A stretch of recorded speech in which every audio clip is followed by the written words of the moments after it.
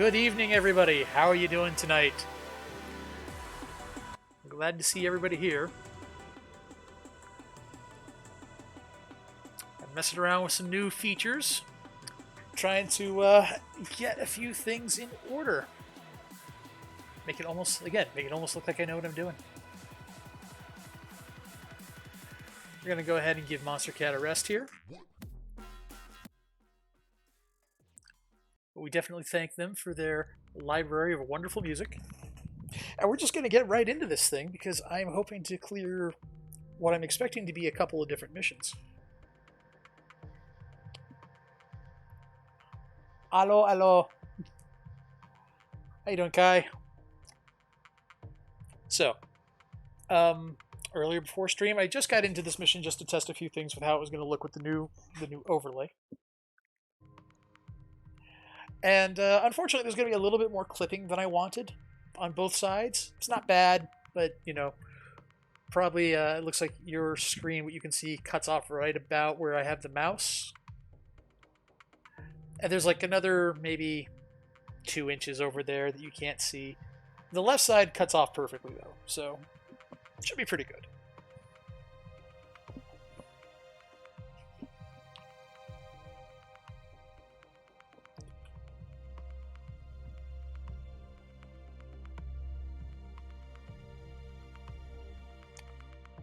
So this mission, we're going to Guldra. No, sorry. Where are we?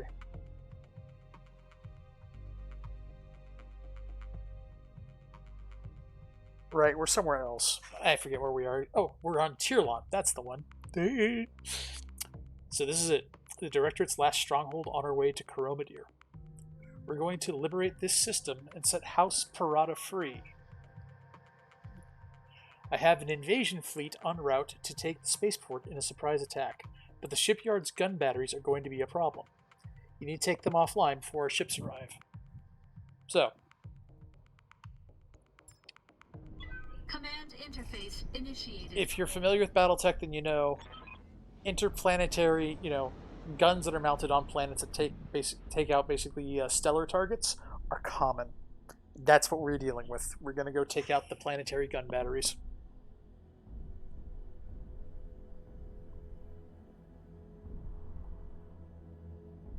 Just gotta check something real quick.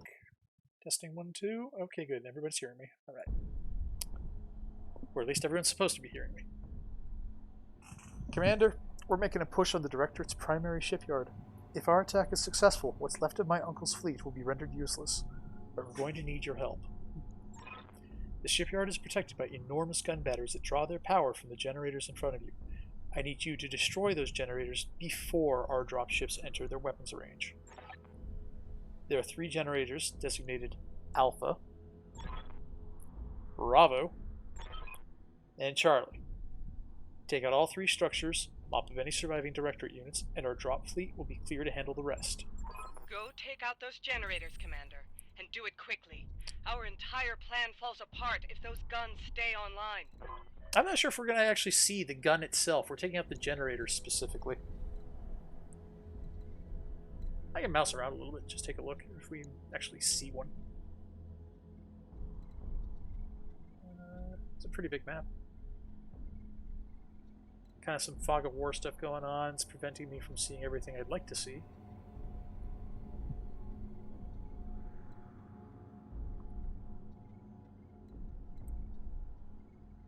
Looks like the planetary guns aren't on the map itself.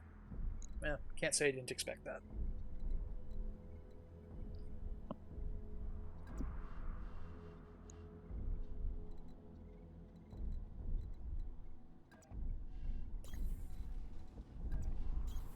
On my way. That spider is a Directorate prototype, specifically modified to serve as a forward observer. I've heard stories about these.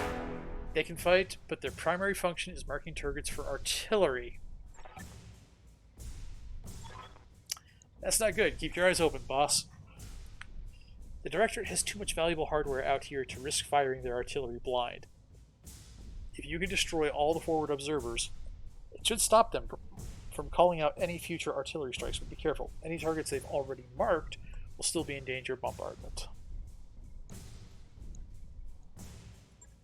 Oh, really? That's annoying. Enemy detected.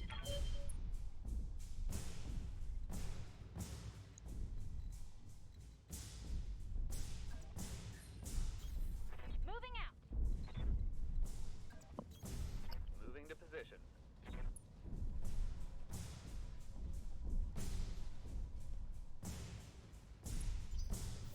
Incoming artillery fire. Yeah, they're gonna drop a lot of artillery, huh?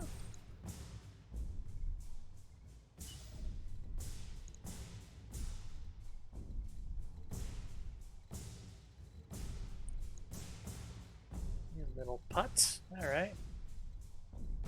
And it's gonna land every single round. No, no, not sprint. Jump. Jump. Jump jets. Okay. There we go.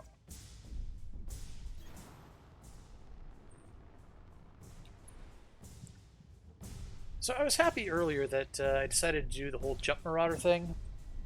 I think we're going to be really, really happy with that here. Engaging target.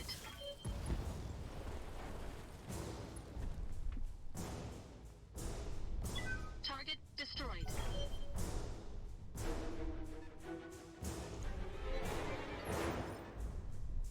What's up, boss?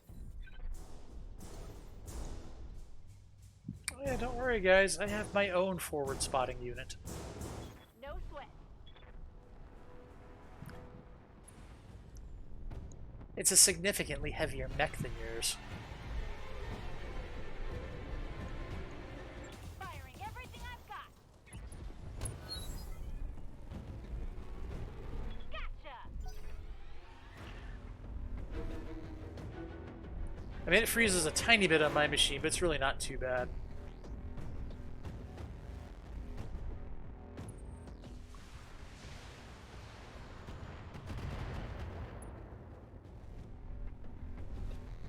Minor damage, Commander. Nothing to see here. Waiting for orders.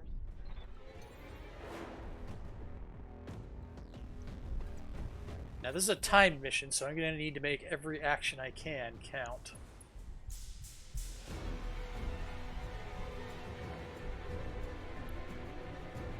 Let's see here, 30 times 6, oh that'll do it. Locking on. That's one generator down. You've got 2 more to go. Oh dang! Fighting. I could have just blown up the generator with... Okay. Good to know.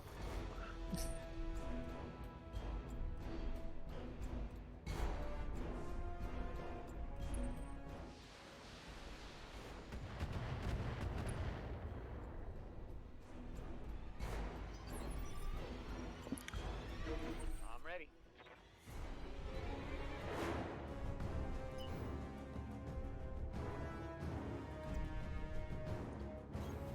All in that. Yeah, we gotta get that Annihilator into position.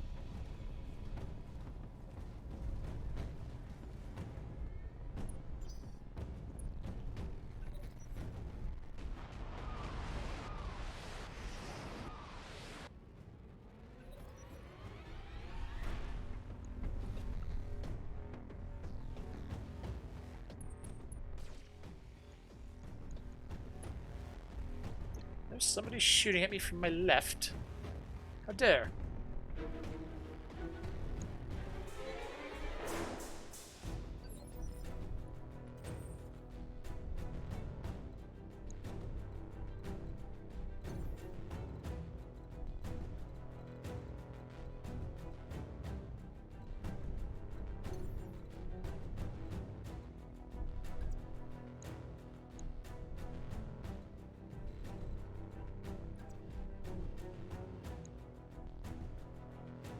Terrible chance to hit him. Alright.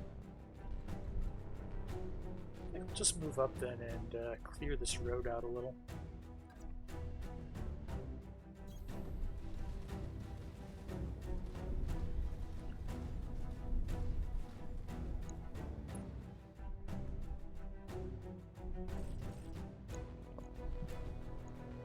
All weapons I can shoot everything because I have the heat for it.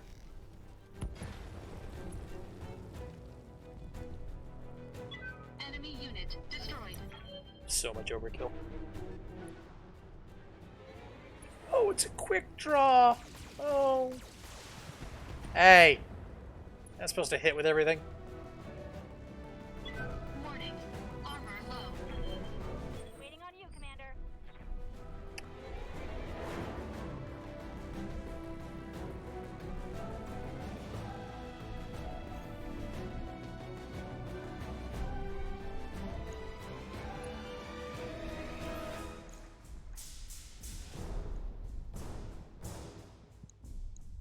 Yeah. Shoots him. Got it.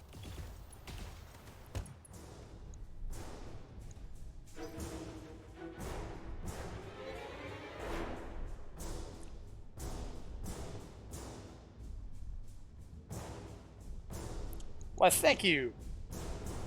I like the both of them.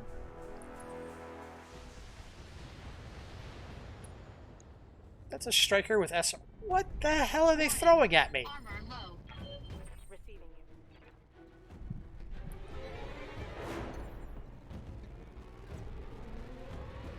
Here we go.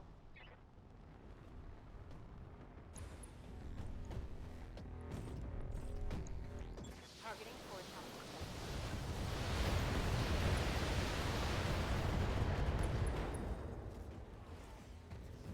inflicted some heavy damage. I'm your spaniel.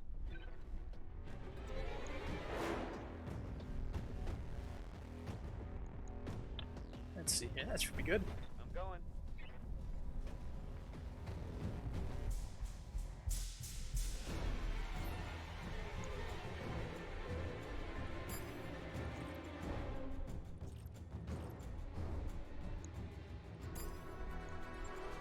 Engaging. Multiple targets. Gone. Tango down.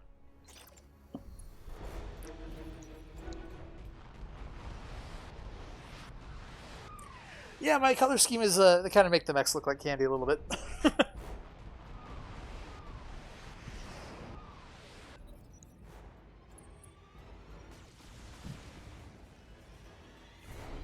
Oh, good! You decided to stand still and let me shoot you. Oh, no, you're an ace pilot. You're going to be like that, huh?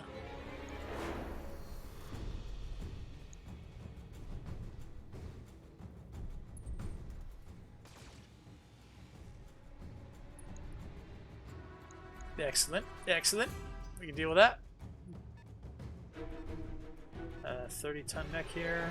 Oh, that could be a spider. That's one of our two spotters. I'd be thrilled with that. How are we looking there? 60%?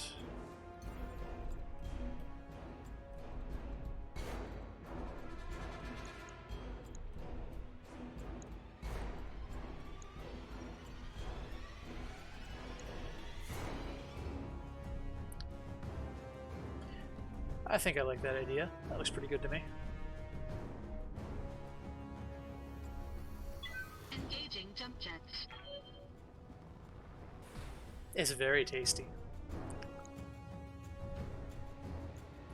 All weapons. It is the tastiest of tasty mechs.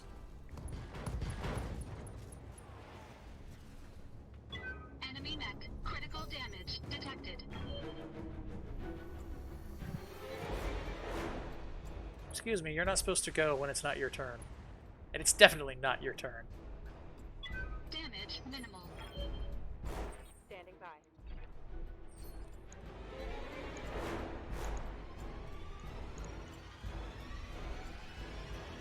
Confirmed. And how's that general going to look after this? Think I hit something good. A little more functional than I thought it'd Good be. to go. No. I hear ya. You do that. Okay. Coordinates received. We have to split some fire here. Good. See if we can handle that with the LB2. Line 'em up and I'll Yep, shoot 'em that got it. down, Commander. Boom. And that Jenner's officially having a bad day now. Critical hit.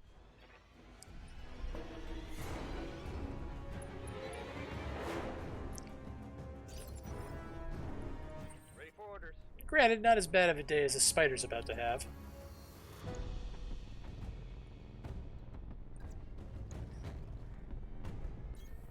On my way.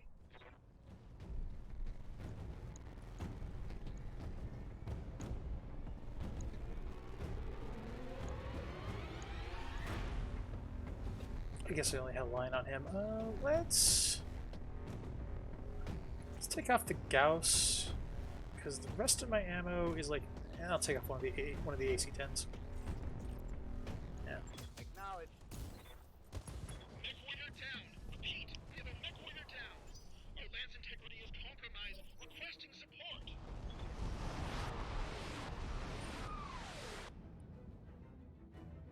You hear that? They're calling for help! Isn't that adorable?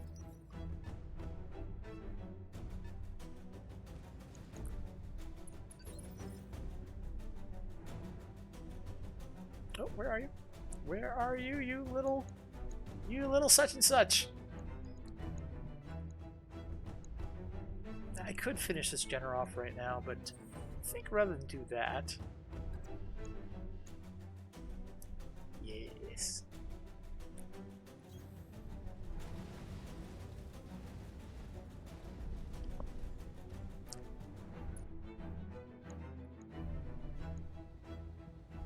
All weapons committed. Oh, I think that's a leg. Yep, and an arm. And a torso? And a torso. Enemy mech. Critical damage detected.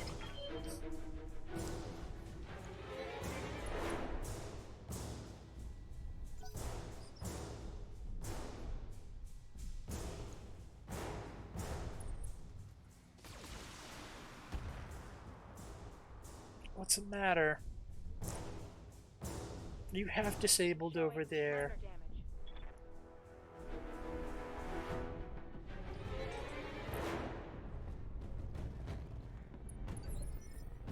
damage. Wait, really? Waiting for orders.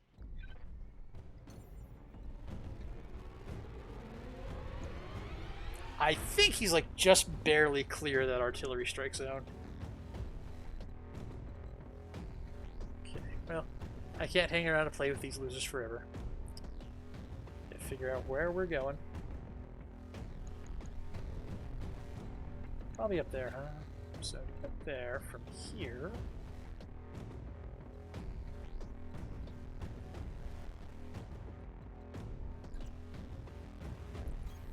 I read you, Commander. Moving out.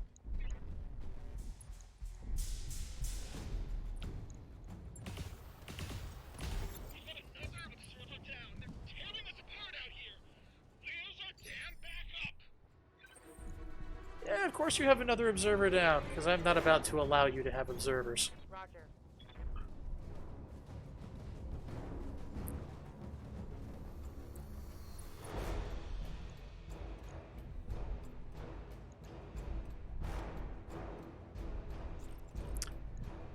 That should be plenty of SRM or LRMs for this. Oh, yeah, no, more than enough. Tango down. Waiting for orders. I think what we're going to do with our assault mech here, because basically needs all the movement he can get. We're going to have him run on the road.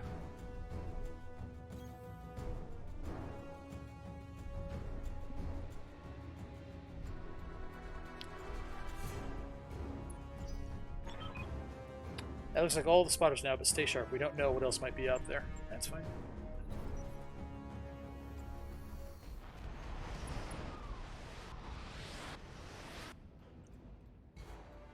Yeah, the two mechs that were there, nothing left of them.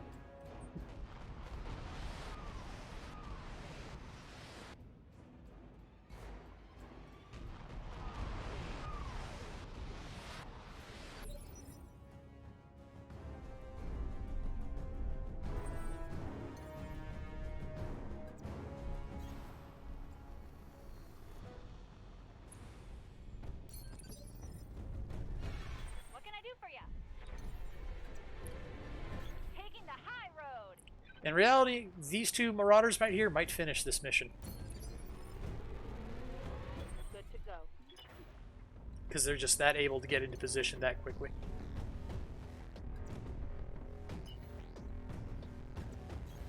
Copy that. We'll see, though. We'll see.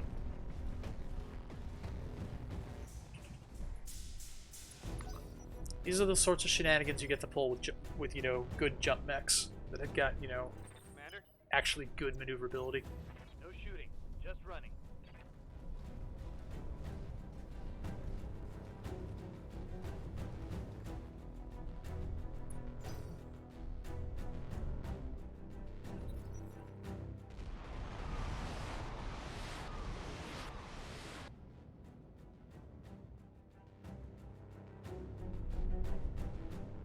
Drop the bombardments already. There you go. Okay.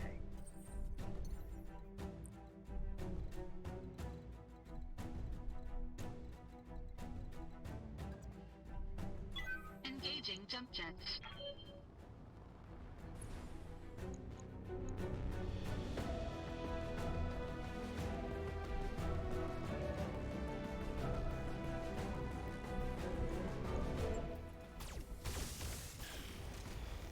No turrets.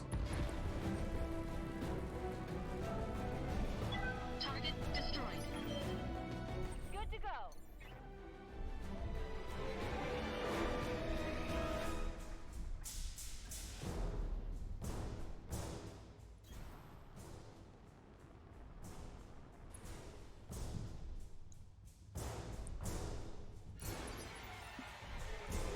Orders.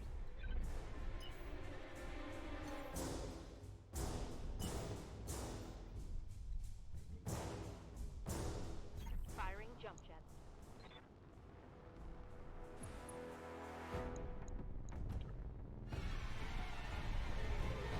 Yeah, shame I can't get that mech to get line of sight on there.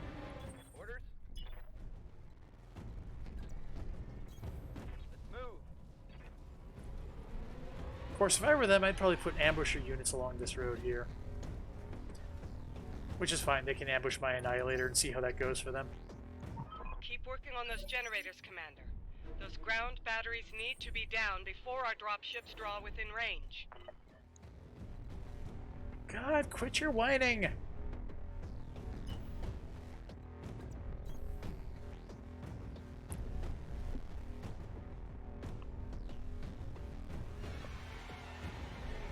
I've got 10 rounds to do this.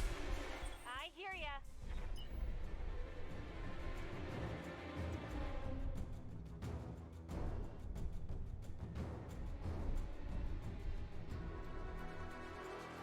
Ready for orders. Copy that.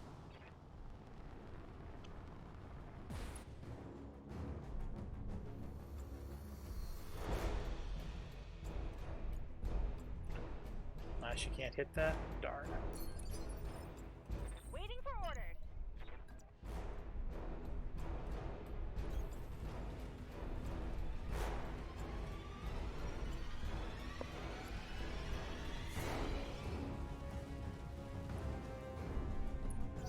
Alright. I live to serve.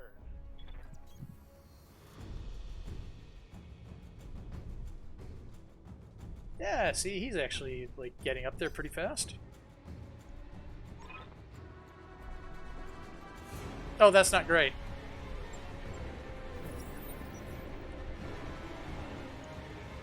That is really not great. Okay, that's fine. That's fine, we can deal with this. Warning. Enemy in rear arc. Just drop a lance right on top of us as we're moving. Okay, cool, cool. Warning. Enemy in rear arc.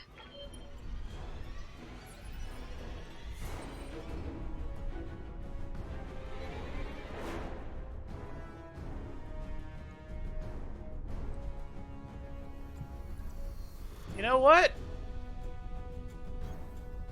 I've got a chance to put you out of my misery before you even get to start. So, although that's a little bit of a nasty surprise on my end, the fact is, I have no compunction at all about taking out a Jaeger mech right off the hop. All weapons committed.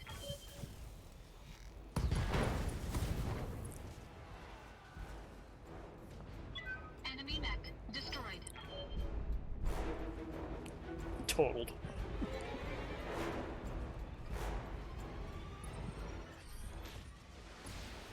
And now you fools are going to put your back... are going to put yourselves in range Yes, Commander. of all of my fire support. Eh? Ah, okay. Guess I could do that. Up high. What do you mean that actually worked? Of course it worked. Don't you know who I am?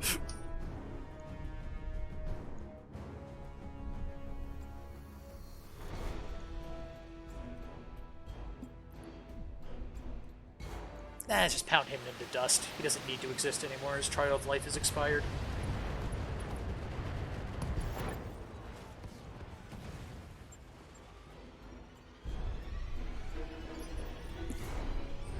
What can I do for you?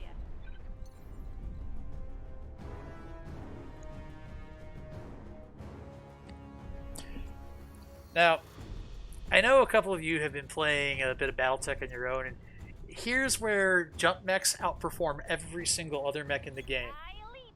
I Right here. soar. This. Bye-bye now. Roger that. Firing on turret. Second generator down. You've got one left. Standing by.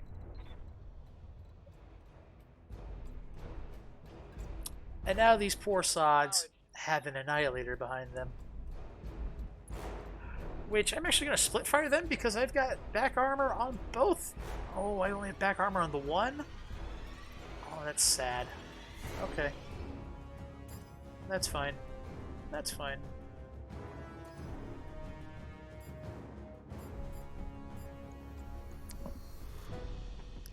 Let's see what happens. Got it, Commander. Oh, you're alive. You lucky sumbitch.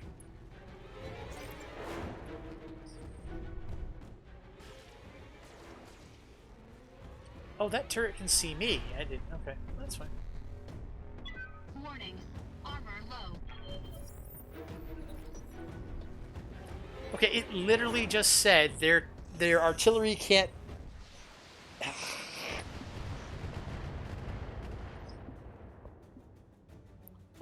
You know what? I don't care. Warning. Armor low.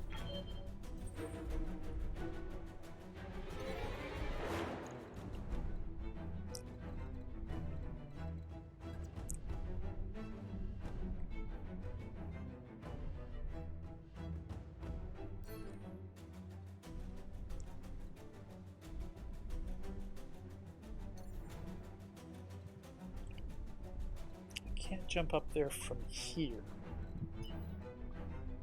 I can't sprint there because that will kill me. All right, we'll grab some cover for this round.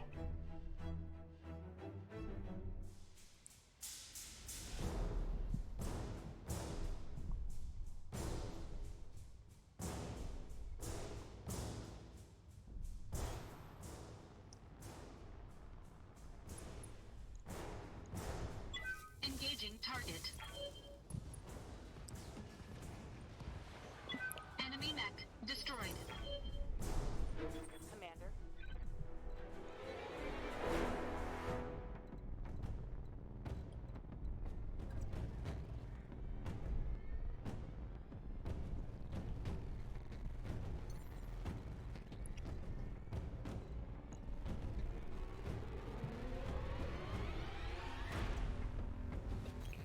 I copy. Well, if I'm only going to be able to hit him from the side anyways.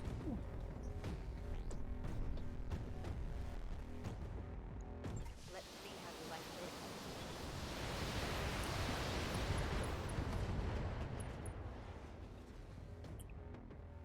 That hit something good. Ammo explosion. Waiting on you, Commander. Pilot injured.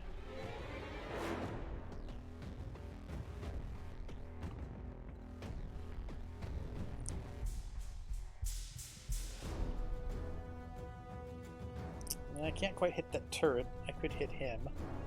That only don't care about him. He's not that much of a threat, you know, at this point. I guess I'll have to jump there. Right next to the artillery strike. That's fine.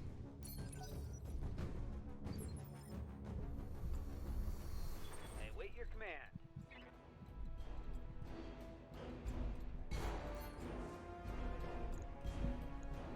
Punching all the buttons.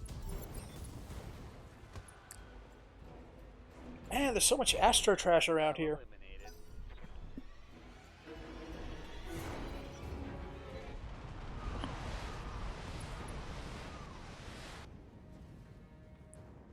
Now there's nothing left of that Jägermech anymore.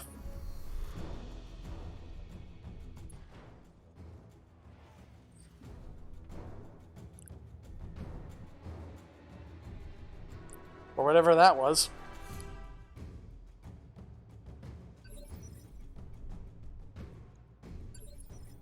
Alright.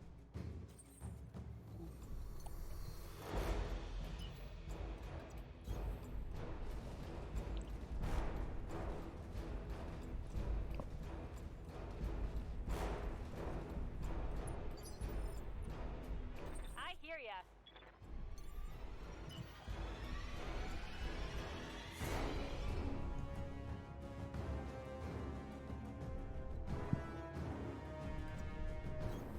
On my way. We'll let Glitch take care of this turret. She hasn't killed any, other than a building, she hasn't killed much of anything this mission.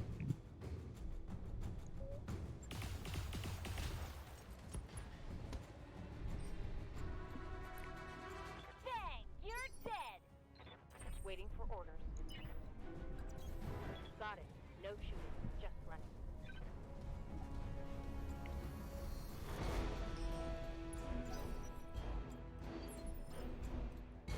Thy will be done. Acknowledged. I'm almost insulted they called that support. Like, not as insulted as all the people who are dead in this battlefield. Be advised that we're about to enter the shipyard's weapon range. I hope to hell your mercenaries almost finished with those generators. This is getting way too close for comfort. Oh my god, quit your bitching. You heard her, and you know what you have to do. Please, Commander, we're almost out of time.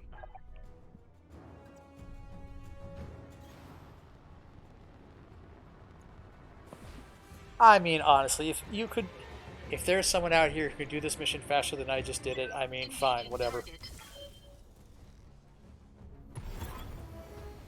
That's the last of the generators. Good job, Commander. The ground batteries are down, and our dropships are clear to attack the shipyard. Mop up any remaining hostiles, and I'll send Sumaru to pick you up.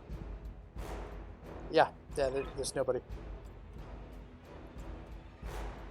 I'll drink to that. Hell, we all will. I've got a keg of Timbiqui Dark waiting in the Argo's galley. It feels like as good a time as I need to crack it open. When we get back home, we're celebrating. Drinks are on me. Mission successful.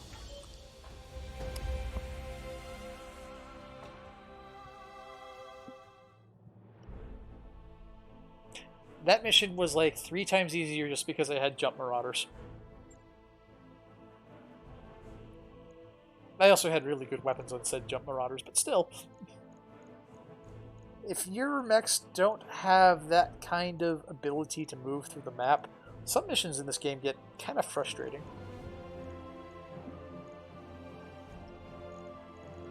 I got tons of these medium lasers, I don't really need this, so...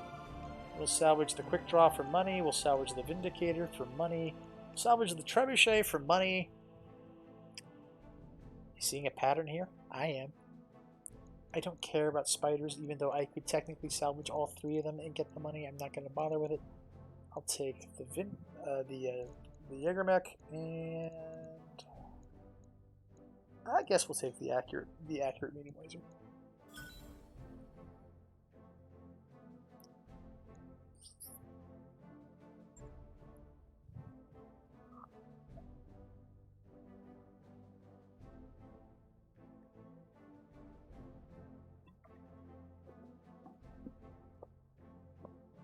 I mean, I'll be the first person to say ultra autocannons are busted. This message is for High Lady Kimea Arano of the Oregon Reach. I am Elena Marisol Chaplin, personal attaché to Protector Thomas Calderon of the Taurian Concordant.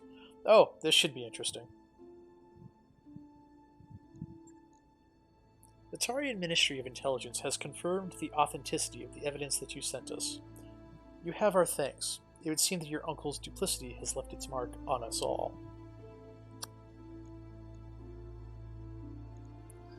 There you are, Lord Madeira. Thank you. Our ambassadors have been in communication with representatives of the Federated Suns.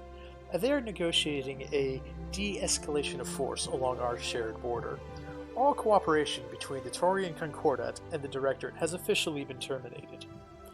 We have also withdrawn our fleet, and Director Santiago Espinosa has been recognized as an enemy of the Taurian state. Should he ever dare to leave Aurigan space, he'll have us to contend with. Translation. He done fucked up. This is bad. Finally, I will personally review your reports of Taurian war crimes in the Reach. If I find them credible, I will hold Commodore Ostergaard accountable for his actions upon his return. If what you've told me is true, we will stand before a firing squad. You have my word. With that, our business is concluded. Be well, Lady Arano. Protector Calderon wishes you success in your campaign to come. Whew. The image on the view screen cuts out as the recording comes to an end. I mean, of course I'm going to go with the ancestry option here, but I'm just going to read them off real quick. I wouldn't bet on any sort of lasting peace between the Taurians and the Federation. They'll probably lapse back into a Cold War. And that's that. The Restoration's problems with the Taurians are over. I hope they broadcast Ostergaard's execution.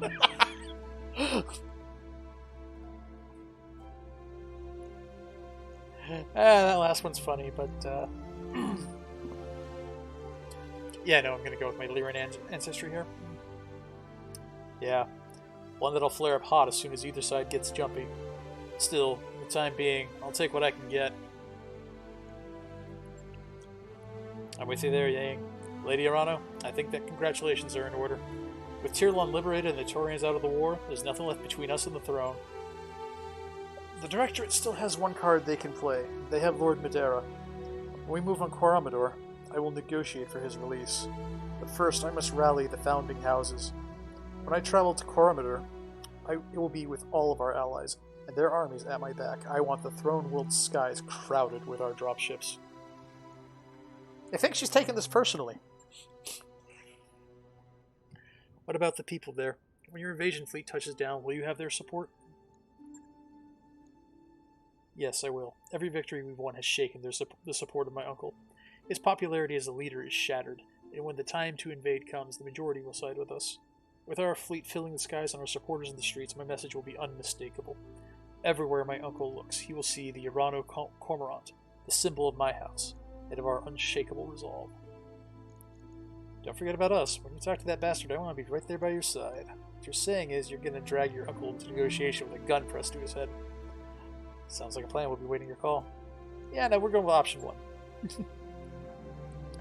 You will be. You have my word on that. Director Espinosa will see our strength.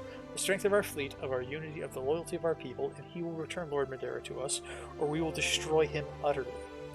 Be ready for my call, Commander. Together we will bring this war to a close. Lady Arano's contract to move on Coramador is now available. This mission represents a point of no return. Resistance will be significant and our forces will be committed. Once we begin the assault, we should be prepared to field multiple fully equipped lances.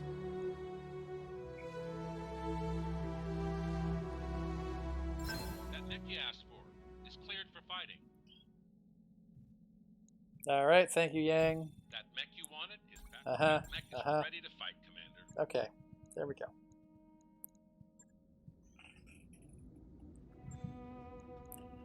So, like I said, this is endgame. And to put it mildly, we are quite done fooling around.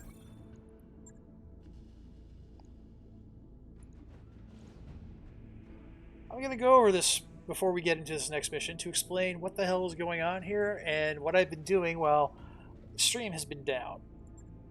First off, there is my Marauder 2R. This is a Star League Marauder. I've equipped it with pulse lasers and snub PPCs that do extra damage. It's got double heat sinks. It basically, you saw this thing take out well, this is what took out the Jaeger mech.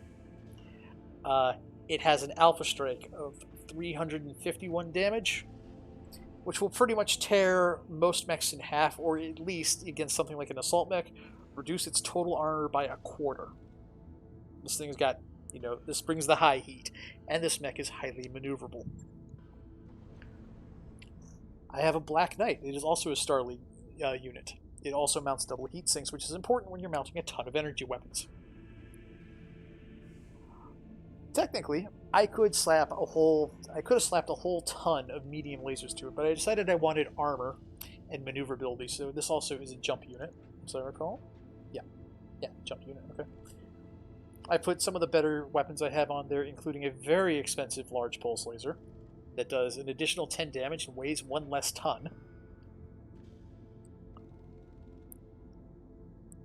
And basically, the idea behind this Black Knight is that it jumps into melee with things, or just gets into melee with things, and smacks them with its super awesome ultra strength, which it has because I mounted an arm modification on there that makes it do 40 extra melee damage, and then fires a bunch of small lasers into whatever its target is and watches it explode.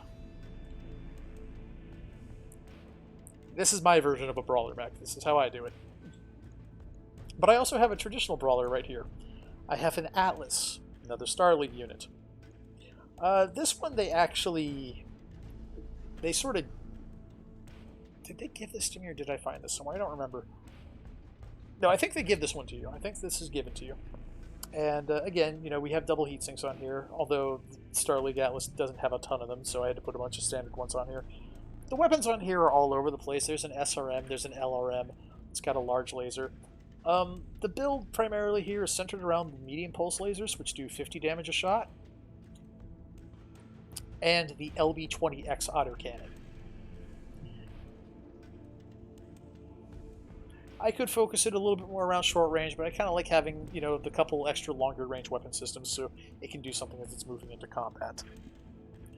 The LBX-20 autocannon, so we're clear. The way this thing works, it's going to do 20 damage per individual shot, and it fires 6 of those at a time. So it's a spread of 6 20 damage shots, 120 damage altogether. They also do pretty heavy stability damage. This one does bonus stability damage. This is a bad day in a gun.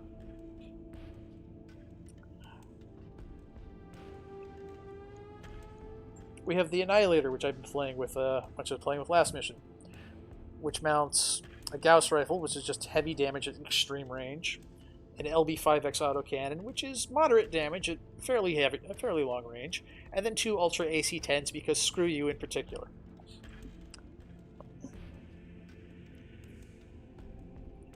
This monstrosity routinely tears sides off of mechs. Rated at 375 damage alpha strikes, it has heat efficiency for days.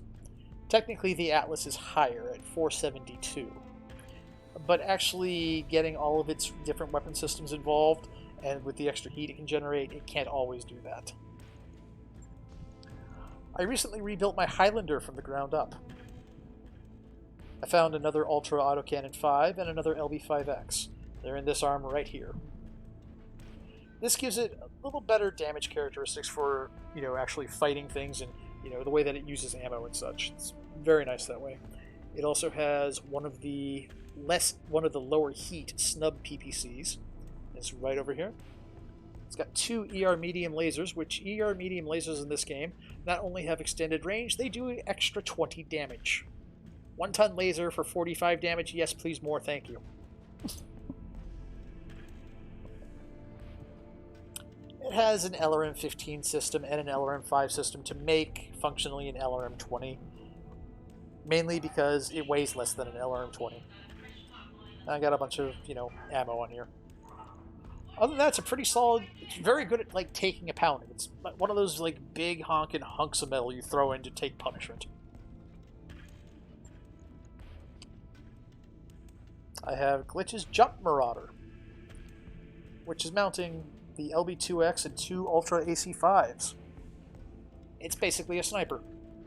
A sniper with machine guns. Because why not?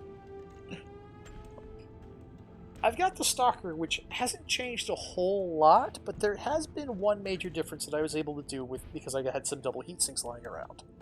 I was able to free up some extra tons on this mech and add in a TTS, which is a targeting system, that makes its missiles even more accurate.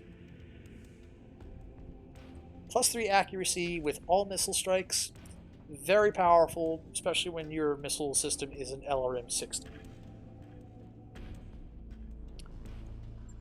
Now finally there's this thing, which is a little bit strange. This is a rifleman. It's got jump jets, so it's maneuverable. It weighs only 60 tons, so it's my lightest mech in this whole lineup. It has an LB2X, a snub PPC that does less heat, and an AC2. So it's kind of a sniper mech. It's meant for, blasting people from a distance. Oh, that Renard's doing a lurk. Everybody keep an eye on him. I don't want him spontaneously disappearing or throwing around fake confetti. You have any idea how hard it is to get that out of the machines around here?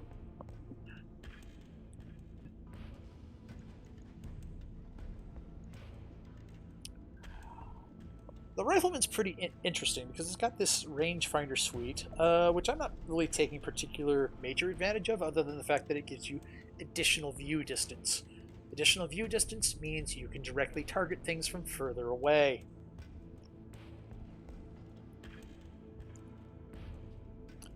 The extra autocannon recoil reduction would be nice. The range penalty reduction is potentially extremely interesting with the AC2s on here, and even the PPC, because at the maximum range for the PPC, it's still going to struggle to hit things. So reduction in range penalty, actually very solid. If I decide to use this instead, I do have this Archer, which is still this is the other version. This is the 2S. It suffers from many of the same problems that I had with the 2R, but I was able to move things around a little bit, get a rangefinder on here, mount some better LRMs. I was able to mount the LRM-15, LRM-5 combos, which run a little bit hotter than LRM-20s, but they also weigh less. It saves you, in this case, an entire 2 tons. And those 2 tons go to heat sinks or jump jets or whatever you want. The point is, it's a little bit more viable of a unit. And I would consider the Rifleman and the Archer to be kind of interchangeable in my groups for what I'm doing here.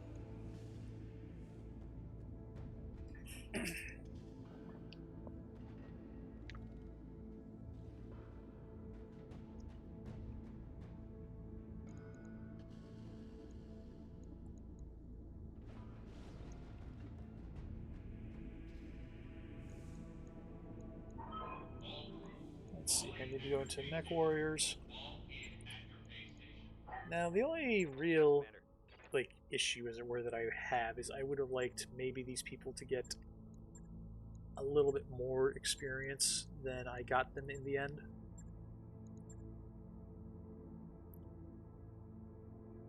Yeah, the overheat threshold would be better for you, and so would the extra melee. That's fine. Training complete. Waiting for orders. Yes, Commander. Good to go. Good to go. But at a certain point, you just gotta say, Warrior enough, training enough of that. Let's get on with things.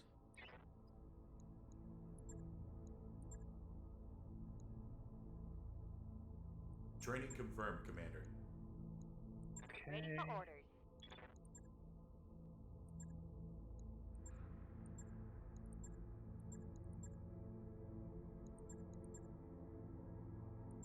Of all those options. Training complete. Although I hear the middle options in gunnery don't do anything. It's only every even pip in gunnery actually does something. So that's a little bit frustrating there. But that's okay. It's alright.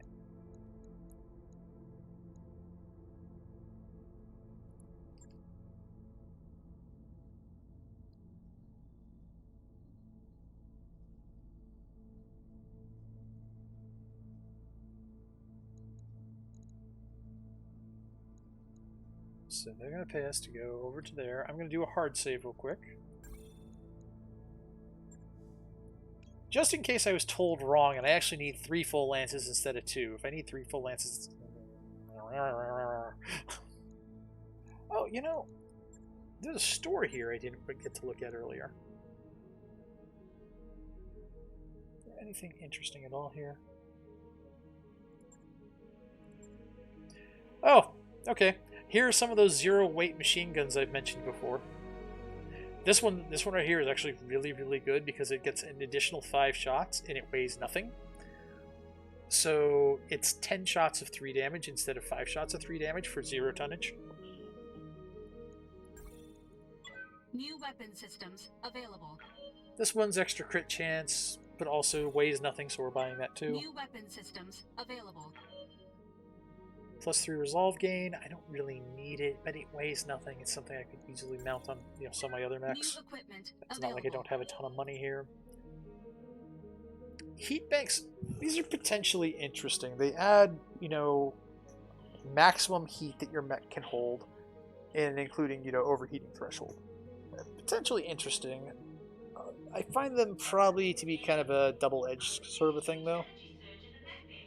A little bit of a risk. Oh. Oh, really? About frickin' time. New equipment available. That mech you asked for is cleared for fighting. I have wanted, for a while, a second stalker. I hadn't been able to find one until just now. So that means I have my 2 fire, dedicated fire support mechs. If I want them.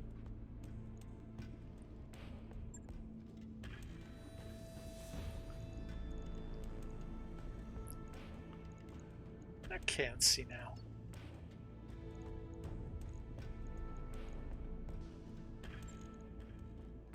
But I did have a thought about doing a little bit of a different stalker, because stalkers... Where's that button? Yeah, that one. There we go. So, see, the funny thing about stalkers is they have 44 tons of pod space. Like, that's a lot of tonnage. Now, you can only mount energy and missile weapons with that. So, of course, the way I have my other stalker set up is... Somebody say missile weapons? Wow, yes they did. Yes, they did.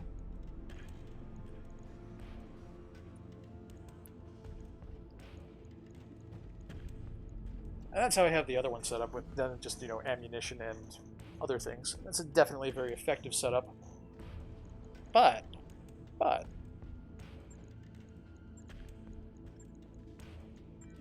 when you have 44 tons like this, and you do have... A stalker has a lot of energy components. And this is enough where, although PPCs are kind of bad, you can. With enough of the stupid things. Cause some trouble. So we do that. And that. We're going to need some heat sinks. We're going to need lots and lots of heat sinks. That goes without saying.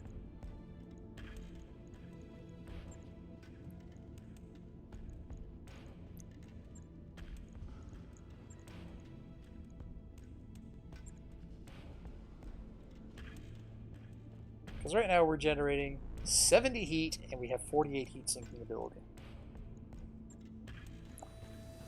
It's kind of the issue with PPCs in this game. They generate way too much heat for the damage that they deal.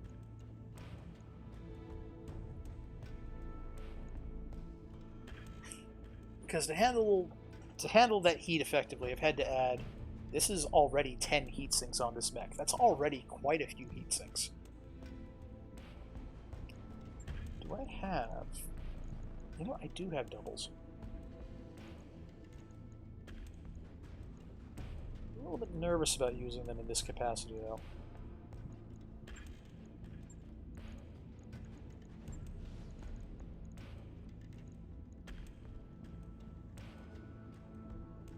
Yeah, I don't think I can successfully use the PPCs in this method. Because it's a lot of heat. Like, I don't want to mount any more heat sinks on this mech already.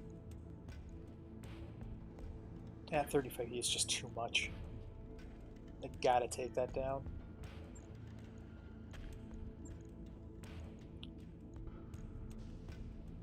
But we totally can use large lasers.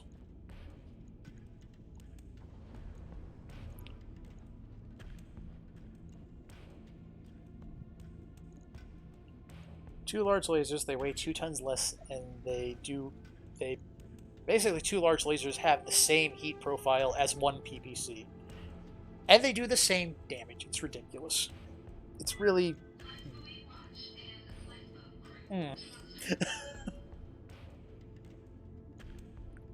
It gives me an anger. An angry.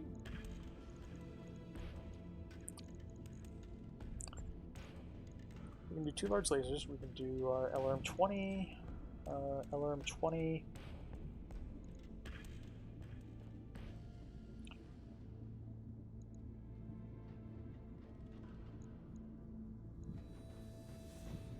God. And then what, 2 tons of ammo? That would suck. It's terrible.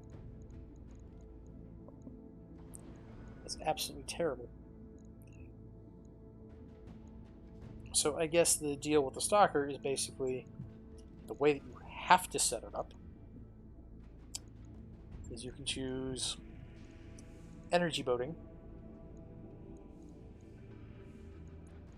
and just go madly in on all the medium lasers.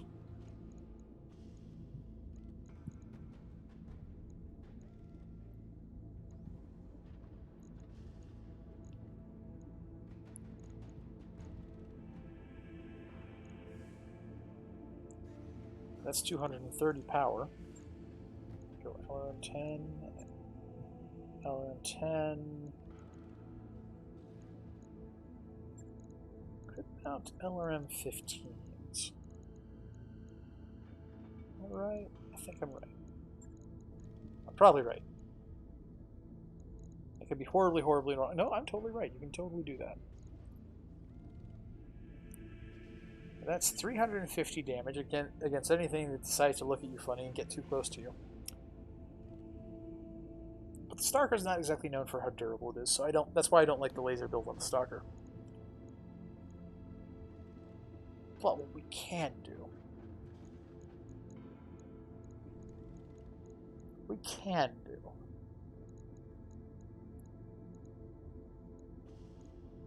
If we dump these large lasers...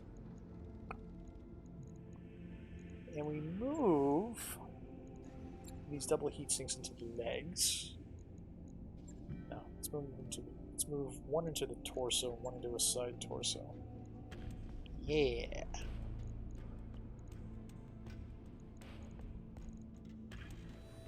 And we can mount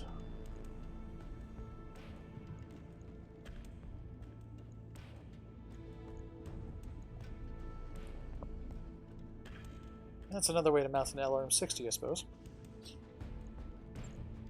And we can do an LRM-45. Actually, how about we do an LRM-50? We do 4 tons of ammo.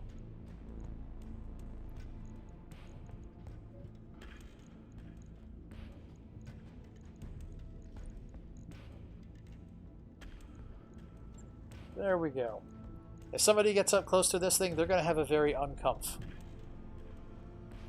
And if they're not close to this thing, they're still going to have a very uncomf, because that's 50 LRMs to head into their soft, squishy little mech.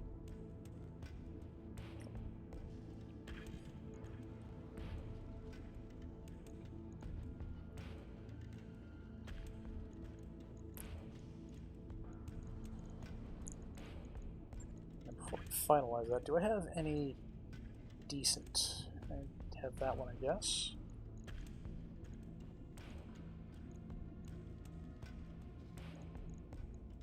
I got that one over there, so we can do that.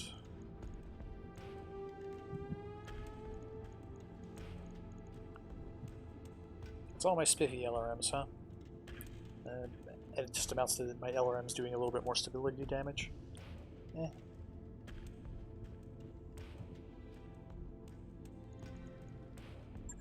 Have anything cool in the store weapon-wise? I didn't see anything. Nothing spoke to me. Yeah, no, they just have like an AC5 and crappy, you know, regular crappy LRM-10s.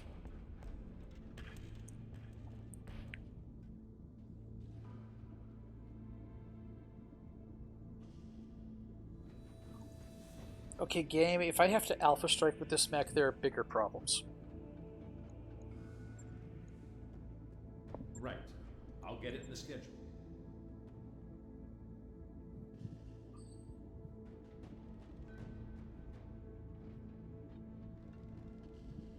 You know what? I wanted to like this archer.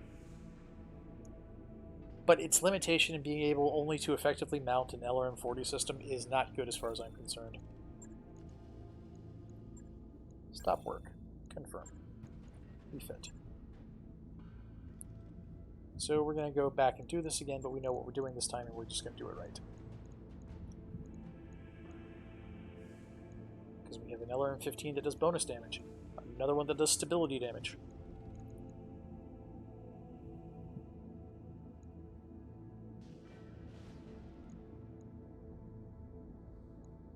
Yeah, multiple LRM-15 systems that do stability damage. That's interesting. Okay. Okay. We're going to mount a double heatsink here. Another one here. A third one here.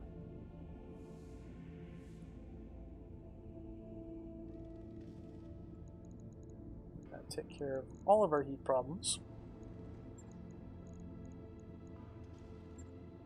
We're going to mount another LRM-15 because we can.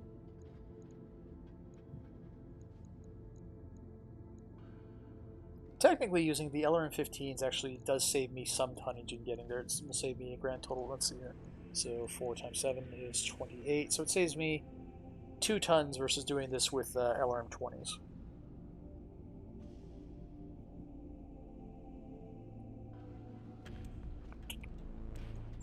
I go equipment.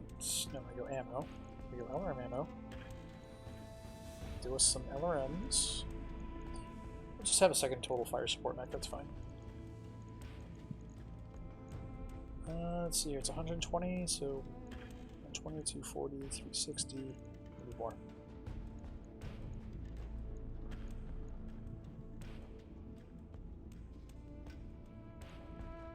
Six times 12, 72, that's how much I have on the other one. Okay, perfect.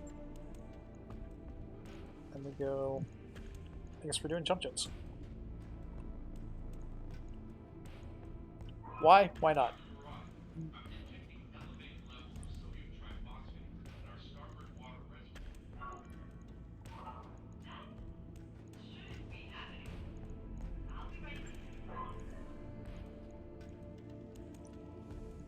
Do some more heat sinks. Bada bam. And bada boom. Perfect fire support mech. Oh, and I can put a rangefinder on here.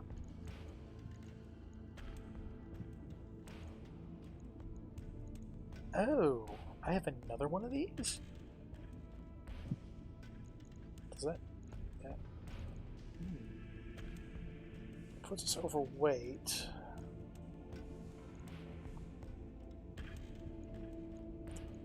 That would be really, really strong, particularly for the pilot I have for this. I can lose 3 heat sinks. Won't be the end of the world.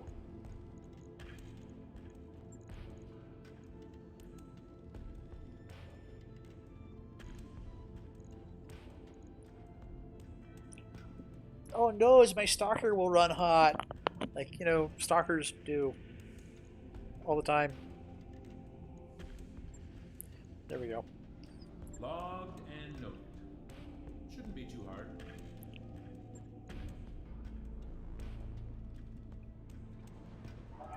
This is an all-ship announcement.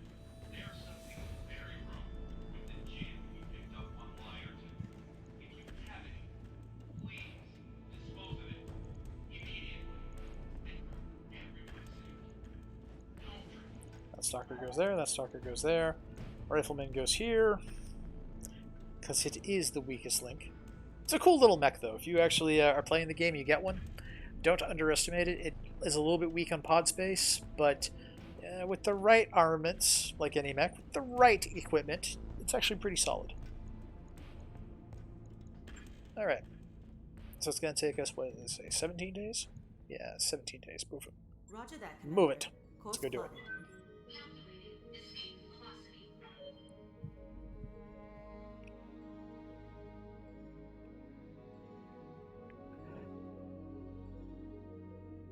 And now we fly. Docking sequence commencing. We dock to the jump ship.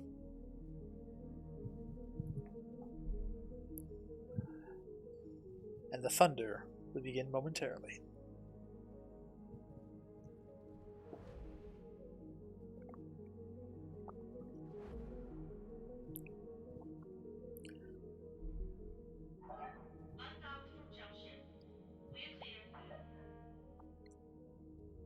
It's kind of funny to me because a lot of people, particularly my age, grew up with like Star Wars, and for various reasons, I ended up being more familiar with BattleTech first. I've got the financial report. Yeah, you're bleeding me dry, whatever.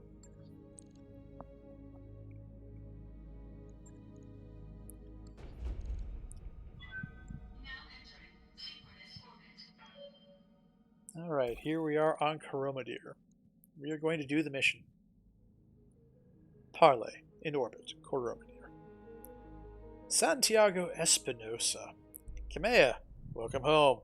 We haven't spoken face to face since your father's funeral.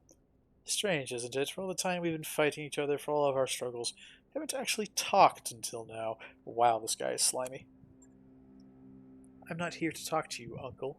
I'm here to demand your surrender. Then you'll walk away from this parley disappointed. I teach you nothing, Kamea. The endgame is a time for negotiation, not demands. I remember your teachings well enough, Uncle. If our positions were reversed, you would attack me without hesitation or mercy. The founding houses have rallied behind me. You are outnumbered and outgunned. You have nowhere left to run.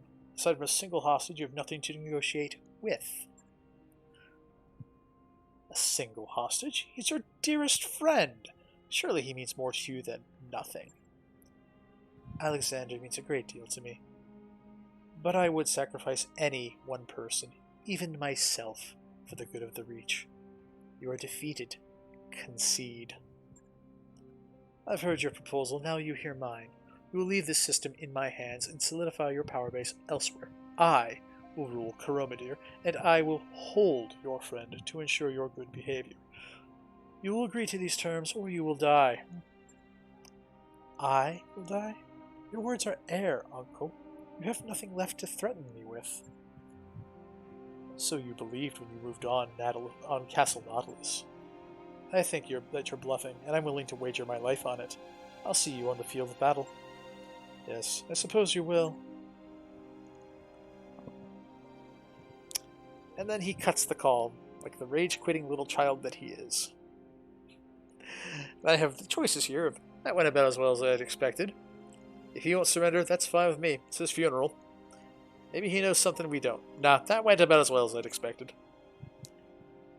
Darius, raise the founding houses on the comms. Tell them that I'm ordering them to drop all of our companies, our entire fleet, everything we have. As always, I will lead from the front. We're taking Coromadir and we're doing it now. I want you to remain at ready until I call for you. Prepare your mech warriors and wait for my signal. You're going to crush what remains of my uncle's directorate. With your company's help, I will retake the throne that was stolen from me, and come hell or high water, we will rescue Lord Madeira. I swear it on my father's name.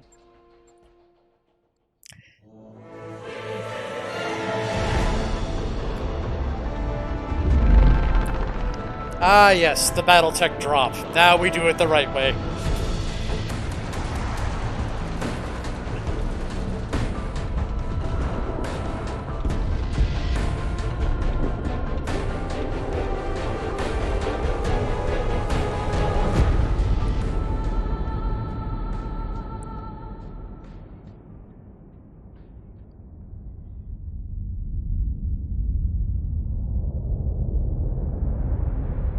You shall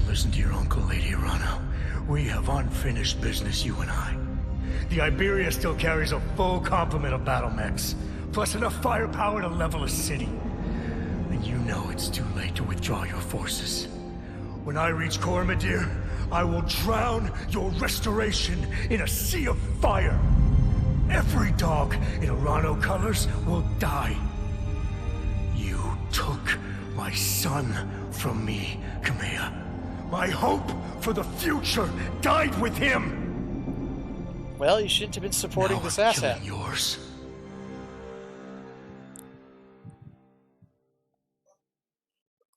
Well, it is a cutscene inside of a BattleTech game. There has to be, as you say, an obligatory background atlas.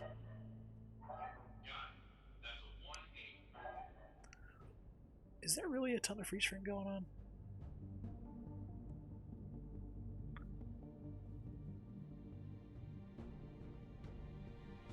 Well, boss, things are looking pretty grim, I've got to say. But hey, we figured out what Espinosa's secret weapon is. Thanks for that ray of sunshine, Yang. Did any of you see the wall behind Ostergaard? There were burn marks, bullet holes, what looked like small arms fire. His sailors must have tried to seize the bridge.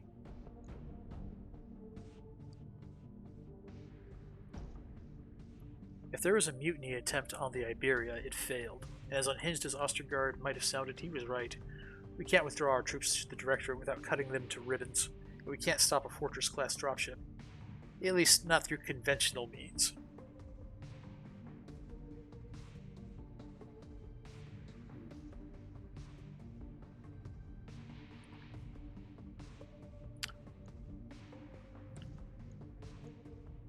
You know, I'm kind of starting to wonder, like, if it's our local our local node that's overloaded as we move into Christmas here, because there's been some freeze frame before, but I've actually reduced my graphical settings to make it not buffer as much, have to buffer as much. Yeah, I'm wondering if that's on, you know, it's something on local area IP end.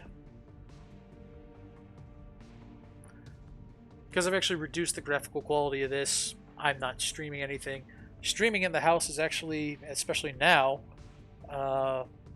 one person's gone to bed, so there's only one other person who's streaming movies in here. Like, we shouldn't be seeing this like freeze frame stuff, but I'm watching it happen, you know, in real time over here, and I'm just kind of going like, huh.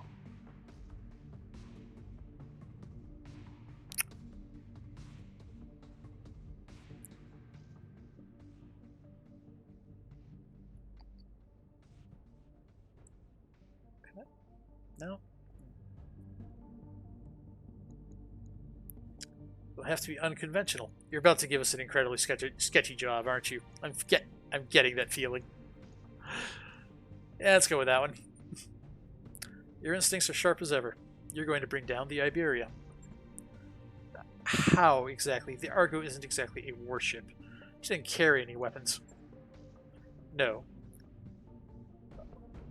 But she is carrying something that can bring down a dropship. It very nearly destroyed the Argo, if memory serves.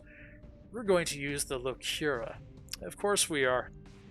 I've been wondering when we were going to use that. Nah, no way. Lady Arano, that code completely screwed us at Castle Nautilus. It nearly detonated our fuel tanks. It's too dangerous to go tinkering around with. We don't have a choice, Sumair. It's the closest thing we have to a weapon that could destroy that ship. If we were wrong about this, Farah would have told us by now. Tell them, Doctor. We can do this, can't we? Yes, I think we can. Even if it doesn't destroy the Iberia, it'll cripple her long enough to take her out of the fight. But that code is a science experiment, not a weapon. I think I can modify it into one, but there will be risks involved, and I can't offer any guarantees. I never any guarantees in this life.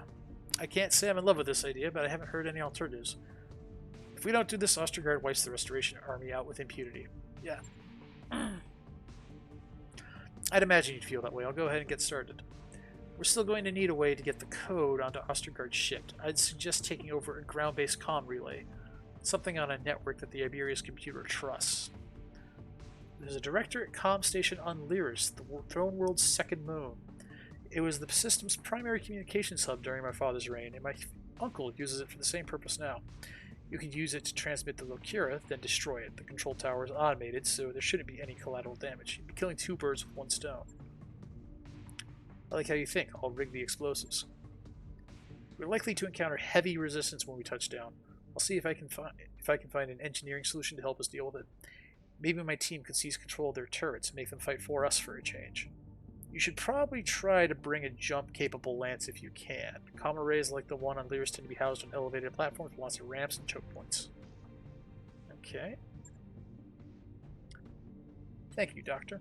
We're hinging everything on this plan's success. It's vital that Ostergaard's attention remains fixed on me and the Restoration Army to the exclusion of your operation on Lyris. So I will give him something to focus on. We're accelerating our offensive. We're marching on the Director's final stronghold, Korea capital. Or Korea City, the capital of Koromadir. If anything will keep him focused on you, that will. We'll do our part. It'll look like you're overextending yourselves. That's good. He'll be eager to punish you for it. Give him hell, Lady Arano. We'll rendezvous with you on Koromadir when the job is done. We've got a job to do, people. It'll be the biggest challenge we've ever taken on, so put on your war faces and follow the commander's lead. We've got a dropship to crash. Okay, it's going to pause there.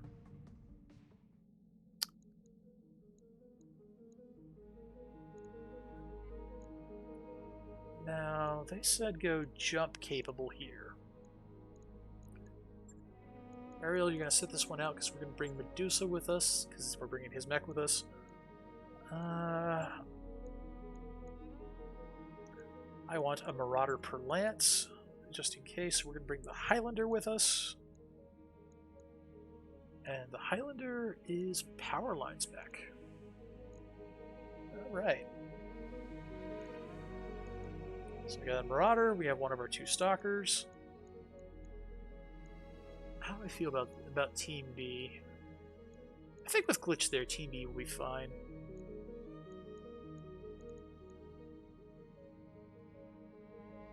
Let's do it.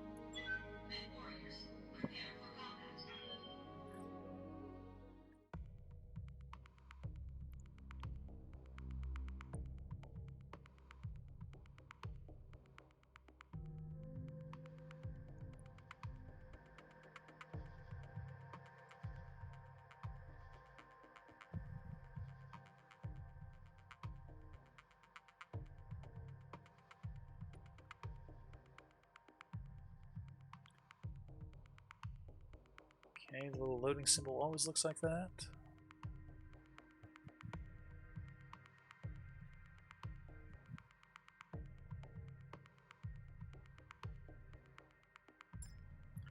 Okay, let's launch this thing.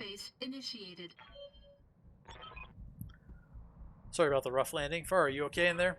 Yeah, I'm alright. The rumble seat is even less comfortable than it looks, though. Tell me about it. Find the care package I left you in there? The explosives?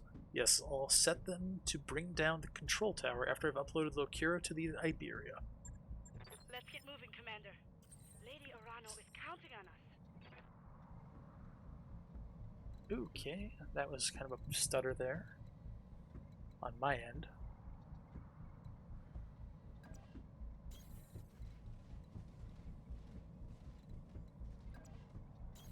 Roger that. Enemy detected.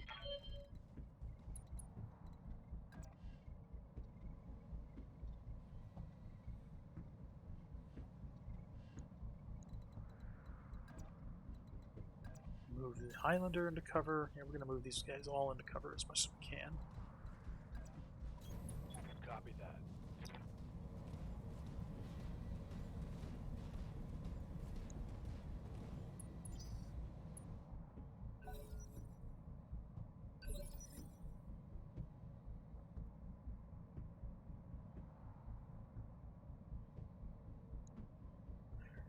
I'm just watching stream for a second here. Yeah, that's not looking so great.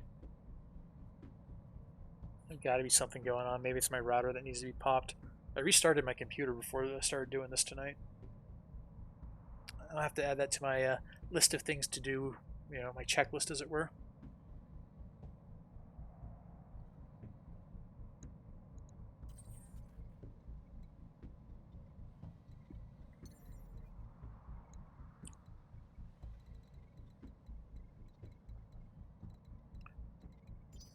I'll let them come to me for a round.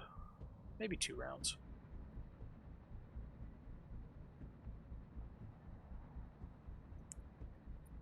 Oh, great. I gotta protect APCs.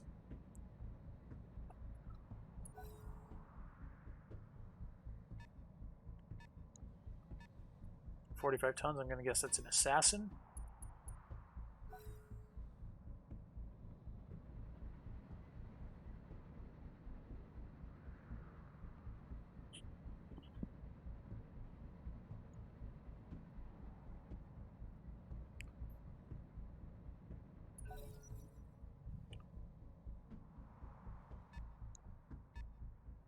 $75.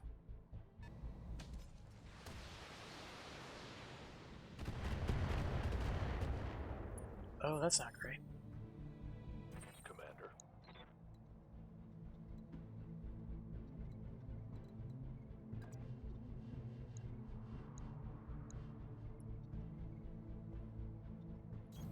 Position confirmed.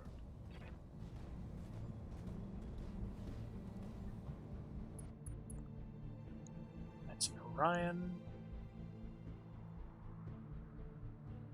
Got a Vindicator. Let's go ahead and take shots at him. Locked on target.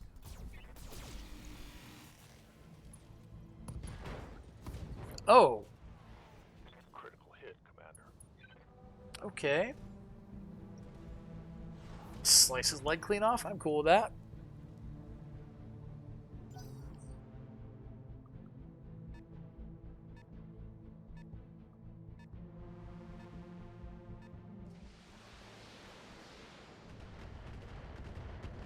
Oh, that's really not great. Oh.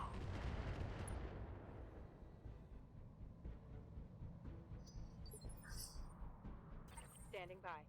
No, I need me. I'm gonna have to jump in here and just get in there.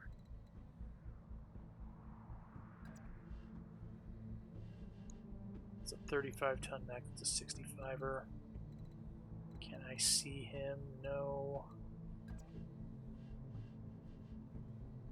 Engaging jump jets.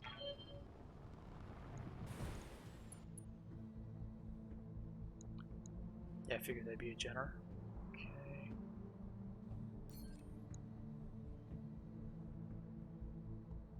Heavy laser? Ooh. Okay. Probably, yeah, let's take the Jenner out. All weapons committed.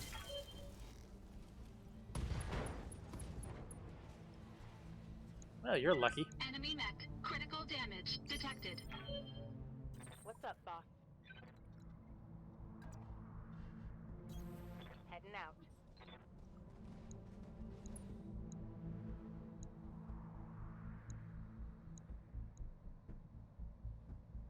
You just got an SRM-4 now.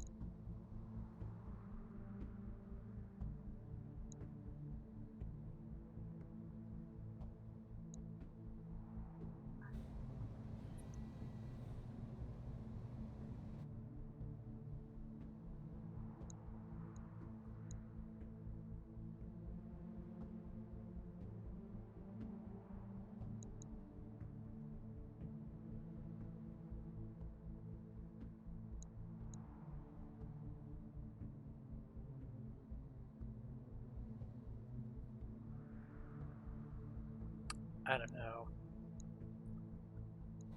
I'll unload into this Orion for sure, though.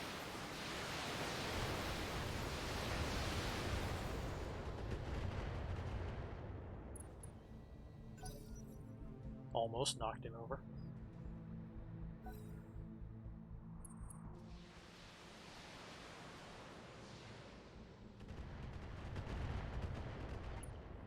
Okay, it's official. Grumble seats are a bad idea. And I don't like getting shot at. I really, really don't.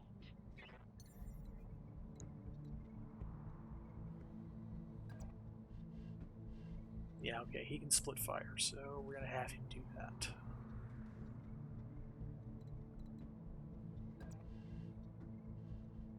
Got it.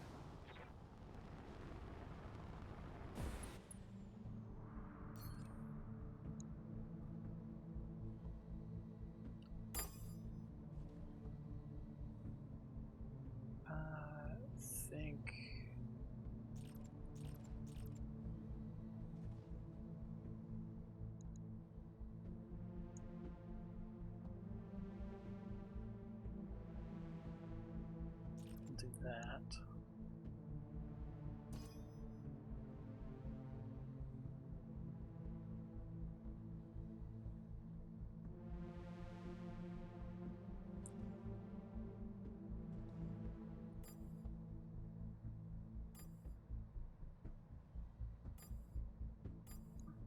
Yeah, I think that's good. Firing all weapons. Oh, crap. That was not what I meant to do at all. I hope we can salvage that. Well, that's annoying. At least we have a couple of Shreks that are going to be doing some supporting fire.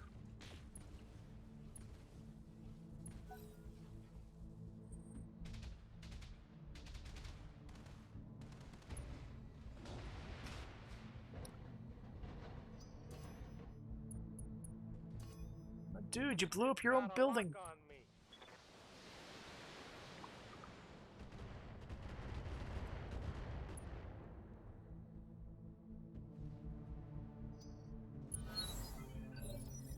Okay.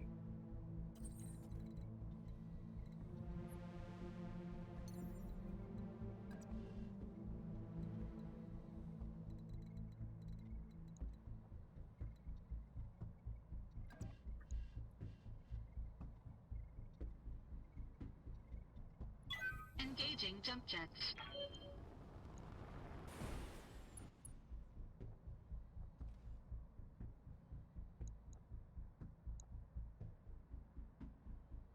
That's going to go all into the side. That's okay, though. All weapons committed. Yeah, I figured that'd blow off a missile here. Enemy mech. Critical damage detected.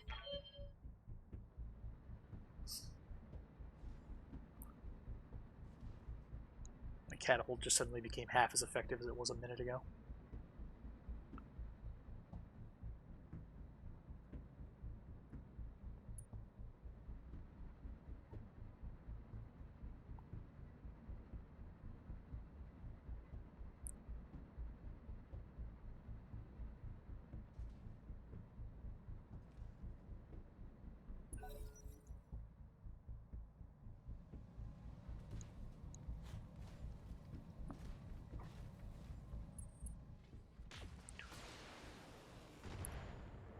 Okay, you can shoot that, that's fine. Waiting for orders.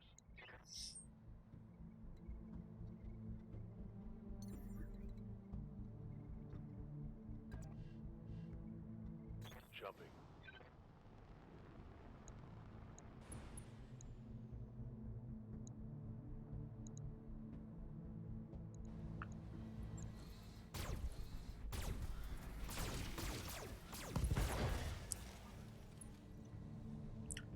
There we go. Nice. Got past his armor.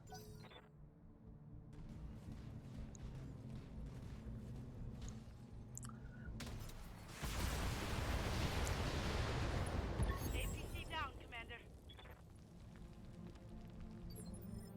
Yes, well, you know, if he hadn't gotten ahead of us. Yes, Commander.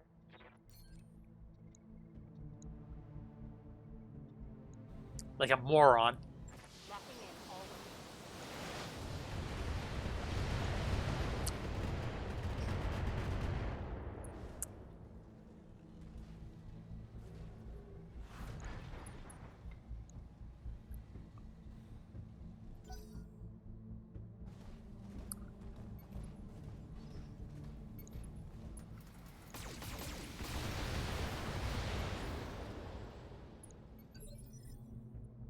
Commander?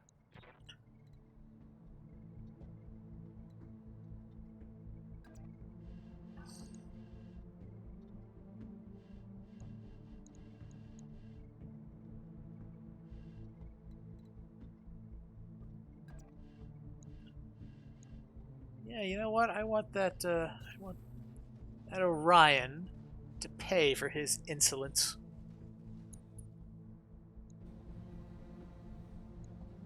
Alright, I'll give him the whole 9 yards.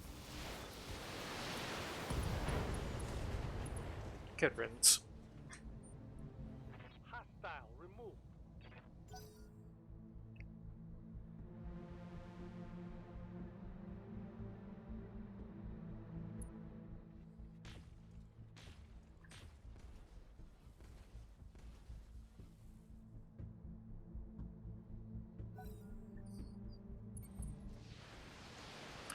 Wow, these gunnery crews, man.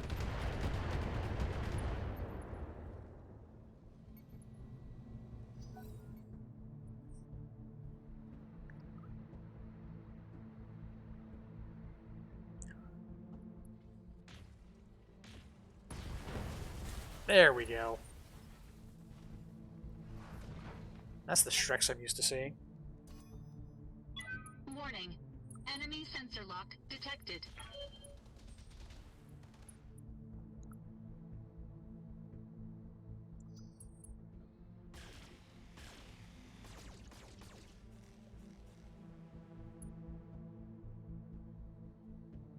Come on, send me a real mech warrior.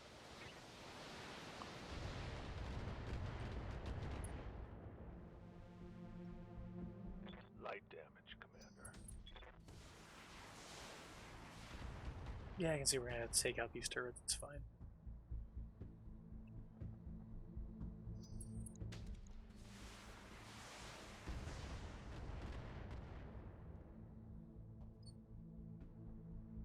Damage minimal.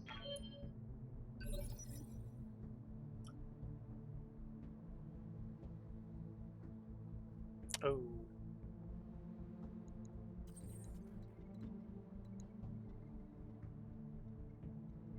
Okay.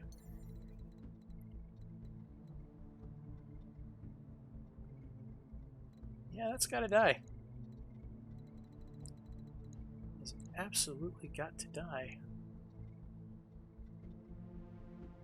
Of course, it wouldn't be bad if this thing died either.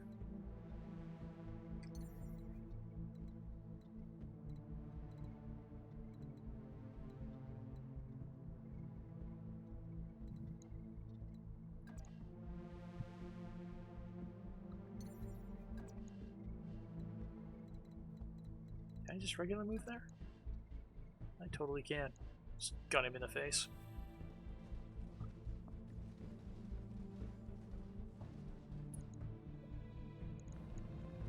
All weapons committed.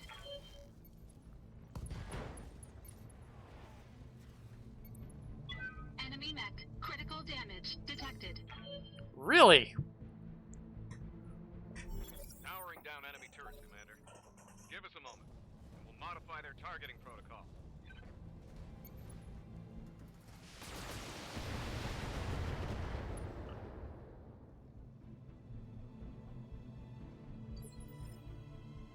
Receiving you.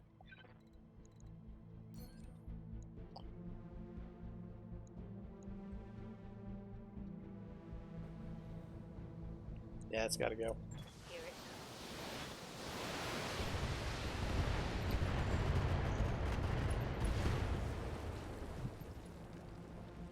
Turret destroyed.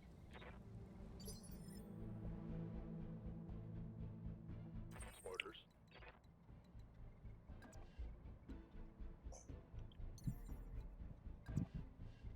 Up high.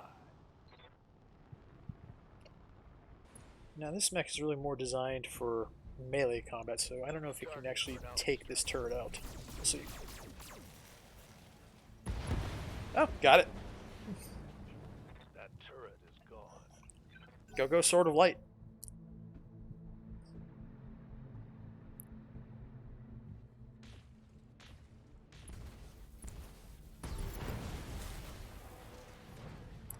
Oh, you made poor life choices.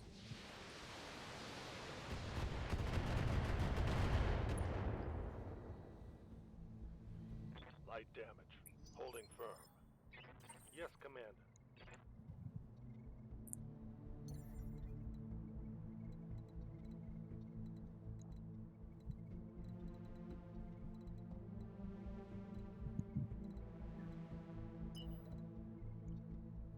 Got none of these are direct lines. Okay.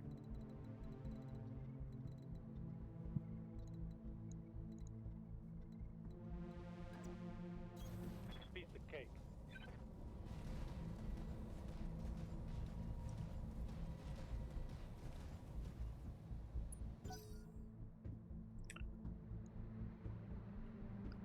I guess the correct mission profile here was to just charge in and hope for the best.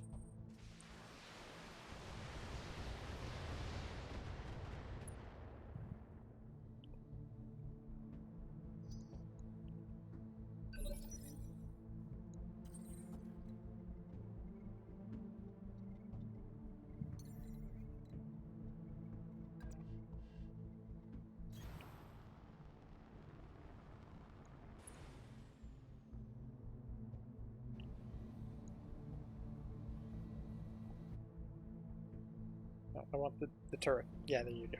Okay.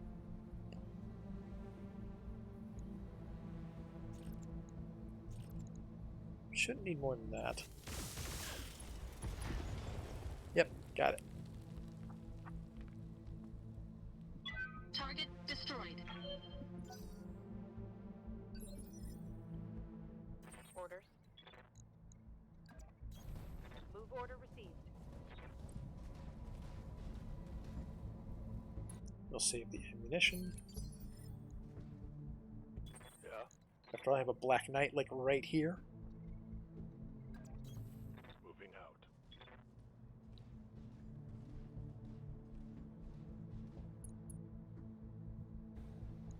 Eat this.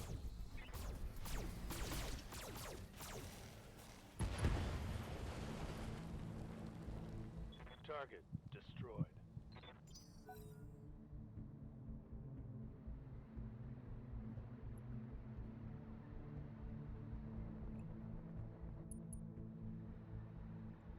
Well, these Shrek pilots aren't totally idiots.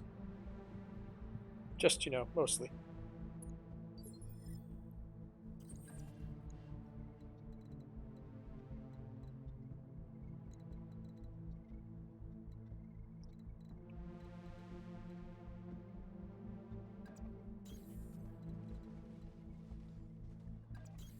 Moving to position. Heading out. Okay. Everybody's... Bravo turrets belong to us.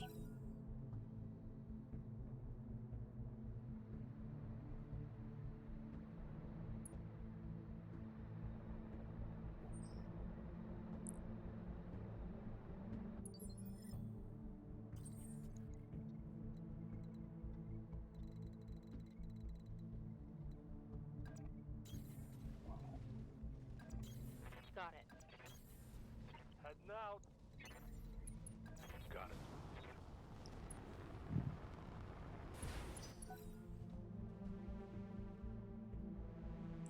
Oh, we're going over there. Okay. Mabby.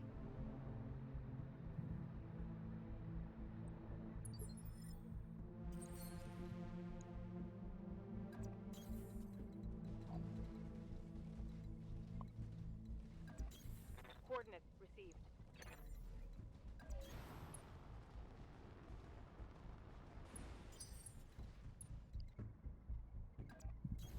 Move into position.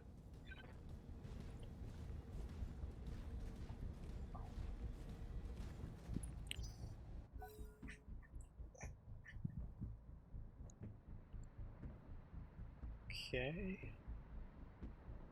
So where are they going to land something behind us?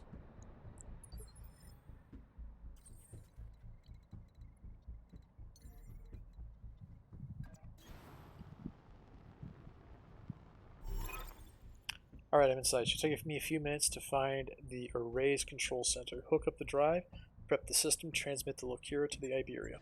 And on that note, I'm going radio silent for a bit. I need to concentrate while I work on this. I'll be in touch soon. Commander, be advised.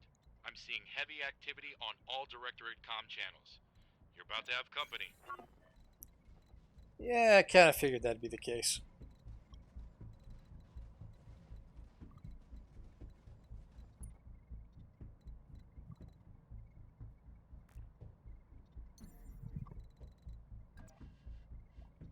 Going airborne.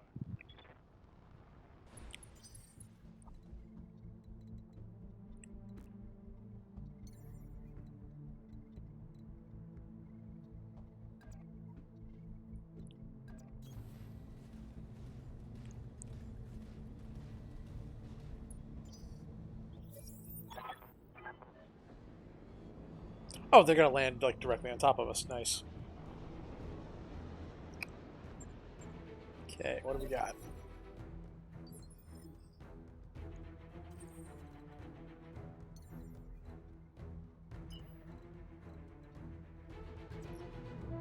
Guess we have me struggling to catch up to the front line.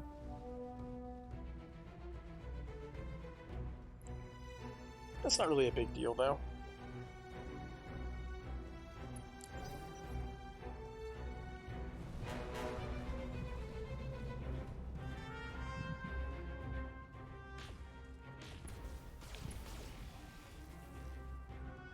I'm okay with them shooting the turrets.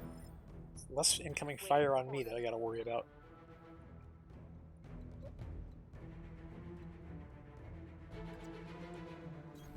Copy that.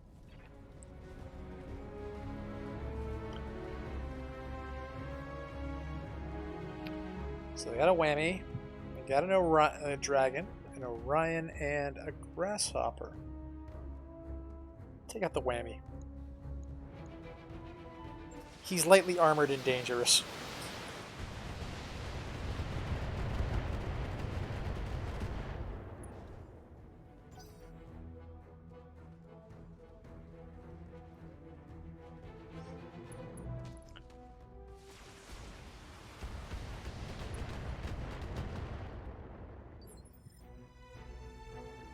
Yes, Commander.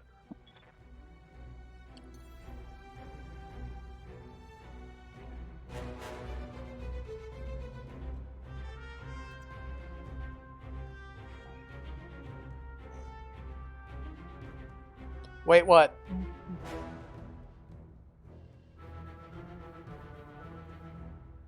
Oh yeah, I guess you're right. I can wait around.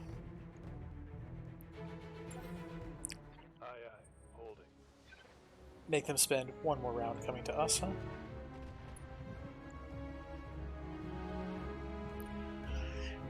It probably took the missiles in a location that wasn't armor depleted.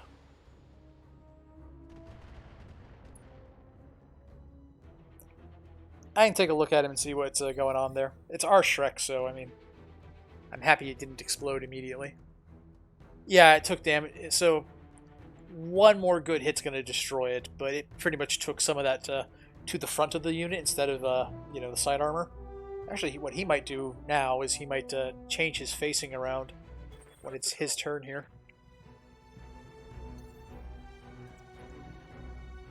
Okay, I'm on it. Oh, yes.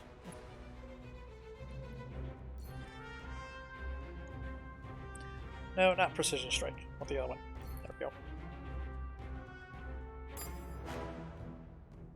We'll hit him with all of our direct fire weapons and then fire our indirect fire stuff over at this nerd here. I got him. And that'll knock him over. And just get some damage on that grasshopper.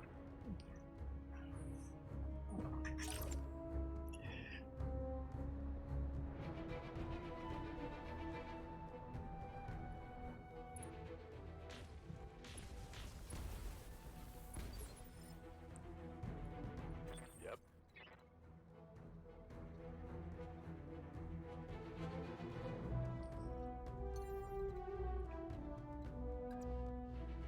Firing jump jets.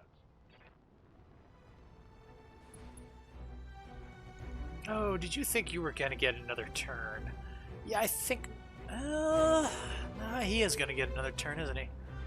Because that's what? That's 100... 100... 150...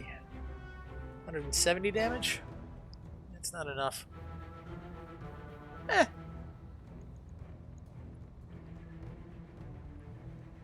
We'll saw off the arm then.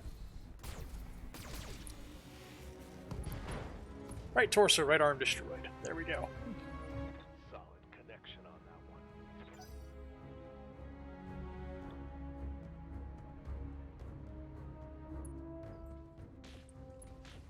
Yep.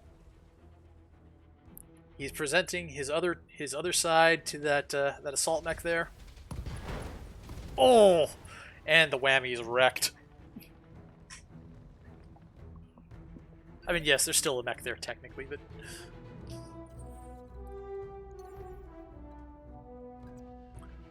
ooh, do I have somebody in range? I have 2 people in range. Isn't that special? I mean, I'm gonna get my ass kind of kicked for it, but that's okay. Engaging jump jets.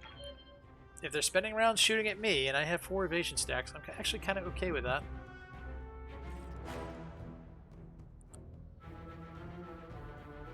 And I can get this guy before he can get into cover. Engaging target. Man.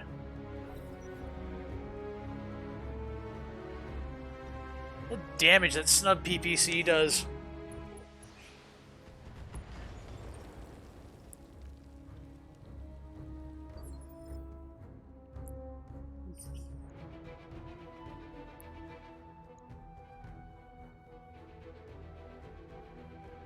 Yeah, he was basically fresh and he just took those and it's like he's down a full third of his armor.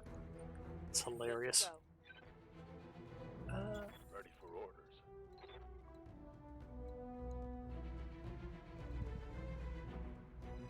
You know what? I think I'll let the Shreks finish him off.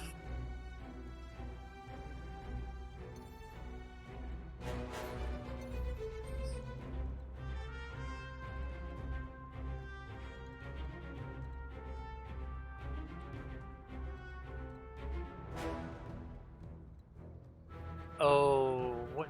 And that's a grasshopper? No, that's the grasshopper. That's almost comedy.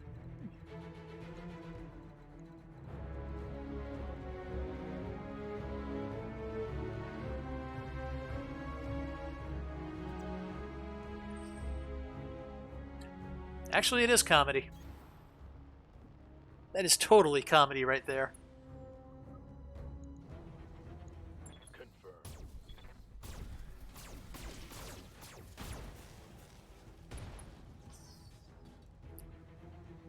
Reporting critical hit.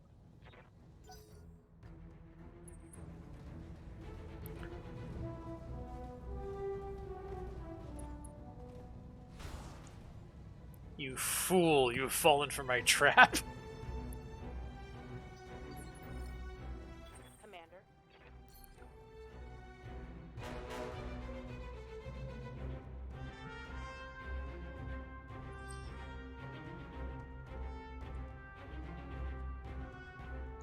Alright, you know what? We'll just shoot 30 LRMs at you, save a little bit of ammo. Because you're gonna die. Yeah, that's the end of that. Target eliminated.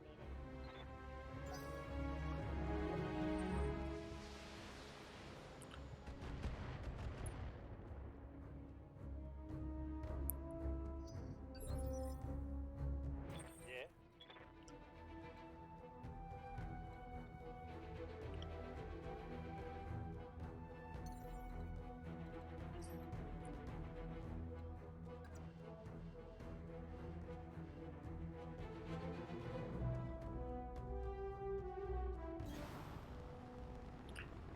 Alright, let's see if our man here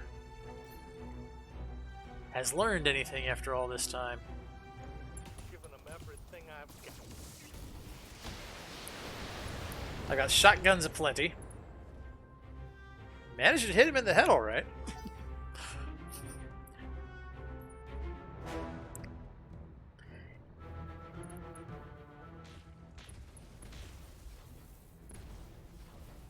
And we got knocked down. These guys are having a bad day.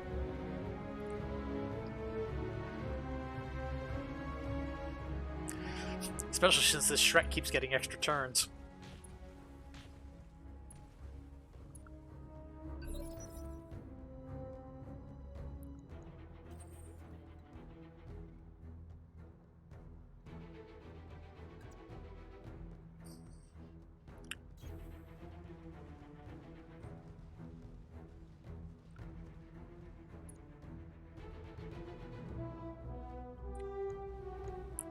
All weapons committed.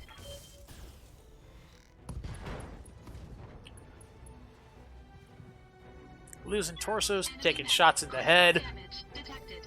He's having a bad day over there.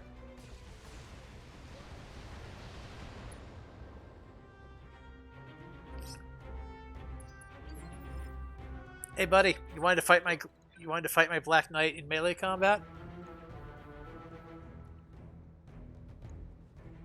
You know what? Too bad.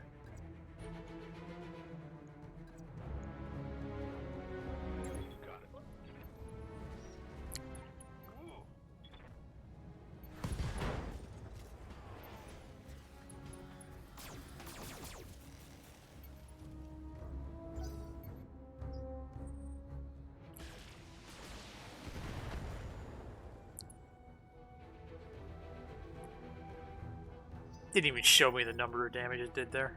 Ready for orders. Dragon just, ate shit. Well, we'll just turn on the missiles and pummel the crap out of this volunteer. Firing at full throttle.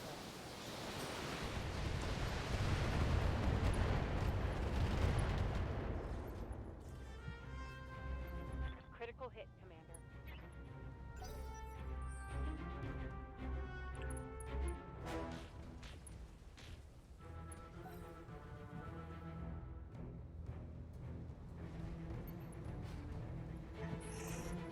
He's like, I live.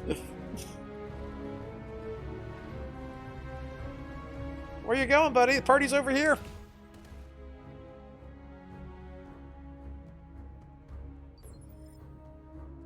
Something I can do.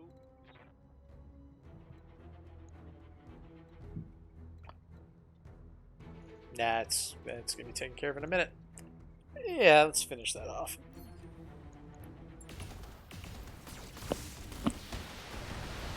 If he is some, yeah, I was gonna say, no way, no way. If he lives through that,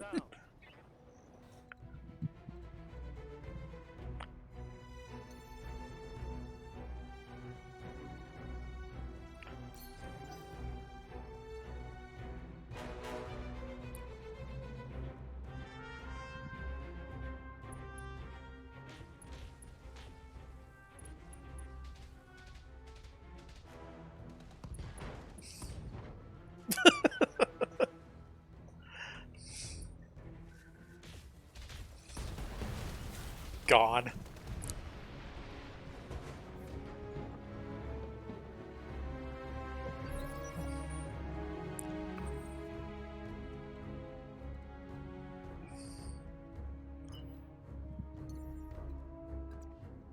Engaging jump jets.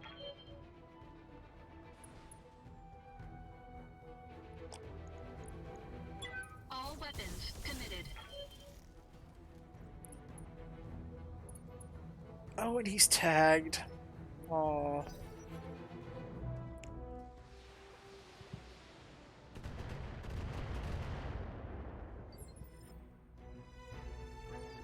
Receiving you.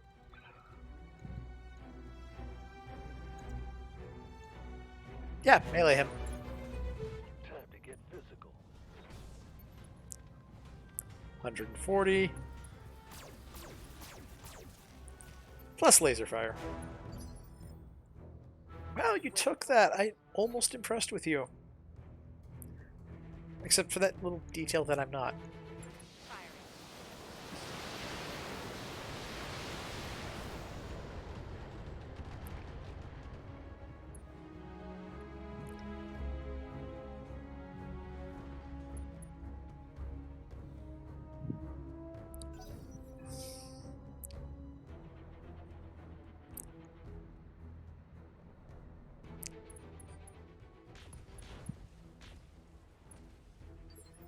Gonna move to point blank range and just like insult him.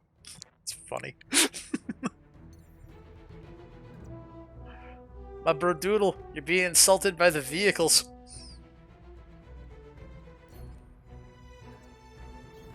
Be there in a jiff.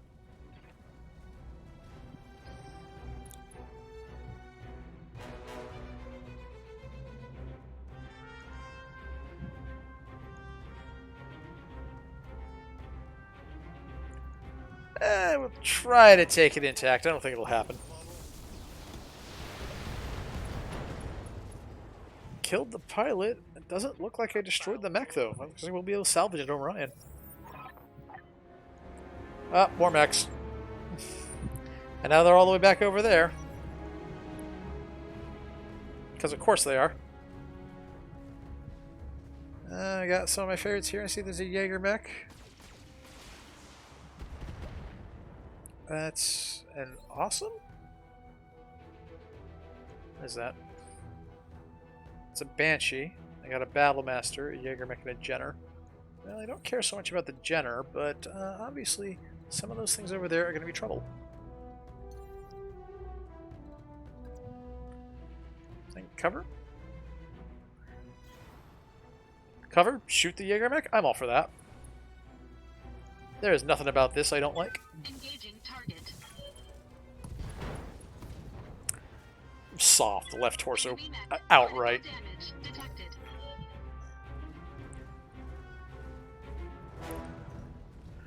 So right now we've landed on this this planet here, and we're basically going to broadcast a computer virus into the enemy.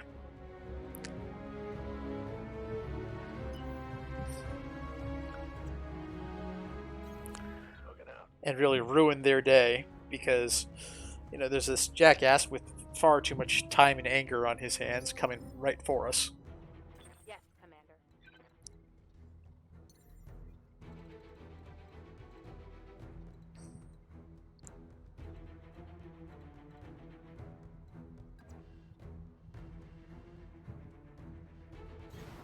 Oh, did it? Nice. Okay, so it must be something going on, like, in the local area net or something. Who knows? I could focus the Jaeger mech down.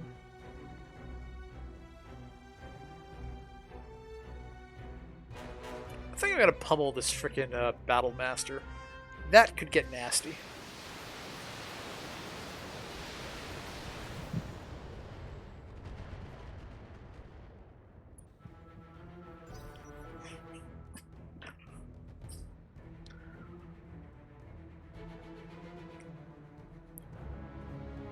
You know, anytime you want to say like, oh, it's just a bunch of medium lasers. Keep in mind, the Battle Master is an assault mech based around having like 10 of them.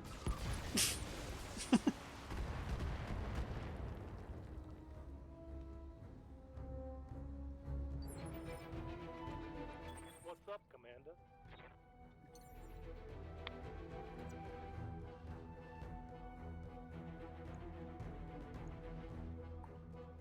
Lifting off.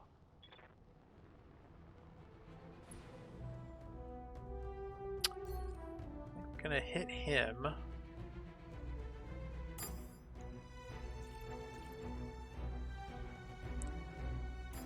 Put missiles on him.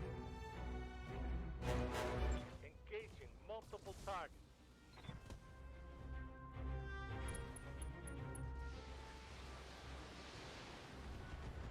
Just put some damage on that Banshee. That's all we're doing there. The Battle Master's already in trouble. I don't think the Shreks can get involved, but at least I've distracted most of the enemy mechs. Oh, you're gonna take out my sniper turret.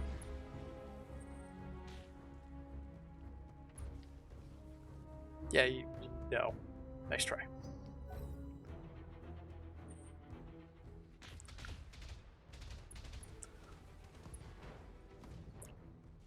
Wow. I am 10 kinds of okay with that. And that too.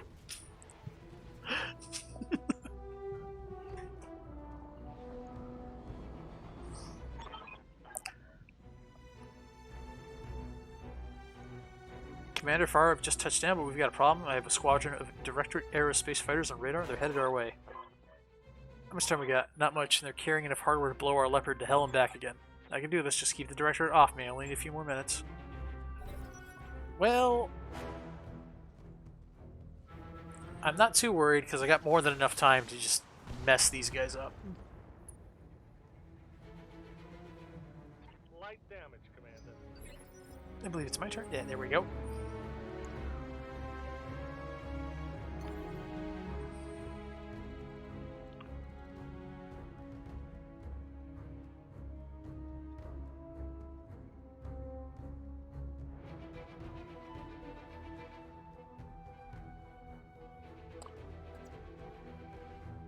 Engaging jump jets. You know, I'll still take it. There's a little, again, there's also a little bit of stutter directly on my machine anyways. I guess I didn't hit the head.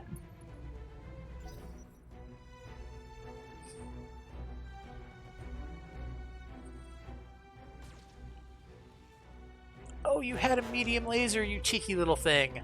It's adorable. Good to go. Let's see here. How's this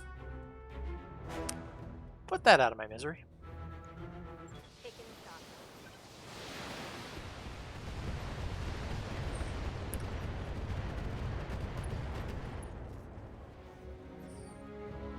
That hit something good.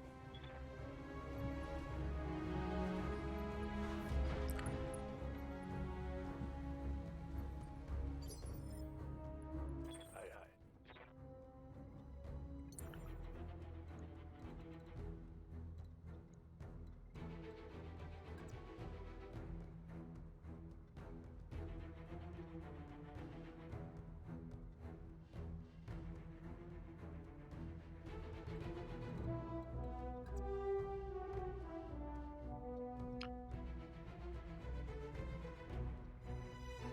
Engaging jump shaft.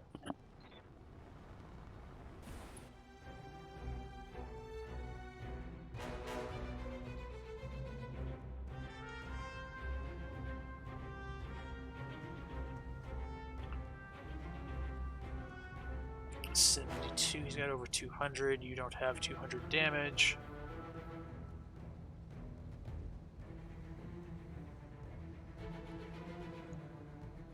Taking the shot. I think we got that. I think we got the torso though. Yep. Nice. Target's taking a critical hit.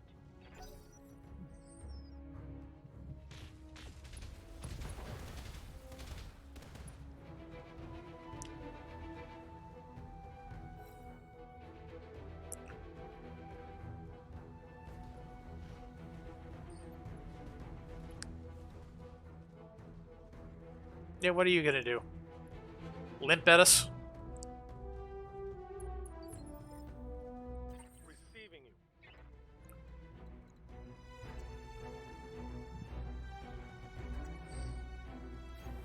Location confirmed.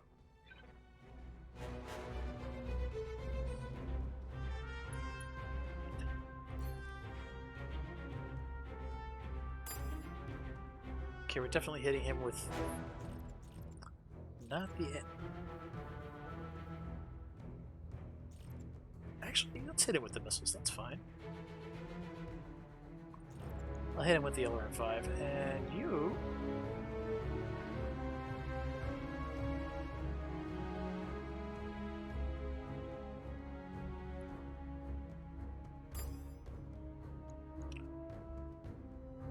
Yeah, we'll go for it. Okay. Time for a little bang, bang.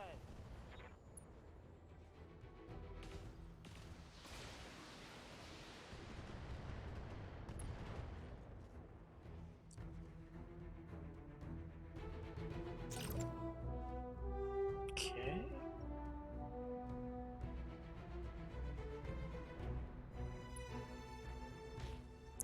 Nice. Take him out.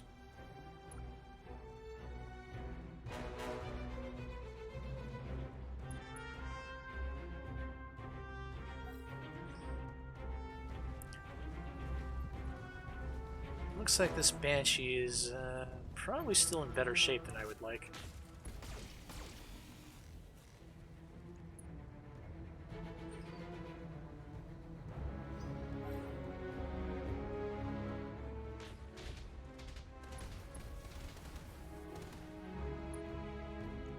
I saw a lot of orange in that volley. That was pretty bad for him. Oh, and he's going to get fired on by the Shrek, too.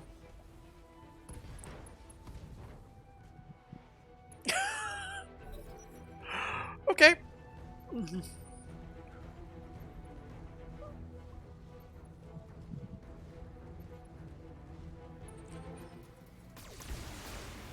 What you doing, Jenna?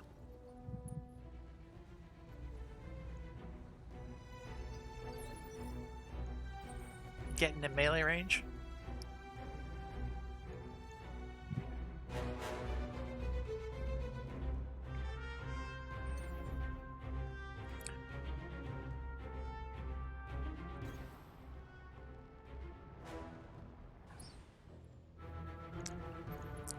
Surprise! Committed.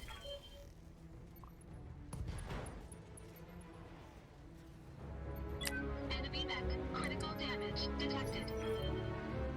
What's up?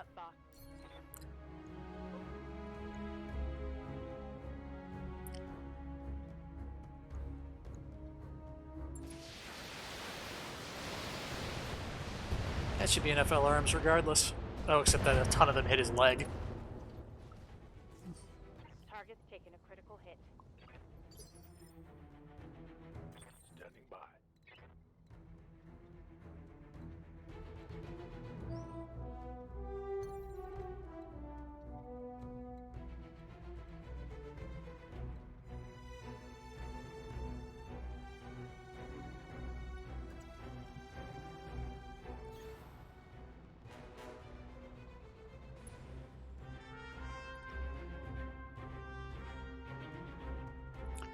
I want to finish off this Battle Master.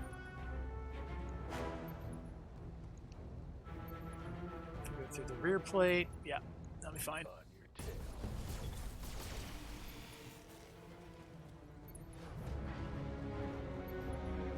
Enemy down.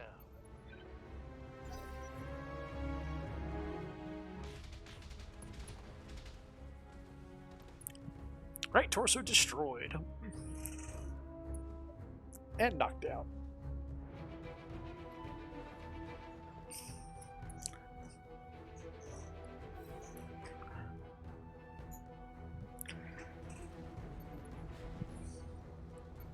You gonna stand up?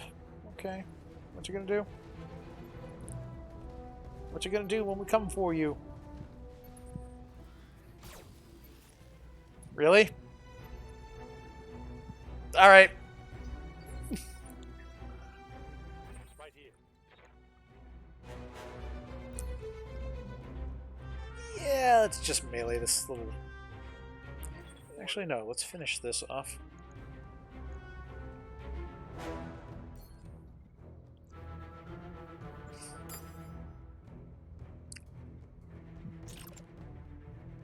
If I step back a little bit... Let's see here. We go 1... 50%. If I step back a little, do I get better? If I close to melee, it's the same. Okay. Nah, so we're just gonna stand here, do multi-target. There's not much left of this Jägermech. There's really not much left of this Jägermech. Okay. I think we'll hit him with probably just the missiles.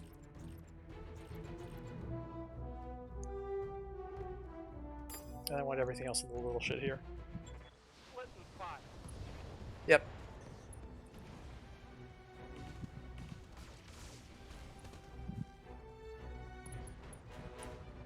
Right arm destroyed.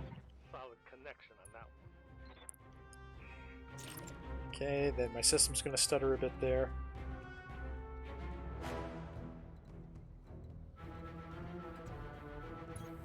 No problem. You're just going to move here, get your evasion stack, or whatever. Yep, 1 stack, okay.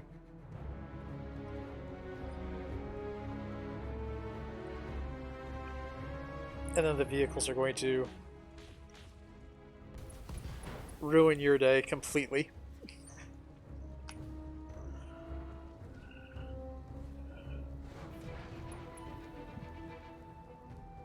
Cause you're a little Jenna Uwu.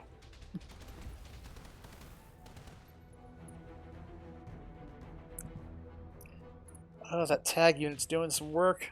Free 20% extra damage. Right leg destroyed.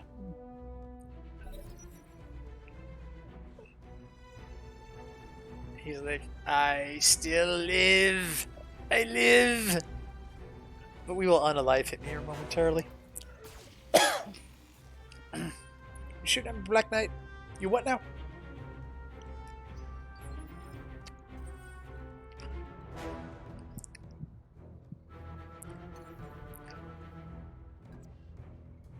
Engaging jump jets. Okay, prepare to be unalived. All weapons committed.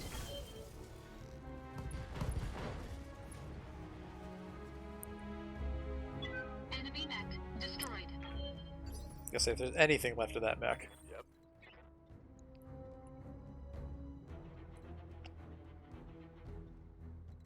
What? No, I want you.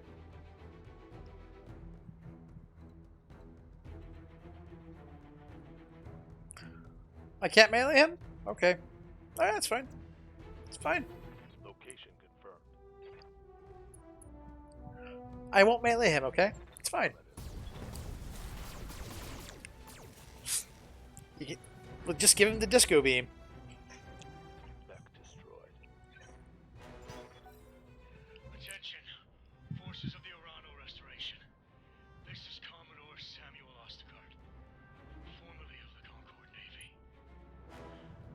As of today, I no longer serve my country. I come to you as a grieving father, not a Taurian sailor. My actions are my own. In 3 minutes' time, my ship will enter weapons range of your position. At that time, your lives will come to an abrupt end. I suggest you pray to whatever gods you...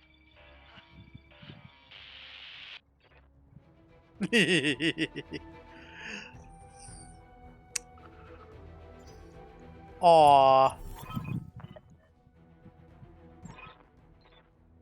Remote trigger armed, explosives primed and ready. Meet me at the evac point, we'll get the hell out of here. Mission successful.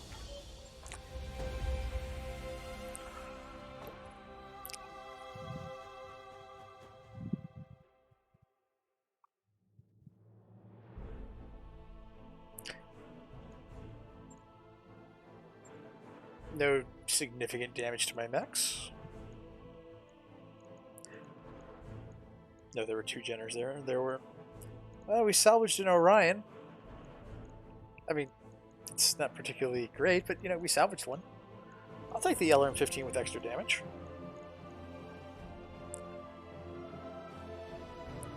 One accuracy, energy, how much does it weigh? What's the value? 420,000? I can salvage a whole Orion, so we will do that.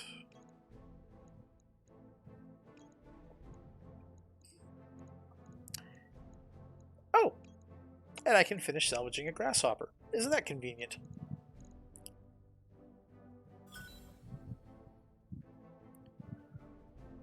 Well, they gave me a whole bunch of mech salvage. Nice.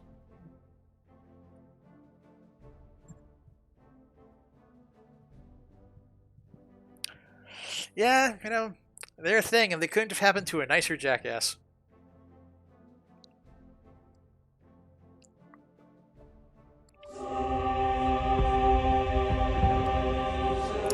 Ooh! And it happened as he hit orbit. Oh.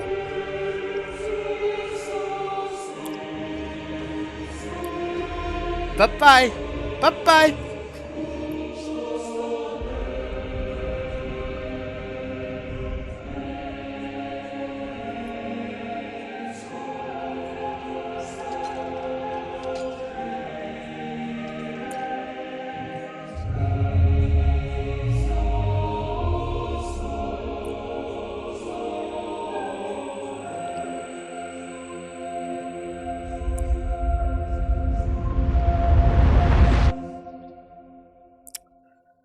I do feel a little bit bad for him, but, you know, he picked the wrong fight, and that's what happens when you pick the wrong fight. The Iberia's gone, Uncle. Ostergaard can't help you, and you have no more cards to play. For the good of our people, you must end this. Order your troops to stand down. Our people. That's what this has always been about, you know. Had you only listened to me, I would never have taken your throne. I didn't desire power for its own sake. My only care was for the Reach, its prosperity, its enduring glory. And yet, you reached for that glory on the backs of our people. This thing that you've built, it isn't who we are. Your directorate is fallen, Uncle. Clinging to it will not help the Reach. Right. Yeah, you know, the colony drop scene, right? Holy crap! Nothing will help the Reach, not anymore. This war has doomed us all. The realm bleeds, Kamea. We're weaker now than we've ever been, and soon enough the sharks will begin to circle.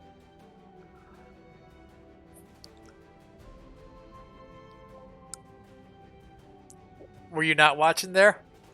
Well, I'll just have to post the stream tonight, I guess. This conversation is about what might happen in the future, Espinosa. It's about this system in the here and the now. Save it. You sanctioned Mastiff Montgomery's death. I owe you a bullet for that. If that happens, Lady Arano knows where to find me. Right?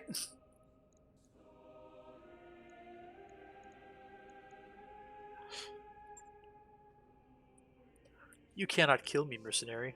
If you do, you'll turn me into a martyr, and the Reach will never, ever be at peace. Kamea, listen to me. Chromadir is yours. I will stand down, but you must take me alive. The realm will tear itself apart if you don't.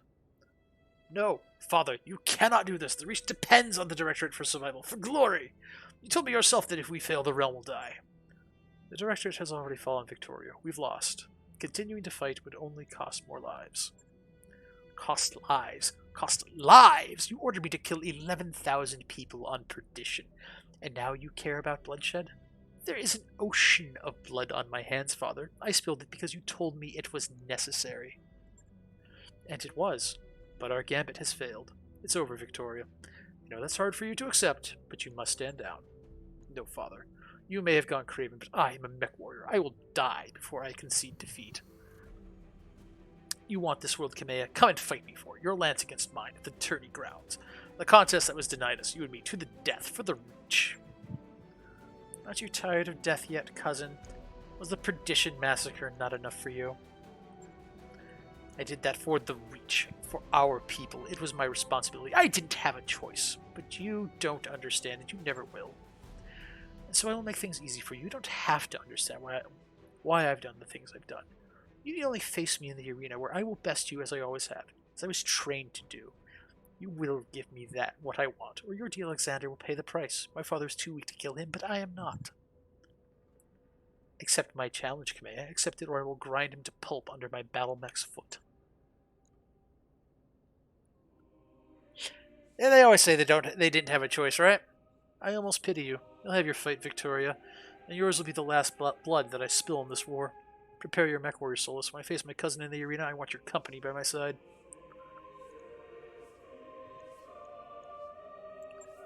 Wouldn't miss it for the world. I'll see you when your lance makes planetfall. Let's bring this war to a close. That mech you wanted is back online. That mech you asked for is cleared for fighting. Okay, so she's here with her Atlas.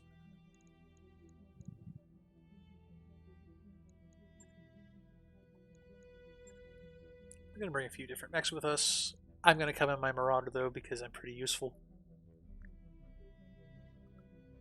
We're going to bring... Yeah, we're going to bring the big boys.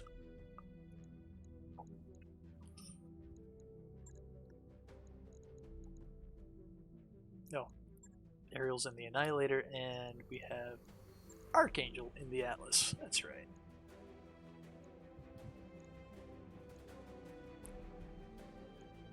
Oh, we have 2 Star League Atlases on the field. This will be funny.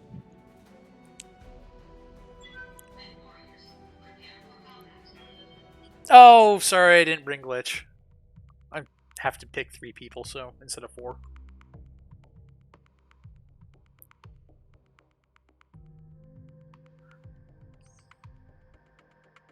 That's odd, though. I was told that there's a mission in this where you have to select all, like, 8 mechs altogether, 2 full lances. Like, it has its own special interface.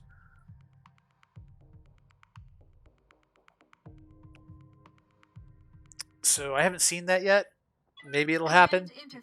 This seems like pretty much it, though. Like, you know, incoming transmission.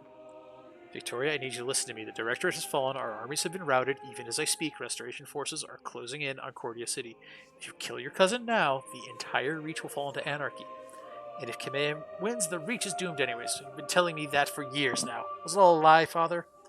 Victoria, this is not the time for a debate. You will attend to my words and obey me as you always have. I order you to stand down for the good of the Reach. The Directorate is the Reach, Father, and I will never stop fighting for it. Wallow in your cowardice. I will win this war in spite of you. She's cut the line. You have to put her in the ground, Lady Arano. She's too far gone for this to end any other way. If that is her choice, then so be it. I'll do whatever I must to save Lord Madera. Fall in on me, mech warriors. We have one more wrong to right. yeah, one more at the moment.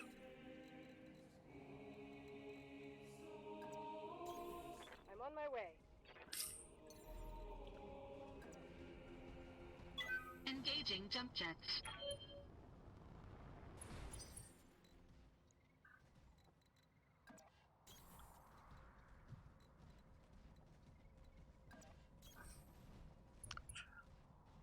Okay, now I'm not gonna lie. If I saw this coming at me, I'd be concerned. My concern would be very, very high. Sounds good. I'm moving. We've got company. Unknown mech, unknown mech, unknown mech. Okay.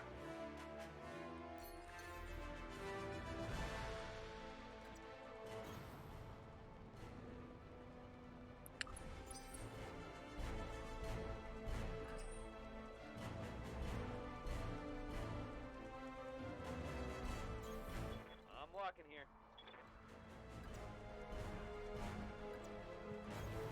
I'm your spaniel. All right.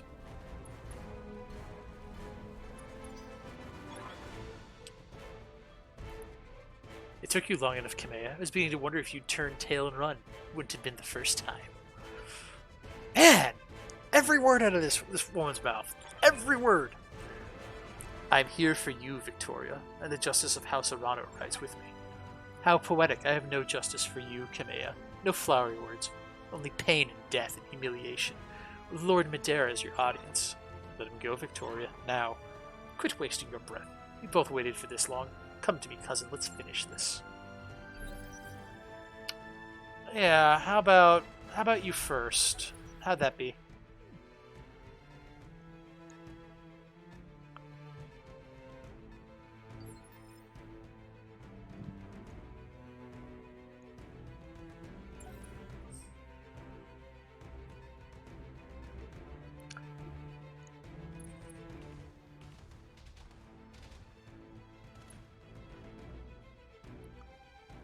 Barely scratched my armor. Yeah, that's the idea. Yes. Yes.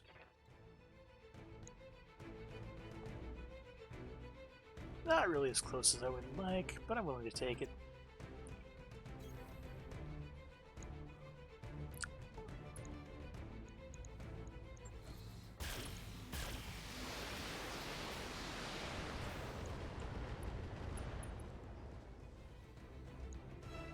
Reporting critical hit. Just straight up. Closer, dear cousin. Come closer. Yeah, there you are. I'm receiving you. But we're gonna take out your little support dancers here, I think. Acknowledge. Right leg destroyed. CT destroyed. Farewell, sweet prince. I love that mech.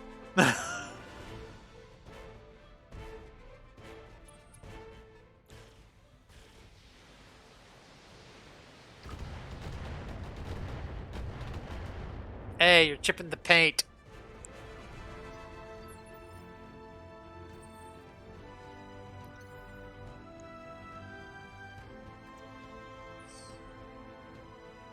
Engaging jump jets.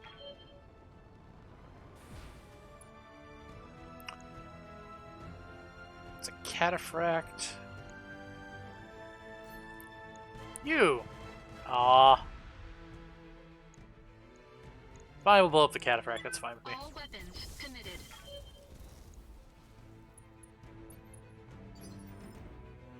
Standing by.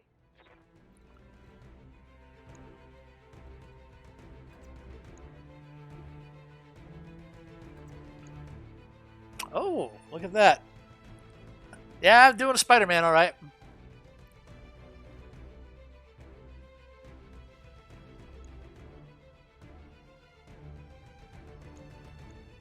I can hit this poor sucker with my AC-20. And he's marked for extra energy and ballistic damage.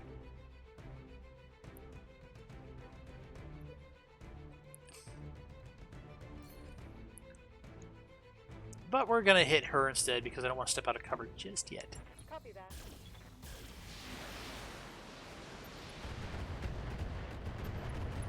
That's right, get some scratches. For the Aurigan people.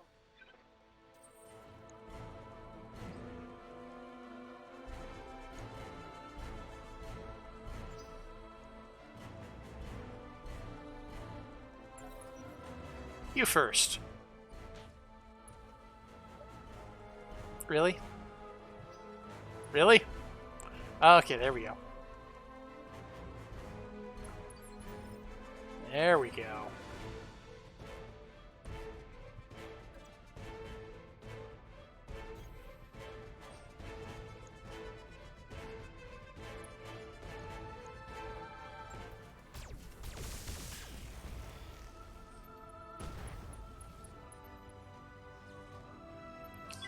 Enemy mech. Critical damage detected. Send your lancemates to me, Kamea. And watch. Devastating blow. Excuse you?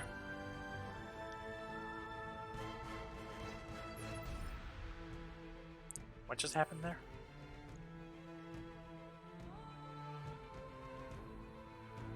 This unit's aim and stability have been crippled by a powerful attack.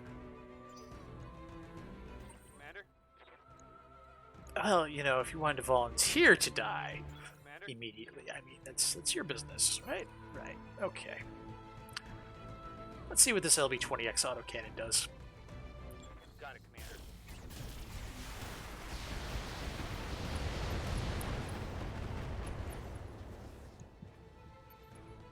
Reporting critical hit. It does pretty good is what it does.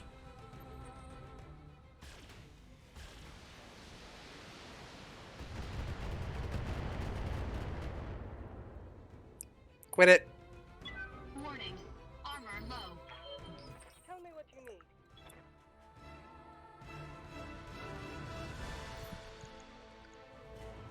Take that out. For the Aurigan Reach.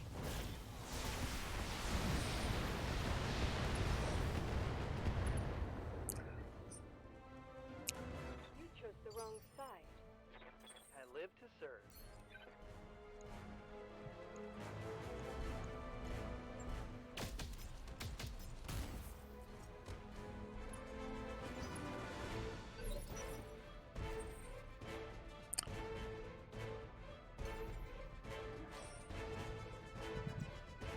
Engaging jump jets. We're gonna just give ourselves a moment. Fire and steel.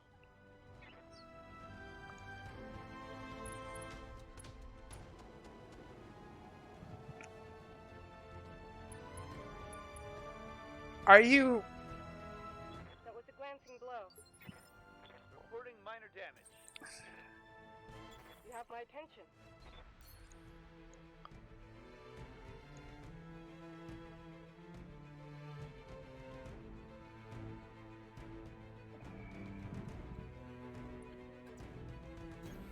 I'm on the move. Well, that's frustrating.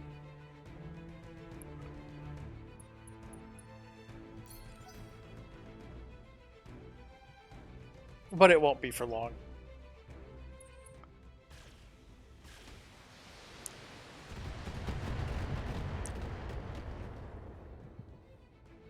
Because no matter how tough her king, In that location. Ready for orders. you have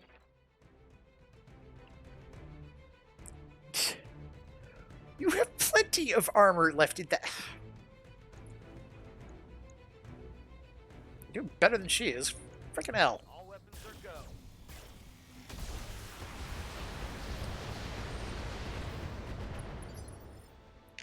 I'm here.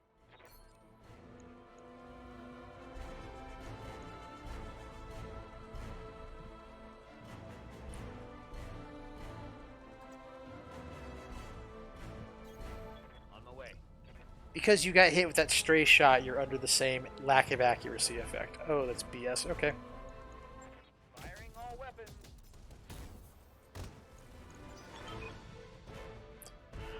You're as much a victim as you are a murderer, Victoria. Your father raised you to kill in his name. And you are a fool. Your father raised you to believe you were this hero of some ridiculous fairy tale. You still believe it, even now. I don't know what I believe anymore. This madness must end. If you won't stop it, I will.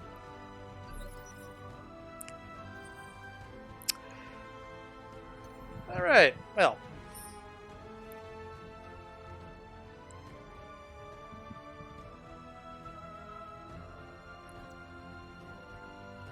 Engaging jump jets.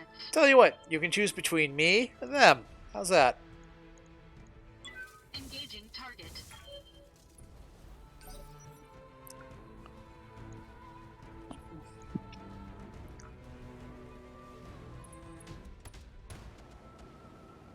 Gonna choose my Annihilator, huh? I don't blame you. Sort of a bitch play. Armor. I'm ready.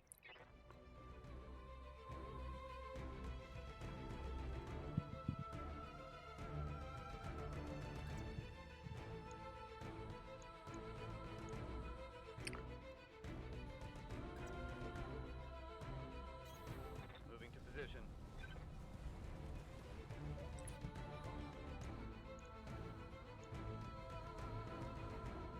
Affirmative.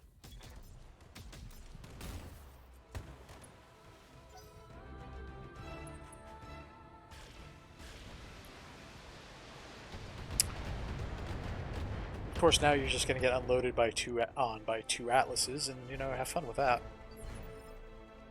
I'm listening. For justice. For the restoration.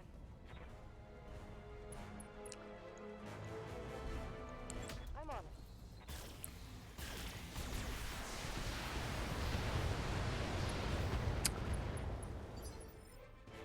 I'm receiving you. I don't know where you're getting all this damage reduction, and I really don't care. Roger that.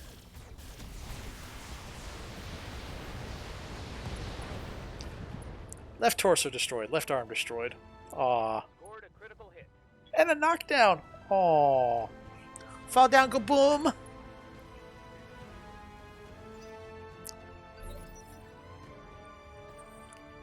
We have a little Aki Denty.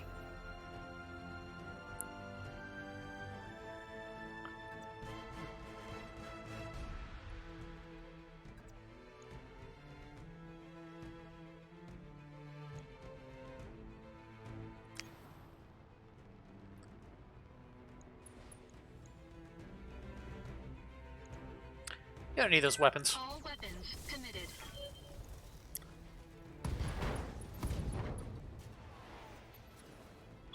Enemy mech. Critical damage detected.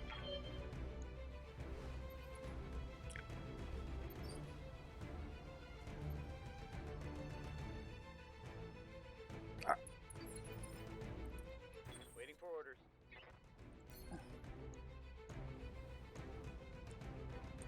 Locking in all weapon systems. Solid connection on that one.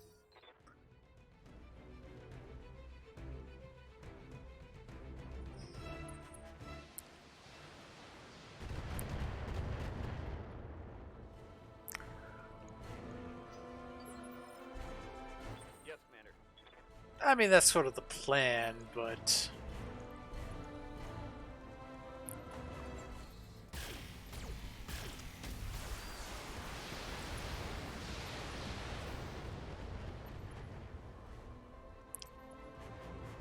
Target's taking a critical hit. Fisticuffs? I'd rather do that, actually. That sounds pretty good to me. Reading loud and clear.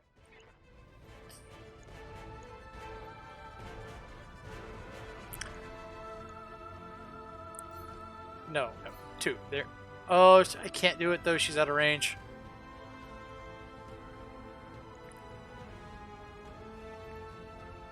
That's okay. You know what? We'll wait around. Oh, he fell. Right, okay. Just blow him to smithereens. Locked on and firing.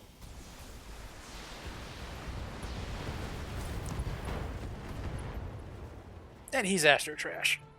Hostile unit down. Your father has already surrendered, Victoria. Your cause is lost. Then he is weak. I will never stand down.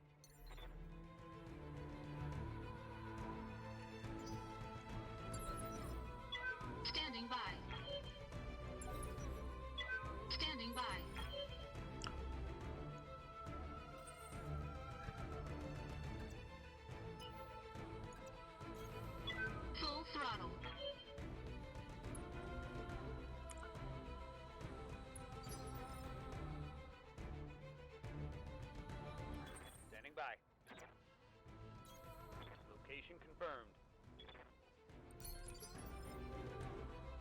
Orders?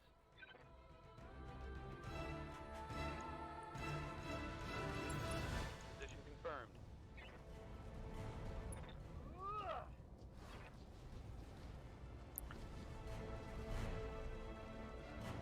Miss. See, we're going for those XCOM numbers, huh?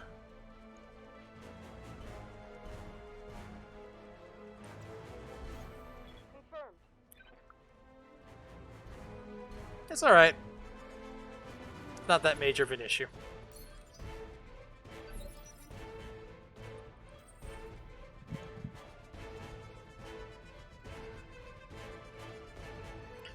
You know what? That's fine. Wait a minute. I want to make sure of something. Oh, that's... No, I don't want to damage the legs on my Marauder because there's double heat sinks in there. They're stupidly rare.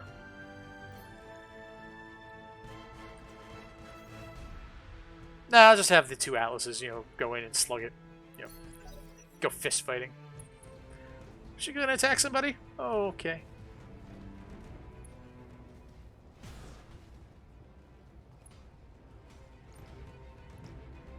They're stripping armor off of my mech. Yeah, it's fine.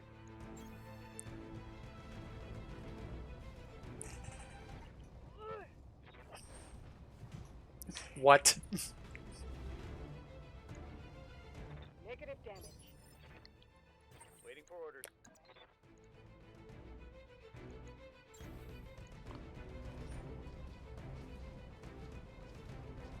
Putting my weight into it. Not anymore. All of this death, the coup, perdition, Mastiff, all of it for nothing. It was always for nothing, Victoria. The director was never going to be the return to glory that your father promised. I know, cousin, I know. Our fathers lied to us. There's no future for the Reach. And wet coughing. You are the hero of nothing, cousin. Nothing at all. I'm sorry, Victoria. You left me no choice. But make no mistake. Justice has been served here today.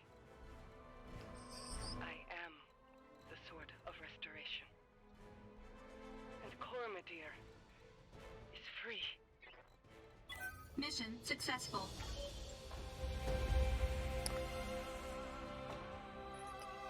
As in most BattleTech stories, somebody goes completely loopy, you have to put them down, and...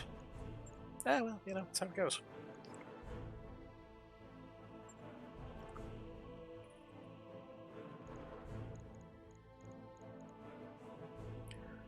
God, it completely destroyed these mechs.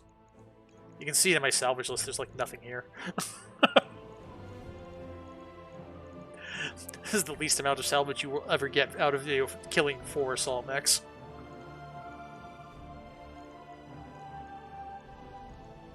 I guess give me the AC2s.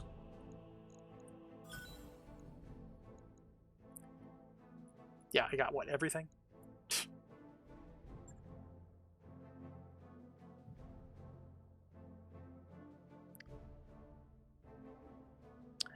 You know, I actually had a King Crab and I stopped using it because it was just too difficult to get into positions where it was useful.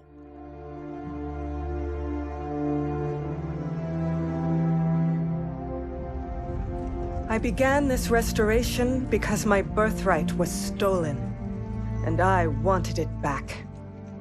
Not for the people of the Reach, but because it was mine.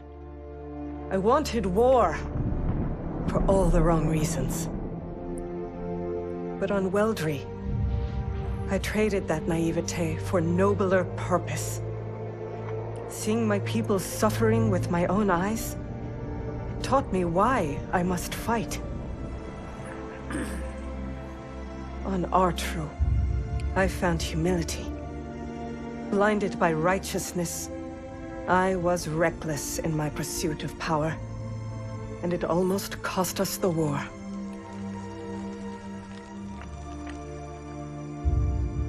On Guldra, I learned to steel my heart.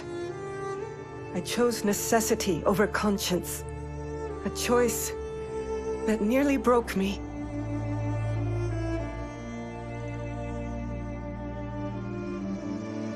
Finally, on Coromedir, the world of my birth, I found resolve.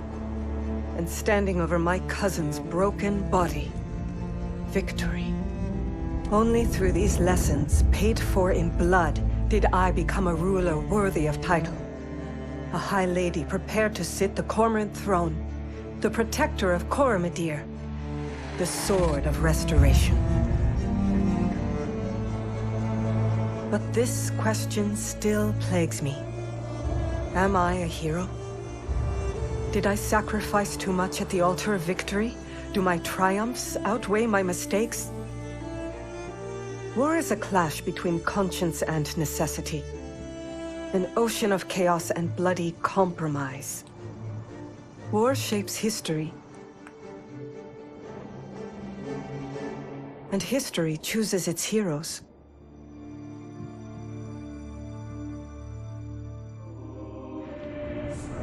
As for you, mercenary, you made the liberation of the Oregon Reach a reality. And I got rid of that a long time ago. Every trial I faced would have been my last without your skill on the battlefield. I still don't know if you fought for honor, or for the thrill of it, for belief in my cause, or just my money.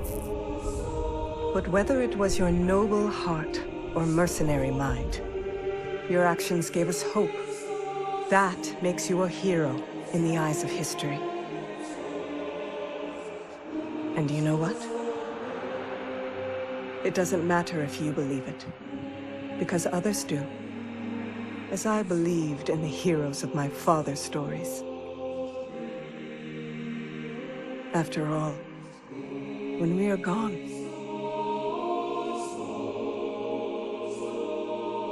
stories are what remain.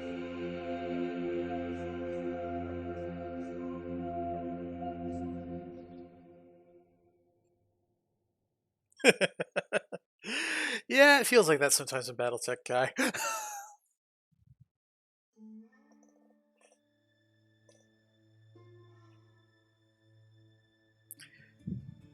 So, something kind of cool about harebrained schemes. Some of you guys might be familiar with them through the Shadowrun games that have been released.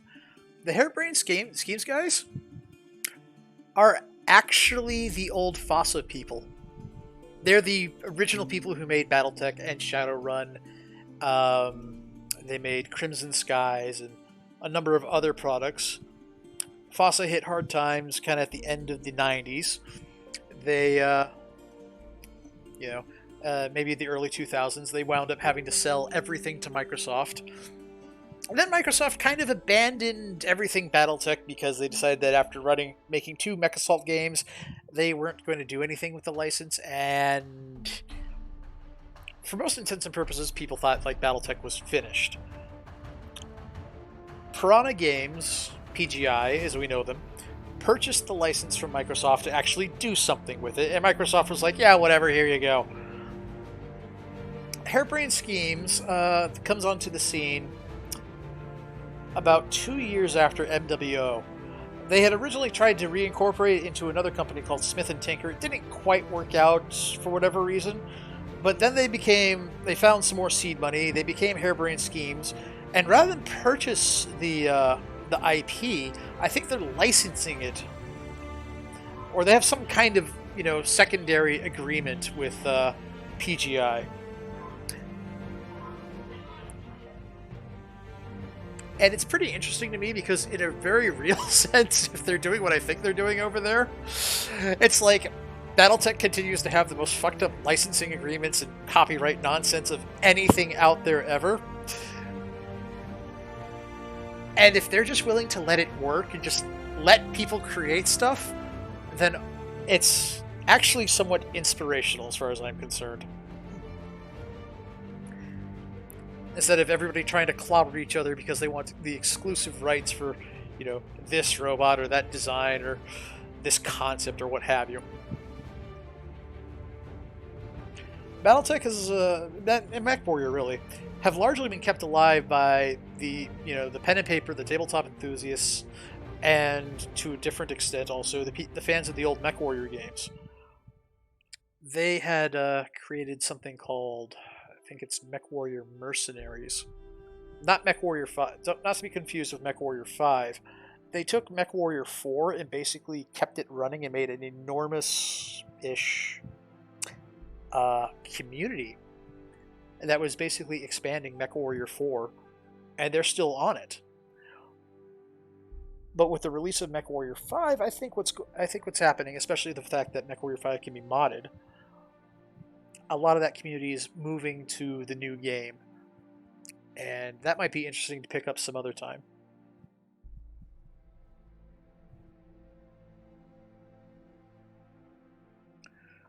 This is just kind of cool for me. I'm just, seeing all the Harebrained Schemes people. There's probably some PGI people in here too. Yeah, just knowing that at least some of these people are the original FOSSA people is just kind of neat.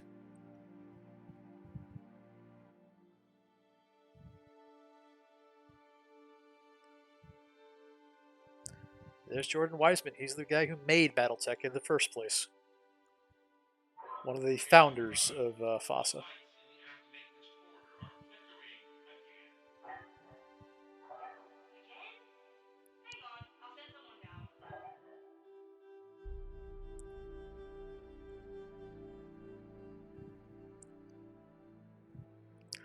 And just to pull the old joke from, I think it's The Simpsons.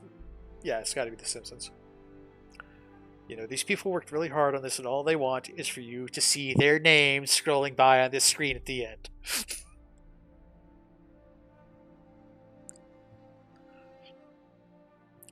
And as such, if I happen to beat a game on stream, we're going to sit here and we're going to watch the credits.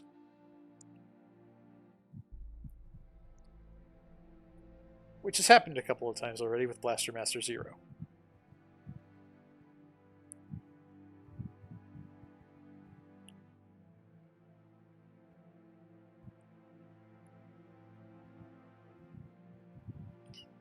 I don't know. For me, there's a lot of things I'm thinking about right now because I've played BattleTech for a very long time. It's always been an interesting game to me. I think this is the first time I've ever seen BattleTech treated very seriously inside of an RPG-like setting, where they consider the horrors of war. They don't really shy away from it. They're not really putting it in your face either. They're kind of doing the tasteful cut away from the absolute worst of it.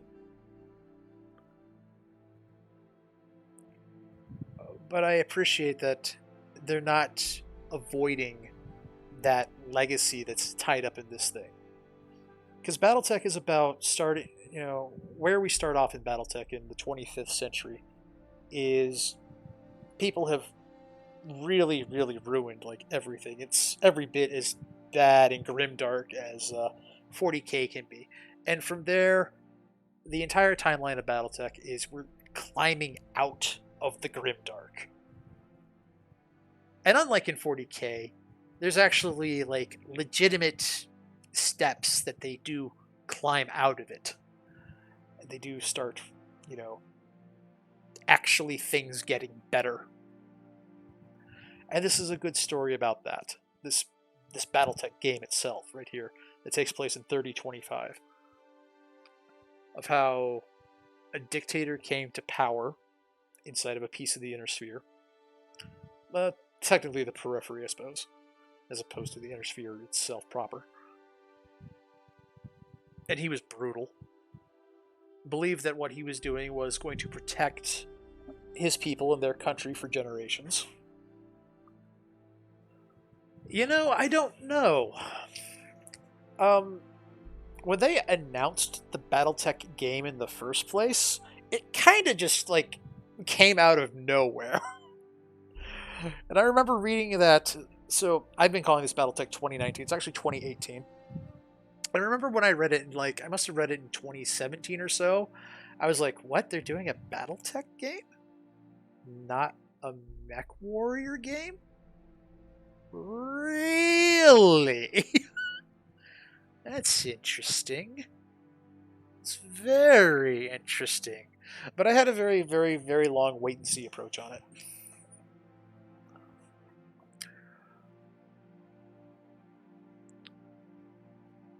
I think if we were to see FOSSA revive another major one of their properties that makes use of like the aerospace rules and all that, it's probably not going to be in the BattleTech universe. They probably would like to revive Crimson Skies, would be my bet.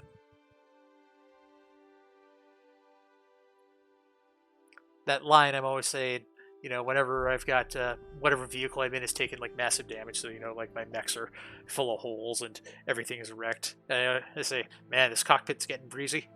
That's actually a line from Crimson Skies on the first Xbox. But Crimson Skies, before it was a game on the Xbox, was also a turn-based tabletop strategy game, which I think was based on the rules of BattleTech. I never picked up the book Crimson Skies, so I don't know. But it was kind of the steampunk style, airships for, fighter, like prop plane fighters versus airships kind of a thing. It was made a fantastic Xbox game. The Xbox game is probably, in my humble opinion, the best game on Xbox, on the original Xbox. And that is, of course, to be taken with a grain of salt because I really hate Halo. Halo just, man. And the BattleTech and spaceships is because it reminds me so much of Eve. I don't blame you there, Witty. It'd be fascinating to see them do the expanded BattleTech universe. Do it with the ships, the aerospace fighters, the vehicles, get everything involved. I think the next BattleTech game should feature the clan invasion or during the clan times. I can't imagine them doing another BattleTech game set in the pre-clan invasion setting before they do a clan game. If they're going to do another BattleTech game, it's almost certainly going to involve the clans in some way, shape, or form. And I just want to say that based on the way that I've seen them adjust the weapons balance and the mech balance for this game, I am really, really looking forward to seeing how they would adjust the balance for the clan weapons. Because the original FOSSA people have all said, they fucked up when they made the clans. They made them way too OP.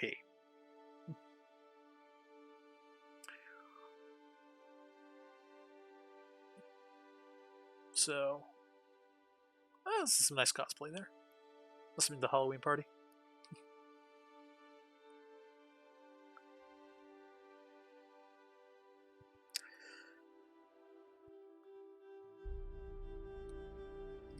I mean, I have hopes for another BattleTech game because they made 3 Shadowrun games, and I really, really wasn't expecting them to even make 1 Shadowrun game, let alone 3 of them. The Timby? No.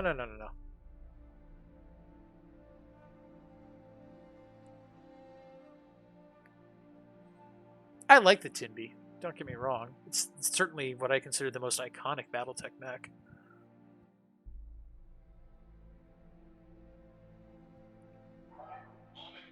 Probably my favorite mech. I don't know. Out of the clan mechs, it's kind of weird because I like the Vulture quite a bit. I think it's a little bit more interesting than the Timby. The Timby is everything you would want in a mech. And my favorite clan mech, I'm not sure. I think it's actually the trouble is I think my favorite clan mech, if I remember the designs right, and I kind of don't because I didn't own this book personally. I think it's one of the ones in 3057. But I'd have to look through that entire tech manual. My favorite one you're probably most immediately familiar with is either going to be the Mad Dog or probably the the Ebon Jaguar. The ones that you are probably most immediately familiar with, probably the Ebon Jaguar. But my favorite mech in BattleTech is probably the Marauder. just because the dang thing is so useful in so many different situations. So this is kind of cool here. We're into the music parts of this here. And we're going to see John Everest's name pop up here. While he was actually doing the scoring for this, I was actually able to talk with him on Twitter a little bit about kind of what he was doing. And I told him I was a little bit surprised that he had decided to go with a classical score, because of course I was expecting there to be this big... where is he on here? Why is he not listed in here? What the hell? Oh. Well, anyways, he was doing this classical score, and I was a little bit surprised for this because I was expecting a heavy metal score or techno score or some combination of metal and techno. You know, very industrial, typical BattleTech music. And I said, but I'm actually glad that he didn't, because the Inner Sphere conflict is defined mostly by its feudalism. And these noble houses and this knight-like mythology that the mech warriors have built up around themselves and their machines. We look at these as giant stompy robots running around, blasting people with lasers and such. But in the Inner Sphere, this is seen more in the way that we see the mythical literary figure of a knight in shining armor. The shining armor in this case happens to be 50 feet tall. It has lots of guns on it. But that's how they see the mech warriors. That's how they see the battle mechs.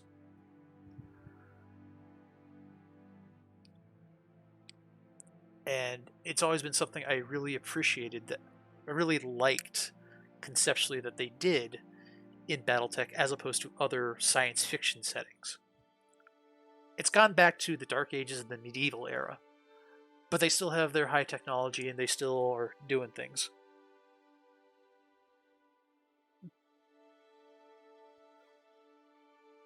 Yes, they do. It's not necessarily they're concerned about taking the mech in, preserving the tech. They are concerned about preserving the tech, but they're not necessarily concerned about what happens in battle. Battle is battle between battle mechs and mech warriors. And if the mech is totally just destroyed at the end of it, then that was a battle well fought and honorably fought to the terribly bitter end by whoever was in it. There's a sense of honor, of trying to strive for something that's noble. There's even an entire, code of mech chivalry, if you will, which I forget the name of. I need to go watch the video on that again. But again, it's features like that I felt put BattleTech in a much different light than other science fiction settings. Like, not to rag on Star Wars here, but to rag on Star Wars, I suppose. Star Wars has this whole concept of nobles, nobility, and, that kind of galactic diplomacy setting. And they do nothing with it.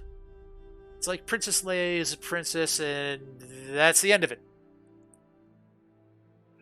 Or Padme is she's the supreme noble ruler of Naboo, and on the galactic scale, she's just some nobody. It's like, why have it? Jordan Wiseman had an Axeman and a Hatchetman in front of him, and two other mechs that I couldn't make out. But son of a bitch, they know the mechs I want. They know what I want to see in this game.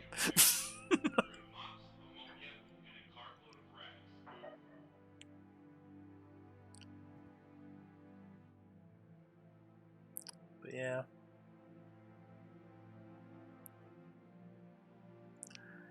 Well, we've run out of photos. They're just going into the Paradox team here. That's interesting too, incidentally, is that this was a collab project between Harebrained Schemes and Paradox. Obviously, Paradox has a lot of people who know a lot about strategy games. They've been developing Stellaris for forever. like Stellaris is like intimidating to look at because there's like base Stellaris and then there's it's like 15 expansion packs.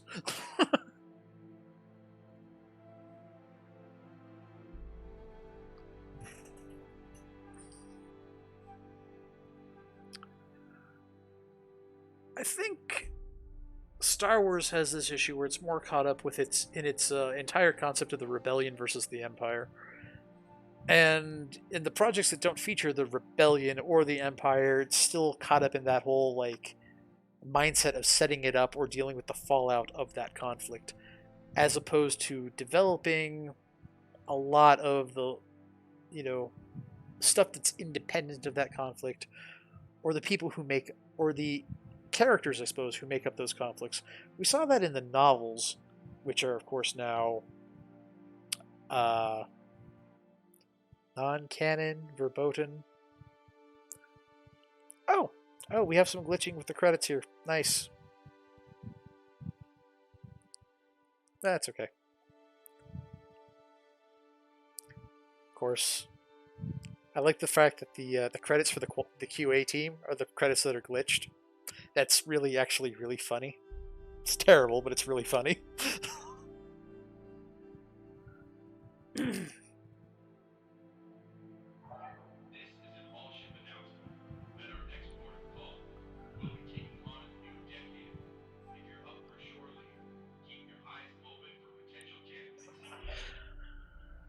Star Wars was never originally conceived as a massive, expansive, large universe with all kinds of stuff happening. I much prefer the Old Republic stuff and things pertaining to the Clone Wars. Most tabletop game settings very, very deliberately are. Yeah, Star Wars was, of course, envisioned as a story with a start point and an end point, and that's the end. Still, though, over the years, there's been a lot of stuff that's come out with Star Wars, and it just disappoints me that they still don't really develop it as a setting. And the whole thing is just like, oh, there's some new threat, we have to go take care of it. Oh no, the Sith have come back. Oh no, the Empire has come back. Oh no, the Chancellor...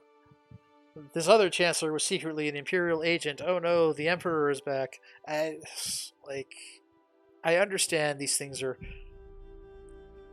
iconic. They're easily, very apparent. Boy.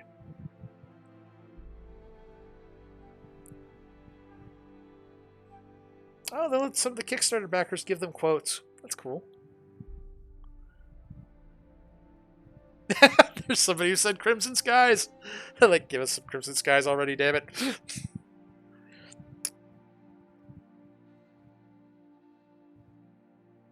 Commonwealth pick off with a star of the hegemony left off.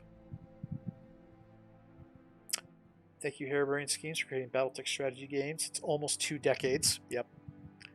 Thank you for letting me be part of the best gaming universe. I love the world of BattleTech. It is an honor and a privilege to play a small part in bringing this game to life.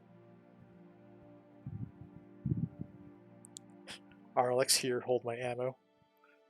Alexander Falk. Any sufficiently advanced technology is indistinguishable from magic. Tyler James Endorf. Peace if possible. Truth at all costs. Faith must trample underfoot of all reason, sense, understanding. Peace is more important than justice. Ah, yes. Martin Luther King speech. Rick Sada with the BattleTech!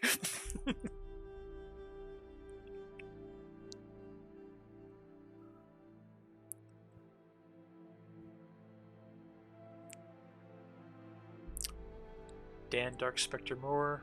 Some fight for what they believe, some die for what they believe. I believe in House Davian. Ah, yes, that was one of Yang's lines.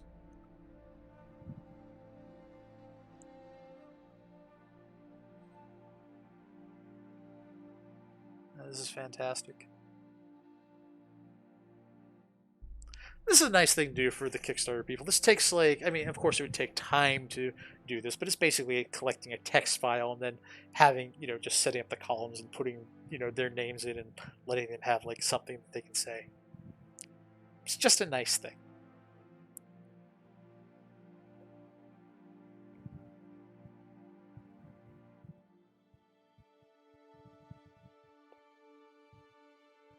And in light of what's going on with 40k and all the people coming over from the 40k fandom into the BattleTech fandom, this almost feels like prescient looking at these. Like, for me, BattleTech continues to be the greatest concept ever created, captivating, entertaining generations of gamers. Just as I scan through these quotes and just seeing all kinds of interesting stuff.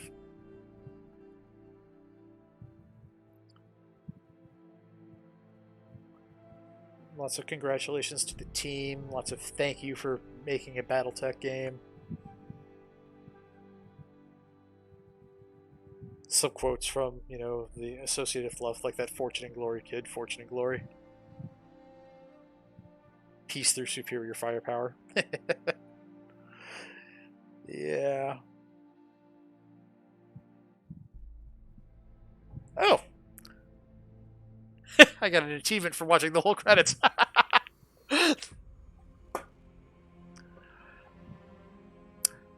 My thoughts on them abandoning 40k for BattleTech is they're going to find BattleTech is a brighter universe than 40k. And I kind of look forward to seeing what those people think about that. When you get really mired in the crap that's in 40k, it eats at you, it gnaws at who you are a little bit. I've seen a lot of people really obsessed with like 40k and its mythology. They are some of the most like sad, darkened people I know. So I'm kind of curious what's going to happen when they get into this setting, and they see that yes, it, you know, it has all the grim darkness and the horrible, horrible, terrible things that happened in the 24th century before the Ares Accord is signed. I'm really looking forward to seeing in a few years what the 40k community, which is highly motivated to make stuff, starts making with BattleTech. It's going to be interesting to me.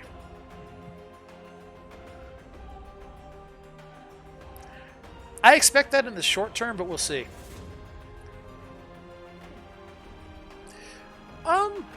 I'm not entirely sure if there are no aliens in BattleTech. There's lots of alien animals to be absolutely certain. They never really go into it in the books if there are, you know, alien civilizations or not. And to a certain extent, at this point also, the humans spread out across the inner sphere are almost aliens to each other anyways.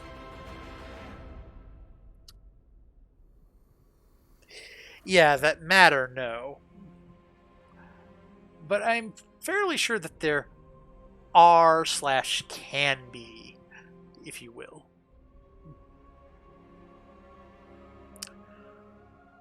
Solus, Darius, Sumair, Yang, Farah. Through your courage, skill, and sacrifice, the Reach has been saved, and I have reclaimed my throne. Without any one of you, our campaign would have ended in tragedy. I can never adequately repay you for your service to the Reach. I owe you... this is Alexander. I owe you a great debt as well. Without your company's help, I would be dead. I consider it a great honor to call you my friends. The feeling is mutual. Lord Madera will miss having you aboard the Argo. If you ever get tired of politics, you're always welcome to on our crew. Friendship never entered the equation, Lord Madera.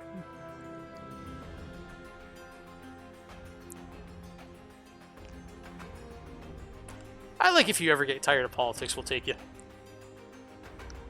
Compelling offer, Commander Slime. I keep it in mind.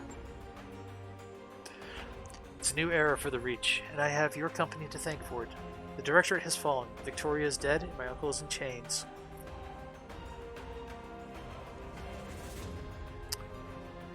You took him alive. What are you going to do with him?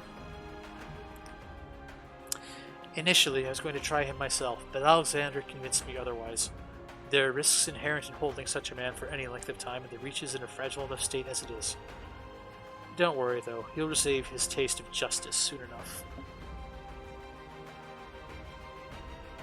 Consider my curiosity piqued. What did you do with him? We've handed him over to protect... Oh. Ooh. To Protector Thomas Calderon to be tried as the mastermind of the Perdition Massacre. His war crimes tribunal is being assembled as we speak. The Taurians were quite appreciative of the gesture. Protector Thomas Calderon is the leader of the Taurian Concordat.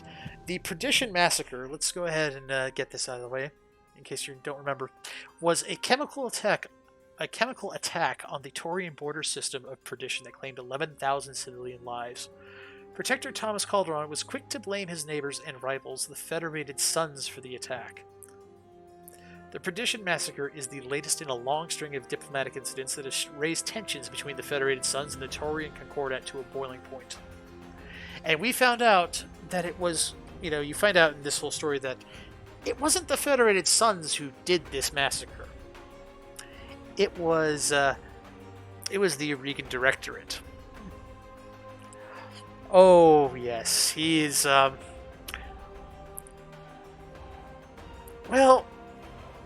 how did Tex put it? The Taurians are basically known for their hippity-hoppity get-off-my-property stance with shotguns.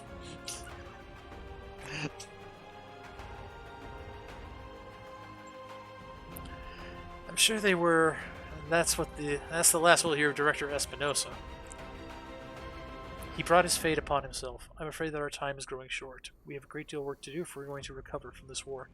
If you have any final questions before we move on to the subject of your pay, I'd be happy to hear them.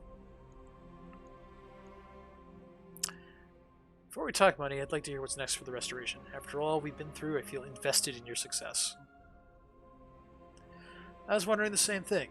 I mean, you've retaken your throne, and that's wonderful, but the Reach is in ruins. How are you going to rebuild? Slowly, and with great caution. We can't afford to spread ourselves too thin, but neither can we leave our more marginal systems hanging. In the short term, we're going to need to secure funding and support from sources outside the Reach. The economy of the old Eurekan Coalition is all but destroyed, and our infrastructure is in extremely poor shape. Oof.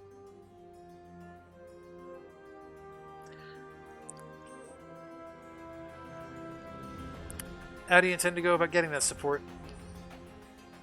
However we can. Political marriages will be invaluable. Our sovereignty is our greatest asset, and I'm still thinking through ways to capitalize on it. We have difficult times ahead, to be sure, but we will weather them, Commander. The Reach is nothing if not resilient. And now we should move on to discuss your company's compensation. You certainly earned it. For your exemplary work, both on and off your financial debts are now forgiven. Those were the terms of our arrangement, but you deserve a little more than that, I think. This one forward, the Argo is yours. I relinquish her into your control. You may consider her a bonus for a job well done. A second token of my appreciation is on its way to your mech bay now. Please accept it with my compliments. Thank you, Kamea. We'll put your gifts to good use. Good. And with that, I'm afraid I must return to matters of state. My people need me, and I must get back to helping where I can. You will always be remembered as friends of the Reach, every one of you. Goodbye, Kamea. Rule wisely and well. Make Raju Montgomery proud. I'll try. Believe me, I'll try. Farewell, my friends. I wish you success in your adventures to come. The image on the view screen flickers and dies. Lady Arano is gone. I guess that's it. Our contract with Lady Arano is over. The Argo is ours. And we're free to do whatever we please. Man, it feels weird saying that. We can do whatever we want. We're not beholden to anybody. It's a pretty sweet feeling, I've got to say. So who else wants to go find some new trouble to get into?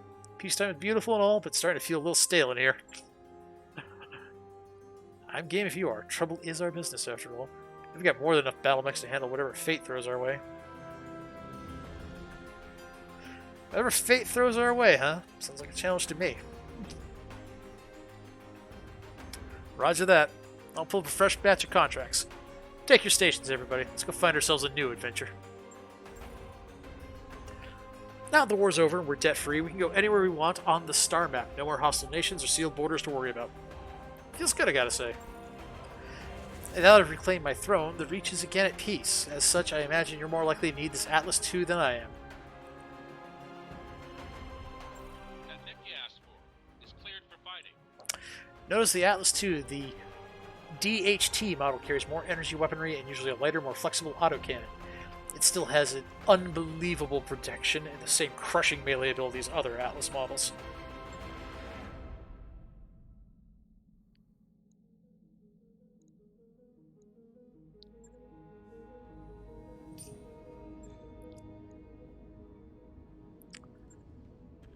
Yep.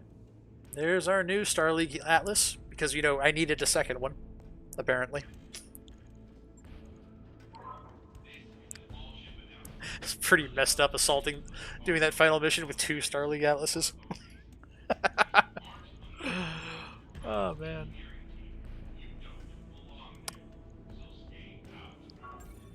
Hey, look at you. You're money. Hey, look at you. You're also money.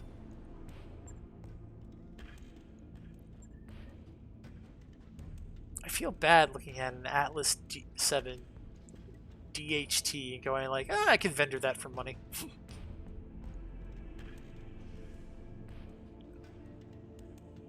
It's kind of where I am with it, though.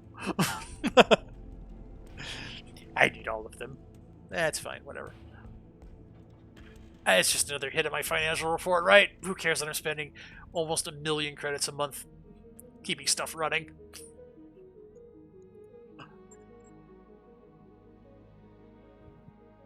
Okay.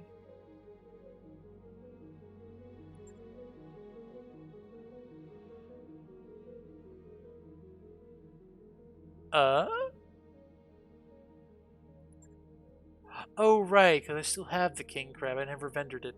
You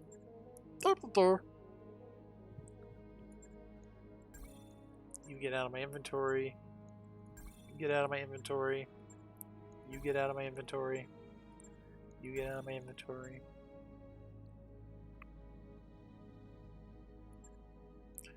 You get out of my inventory. I'll hang on to the archer, I guess.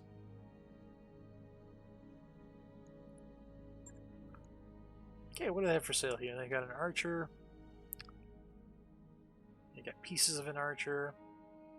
They got pieces of an awesome. They have an entire centurion. Quick draw, spider. They actually have a stalker for sale, like a whole stalker. That's. Oh. Ooh. They've added the expansion weapons. Interesting. Interesting.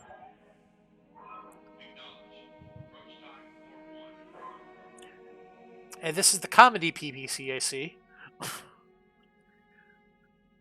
I do bonus stability damage. I'm a shotgun. Okay.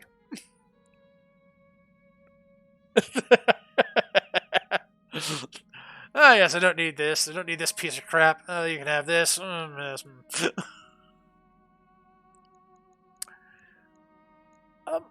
I can go flying wherever I want now.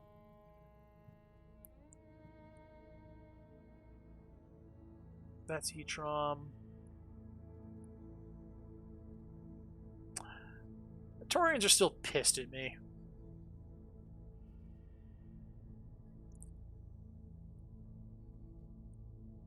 I'll see if I can fix that.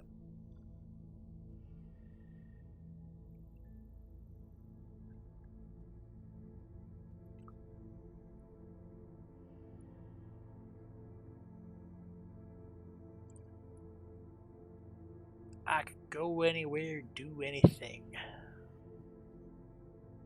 28 days to get there. 34 days. 37. Man, I can get across the universe pretty fast now. I remember when going from, I think it was here. No, it was here to up there. Oh, but I don't have to go. Yeah, well, it took me like 60 days to do that.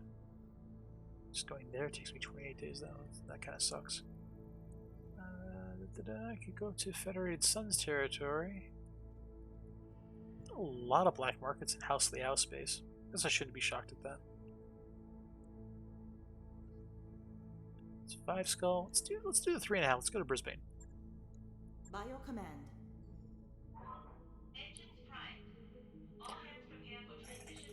So, as I understand, once you've completed the campaign, this is exactly what I was going to start talking about.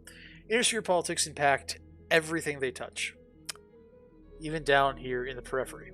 Flashpoints between the great houses are developing all over the map, and our faction reps are paying good money to resolve them. We're talking about high-risk, high-reward jobs composed of multiple combat drops with rewards at the end to match. I'll post any active flashpoints on the star map, Commander. You can review them whenever you're ready. So basically, the DLC opens up.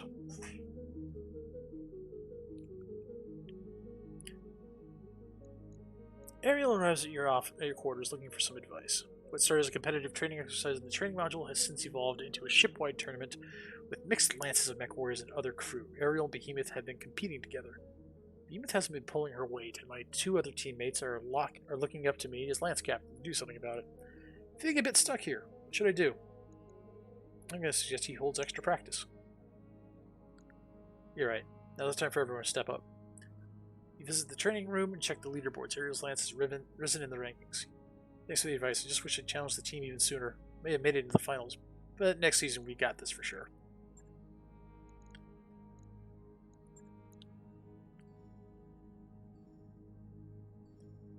Yep. Or you can get into it right away with the career mode, although I'll be honest here, I'm not sure that I like the concepts in the career mode because I'm seeing like this limit of 1,200 days and it kind of bothers me. I'd like to explore a game like this. Really get into all the stuff, get into a lot of trouble.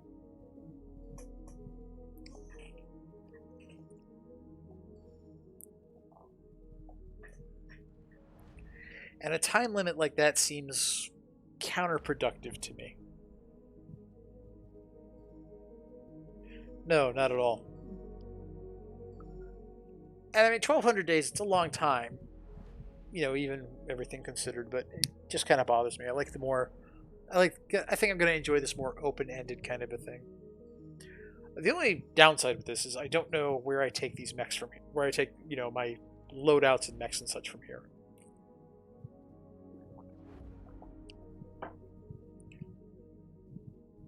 Because I really have. Yeah. Rebel Galaxy. Okay, new holovids. The Argo's current budget includes a line item for entertainment.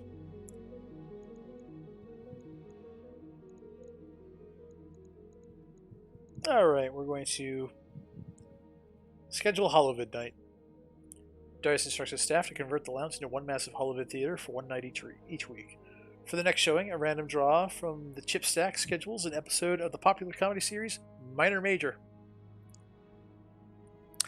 In a reverent comedy, Minor Major follows a band of mercenaries who confirm the worst cliches of the profession. They're motivated solely by money and have flexible loyalty to the employer of the week. Oh no. Despite the show's ham-fisted acting and lazy special effects, viewing parties are held regularly on military bases and in mercenary barracks. Archangel spends the entire episode saying the hammy one-liners one beat before the actors, much to Medusa's frustration.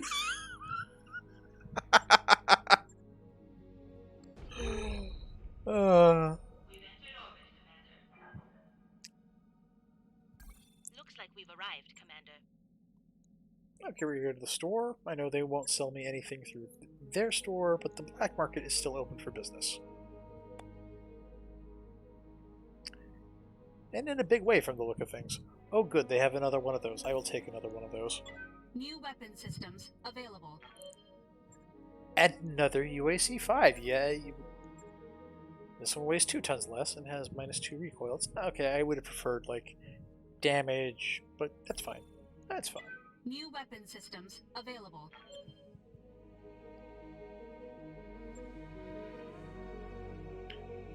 I could get another LB-20X. I could get another LB-5X. I will take another LB-5X. New weapon systems available.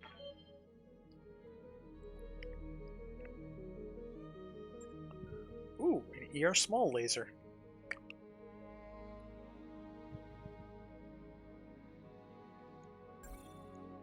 New weapon systems available. Okie doke.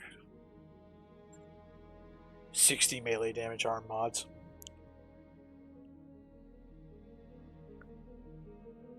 Let's see, they have a normal Highlander. Okay, oh, that's the PPC Highlander. They have a Star League Highlander. Yeah, that's some money there.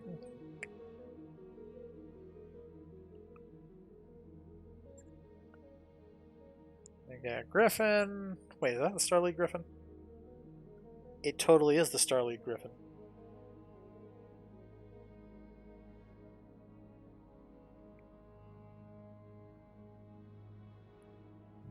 The temptation to buy the Starleague Griffin just so I had, spend $3 million on a Starleague Griffin just so I can get more double heat sinks is really high.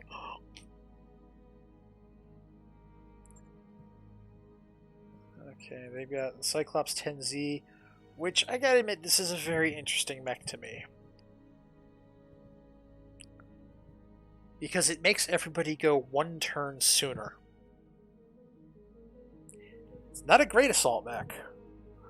But that everybody goes one turn sooner is very interesting to me. Speaking of it, I might boot up Rebel Galaxy again. Watching him playing this reminds me a lot of it. I do like my spaceships. We all like our spaceships. There should be more spaceships. There's not enough spaceships. And that's a Starleague crab. Yeah. I passed on one of these earlier. I want one now. New equipment available. That mech you wanted is back online. Its energy weapons are all rare, upgraded versions of the tech found on the CRB-20. Allow it to hit harder while still requiring no ammunition. Improved heat sinking also keeps it comparatively cool. Alright.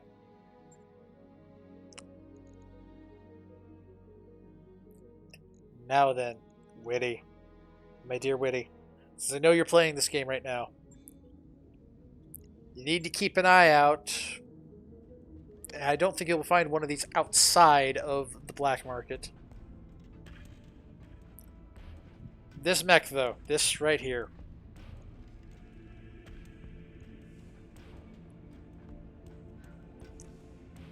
The 27B, the Starleague crab. This thing is OP. It is OP as balls.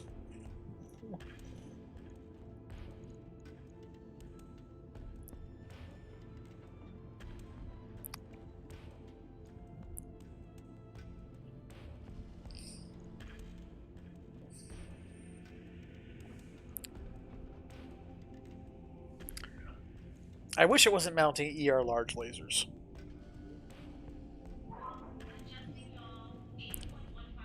Yeah, it's the star.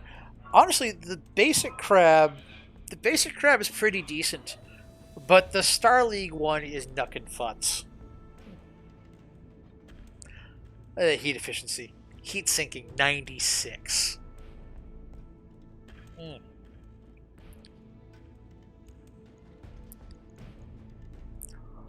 All extended range lasers. Nah, I don't. Has almost no weapons. Yeah, so getting into that, that's why I wish it didn't have the ER large lasers on it. They are not the weapons I would prefer on this thing.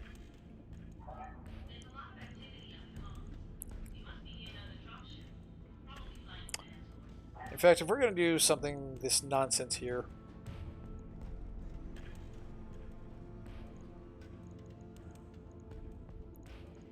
but the problem is, of course, it's a crab, so you still only have like so many weapons you can throw on here.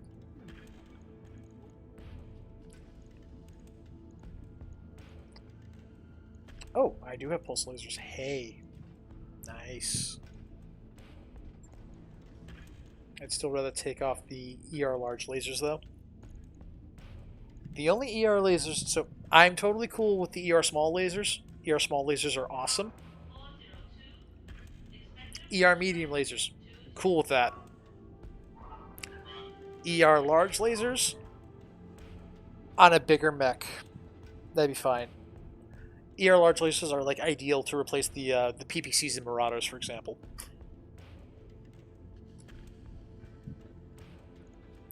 They're slightly more powerful large lasers that go out to extreme range.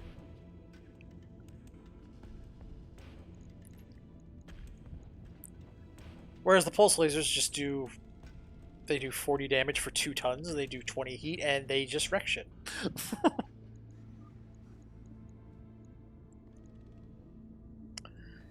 ER medium laser out to 360, M laser out to 270, pulse lasers out to 270.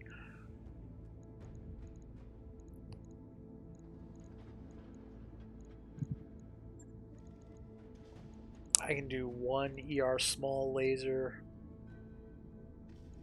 here.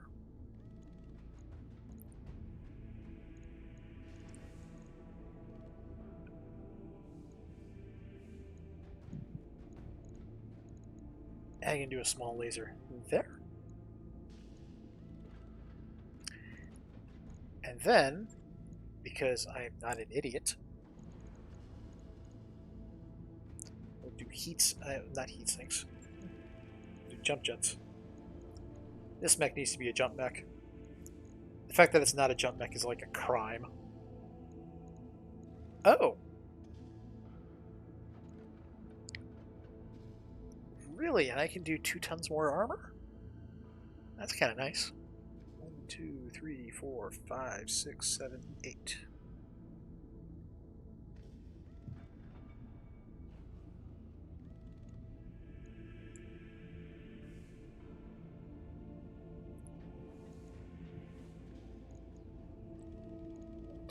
One, two. Stunning.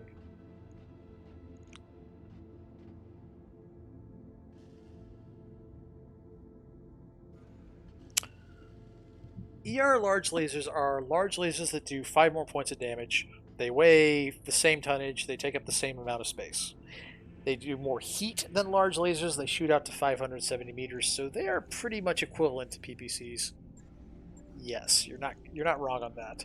Except that they do 10 less heat, which makes them infinitely better. Of course, they don't do any stability damage like all the laser weapons in this game, so if you're counting on PPCs to give you a little punch of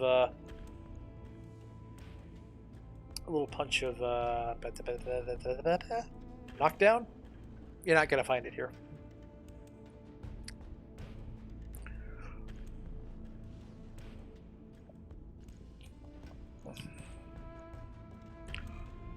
What is interesting about the crab here, though, is that this is a 50-ton medium mech. You mount jump jets on this sumbitch. Your movement here, you have a max sprint speed of 240 meters and a jump of 150. Your jump jets on a medium mech weigh half a ton each, I think. All right? Yeah, half a ton each. The Starlead crab has heat efficiency for days. Even though it runs all energy, it's extremely heat efficient. Using ER small lasers, they actually have decent range. I've got the heat sinking to handle them, the pulse lasers, and an ER medium laser. If I can find another couple of ER medium lasers, I might look at doing more heat sinks on here.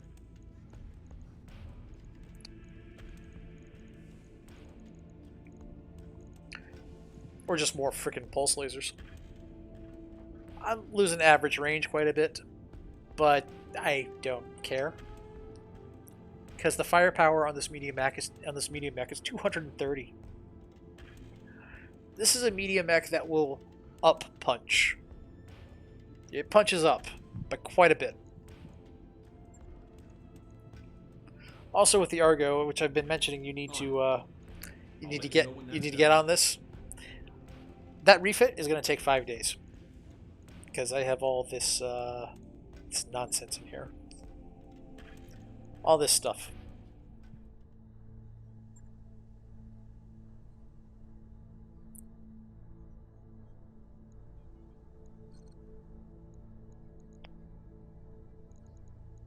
I guess I have to unlock the last mech bay. It's fine. Sure thing. It'll take a bit, but we'll get it done.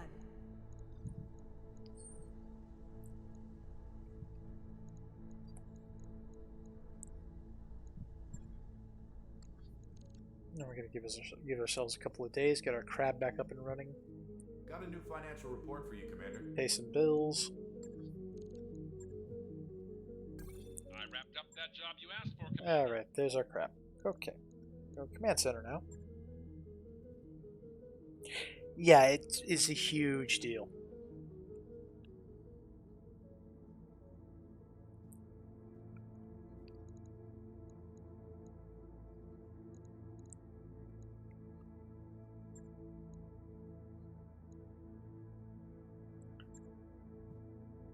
Well, guess what? The Torians can't hate me more than they already do.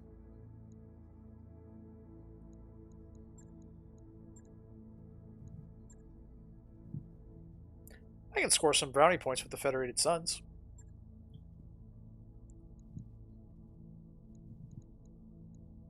Alrighty, we're gonna send our Atlas back. We're gonna field our crab. Gonna use probably Archangel for this. Should I take the Annihilator with me? It's a 3-skull mission. I think the Annihilator is going to be too slow. Let's bring Glitch into her Marauder.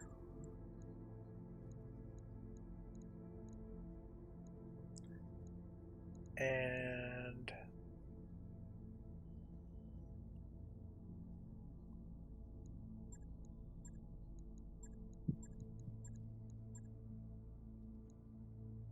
I'll bring the Black Knight along, actually. Bring Medusa. It's fine. No. We'll bring a Stalker and Strider. Are both my Stalkers basically the same right now? They both have TDS, right?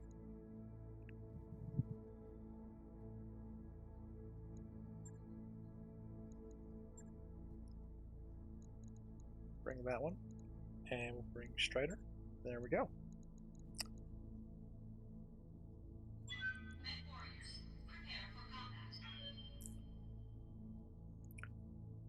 Okay, so we got our crab, our Starleague crab. This thing is crazy. Trust me on that.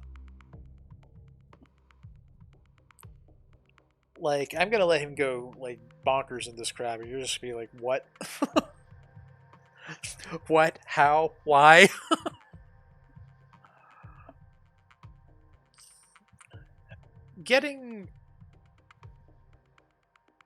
This is something I always used to tell my friend when I used to play BattleTech, in person. Don't underestimate medium mechs just because they're a little light on the tonnage scale. They are terrifying.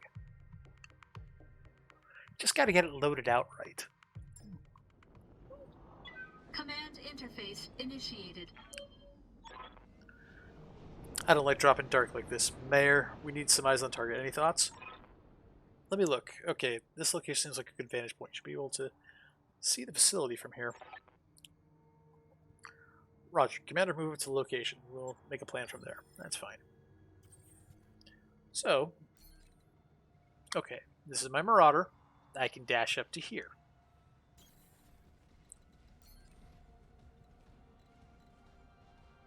My Marauder's a pretty agile mech. This is the crab. It can dash up to here. Onward.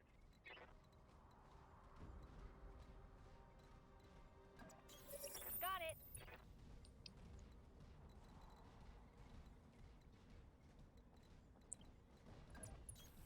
Move order received. No, the blackjack. I don't blame you. I hate the blackjack. And you've probably gotten some extra hate from it because I hate the blackjack. I live to serve.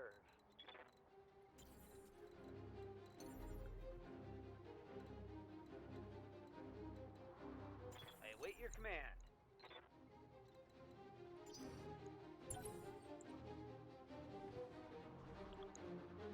You guys can come to us. It's cool.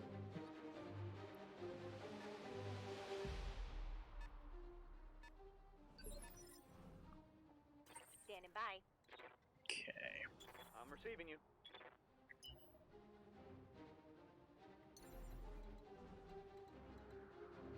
Waiting for orders. No sweat. Bandit. Okay, she can't get eyes on anybody. That's sad. I'm your spaniel.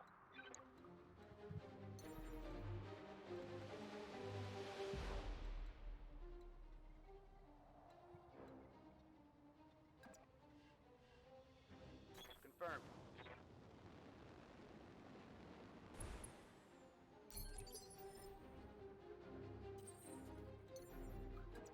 Engaging jump jets.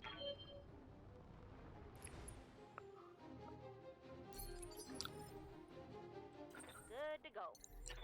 I mean, Aye, aye. the Tex Talks video about the frickin' Blackjack is it's GM's okayest mech. I've been sensor locked. They've got a lock on me. Really?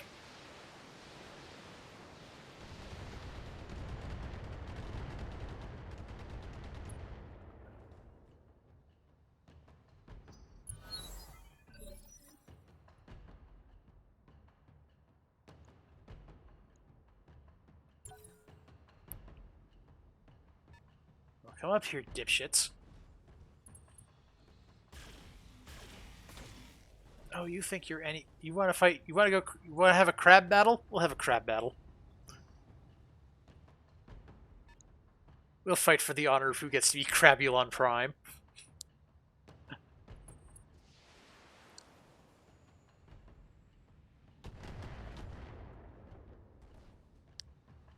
Light damage, Commander. Yeah, I'm aware. Alright, we got ourselves a Vindicator. I'm gonna just murder him. I'm beating the crap out of my crab. That makes me unhappy. Systems holding. You wouldn't like me when I'm unhappy.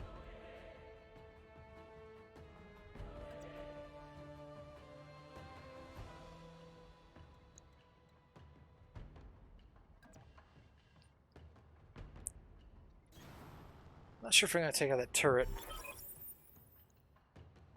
Yeah. More mech engine signatures approaching the base. Look, there's gonna be more company coming. Okay, that's fine. Whatever. I'm seeing turrets powering up the facility, boss. The turret's already I'm still online. reading enemy contacts, Commander. You need to secure the area before you can proceed. It's a heavy LRM turret. Okay, and this is a... You know what, it's fine. I'll have, what's her name, take that out. All weapons committed.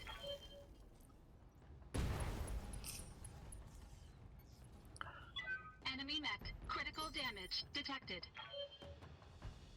I hear ya. What's up, boss? On it.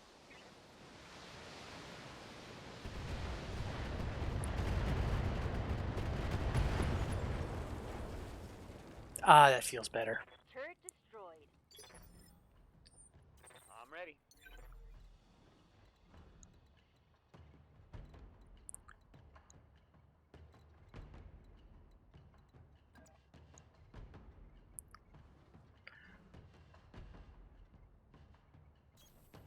Alright, bruh.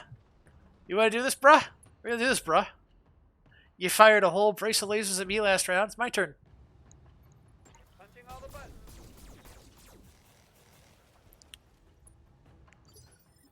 Yeah, how do you feel?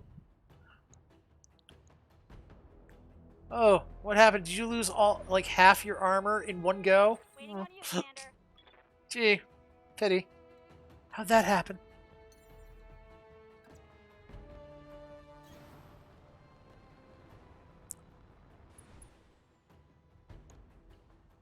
Yeah, absolutely not. Not allowed. Gotcha. No sniper turrets. They got a sensor lock on me. I almost don't even care about the LRM turrets. Can't shoot worth a damn. Nice try.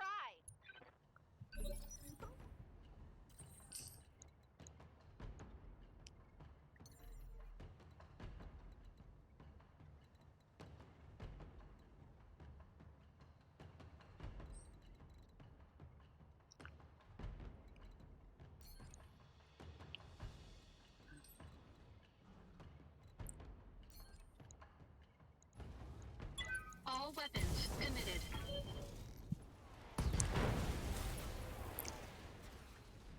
That skipped a frame on my Enemy machine mech too, destroyed. but he exploded hard. No, I'm not gonna flex that way. I'm gonna melee attack this guy. Are you serious? What are you doing over there? Stop it. Yes, Commander.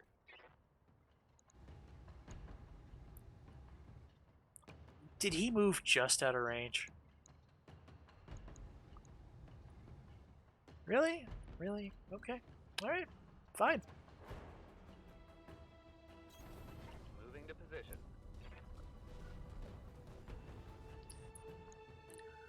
You want to be dumb.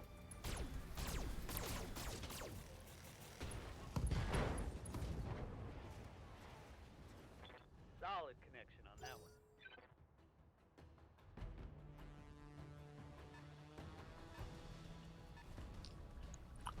one. Oh, Kintaro.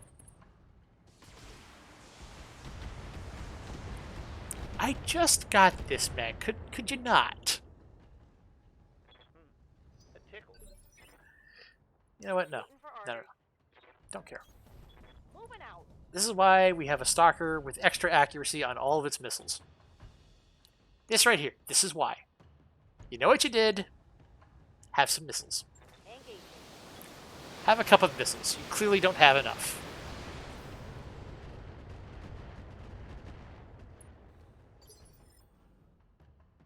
Good to go.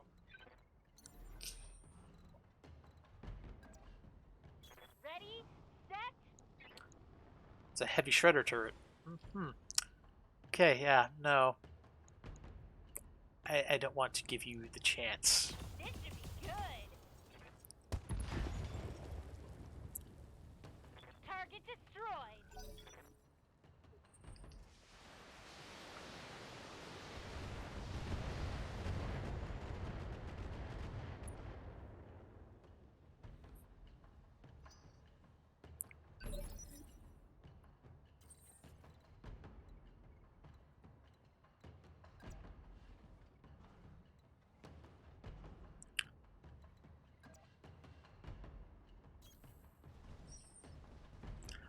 And there's some poor little like 55-ton thing over here that I'm basically able to ignore. All weapons committed. Right arm, right torso destroyed. Yeah, I was gonna say, I can't imagine that was Critical good. damage detected.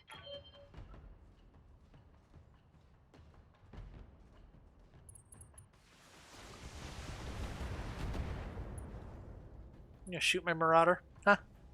Damage minimal. Ready for orders. Crab attack. On my way. Rock 'em, sock 'em.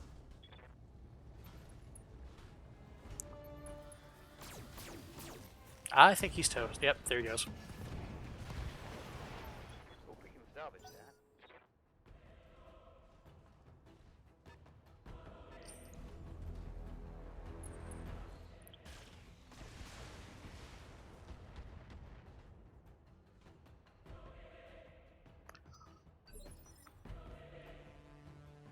Ready for orders.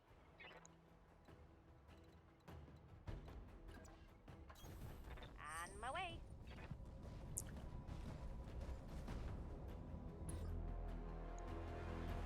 He can have a cup of missiles too. Firing. Or if you prefer, the entire can of whoop ass.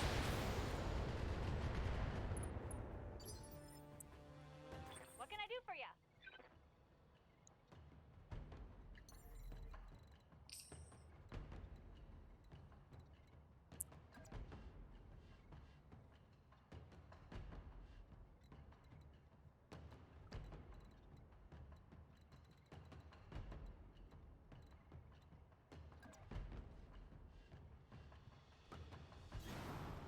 I mean, they've ignored glitch so far, so I guess I'll just take out that last turret there. It's a heavy LRM turret, yeah. Bye. Commencing Alpha Strike. No turrets, not allowed. Smoked 'em. Heads up, Commander. You've got hostile contacts inbound. Oh! You need to secure the area, Commander. I'm still seeing hostile contacts on screen. Oh no! They sent reinforcements after me. Whatever will I do? Yes, Commander.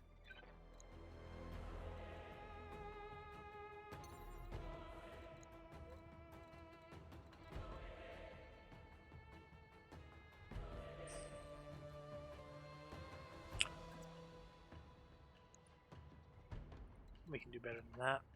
It's a Kintaro, I don't care to salvage it. Location confirmed. And it put missiles in my crab. My brand new shiny crab. That's very upsetting to me. Here it comes.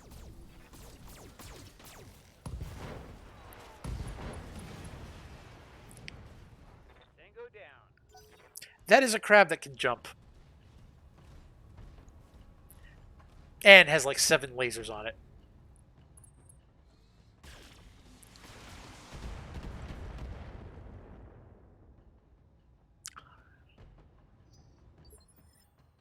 Well, you know, I guess he gets points for bravery? Shooting the stalker like that is, ballsy, I guess.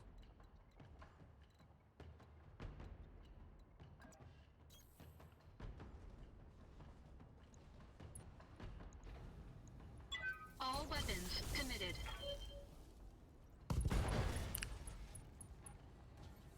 Yeah, pretty consistently, whatever, you know, side of the mech I shoot, it's just ripped off with this Marauder.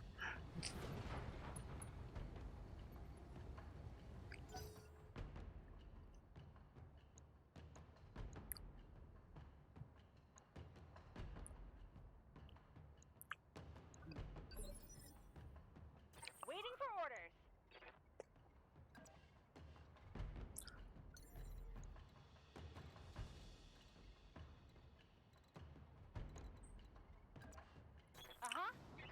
Okay, Glitch, jump over here, shoot this fool.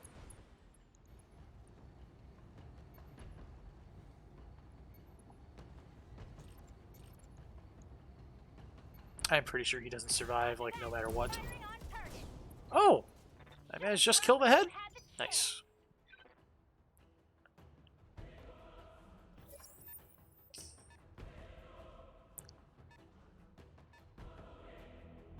I saw you for a split second there. Come on now. Step on up. Don't be shy. We got missiles for everybody. Missiles and lasers and BPC blasts galore.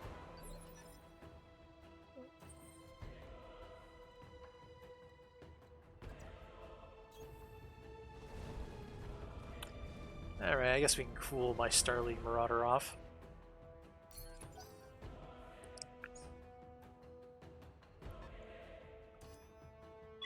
Warning. Enemy sensor lock detected.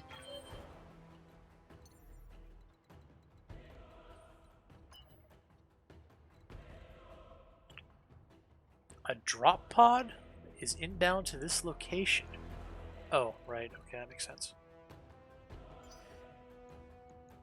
Commander? Want to move you up? Yeah, I'll wait 1 round.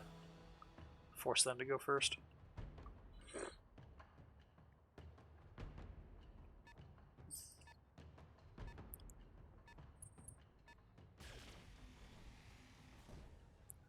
Get back here, you coward. Damage minimal. Good to go. Alright, Glitch, do some spotting. Got it. Wolverine, Quick Draw, and a Kintaro.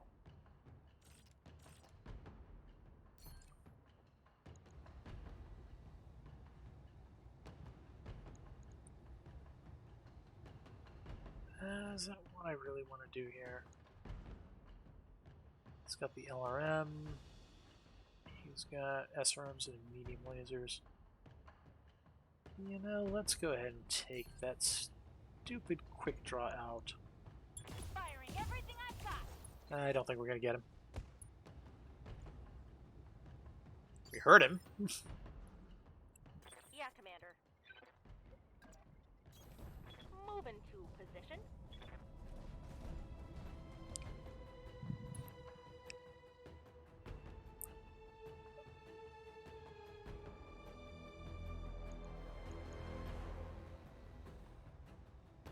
Yeah, it just didn't manage to quite seal the deal on that one. That's okay.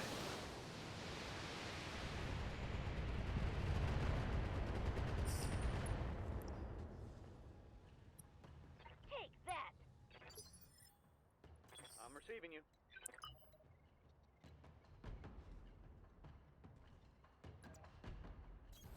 Got it, Commander.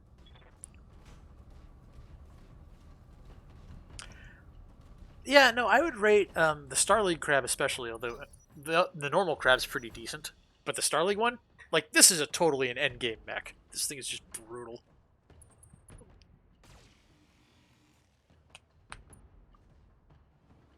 .200 power on an Alpha Strike is... Like, I consider anything above 150 to be, decent. 200 is just like, what? The Marauder's got its 300, which is like, that's a thing. You cool there, man?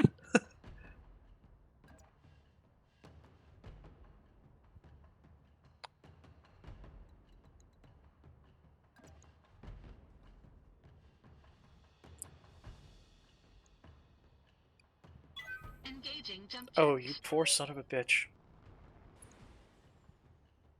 You're so dead. Engaging target. Enemy mech. Critical damage detected. Wow, he survived that. I'm actually really surprised at that. I thought, sure, bits and pieces were going to go flying off that mech. 65? Oh, what are you? You catapult? Orders? You can't be a catapult because you didn't do anything stupid like I thought you were going to.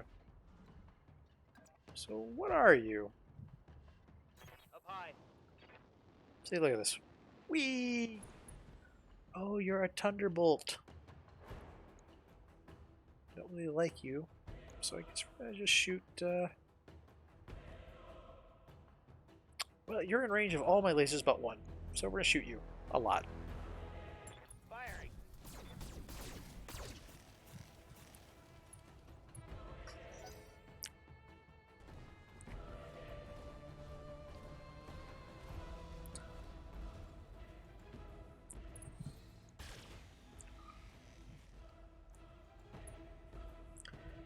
You're gonna feed yourself to my stalker because you want to take a pot shot at me. I hear ya. Okay.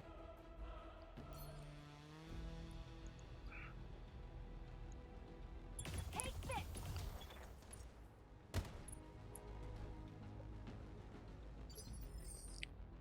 Orders?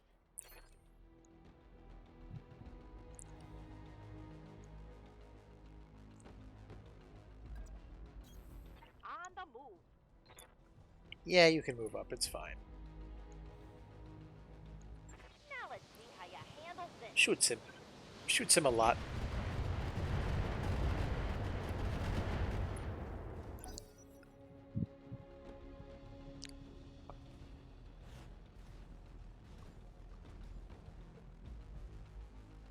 I'm surprised this quick draw is alive.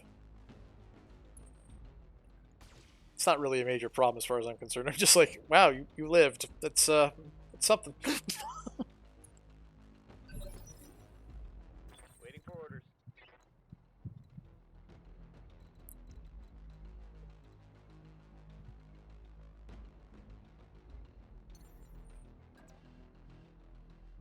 Roger that. Hey there, buddy. How's it going? Not great. Compliment on enemy.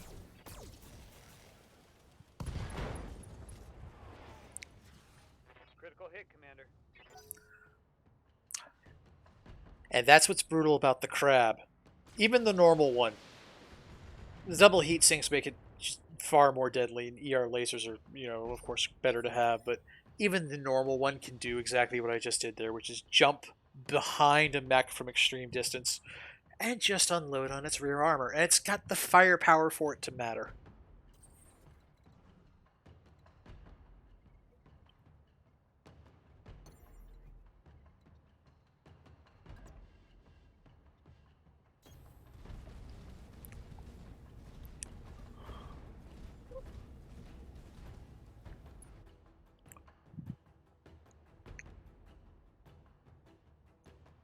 God, you're like just hanging in there, huh?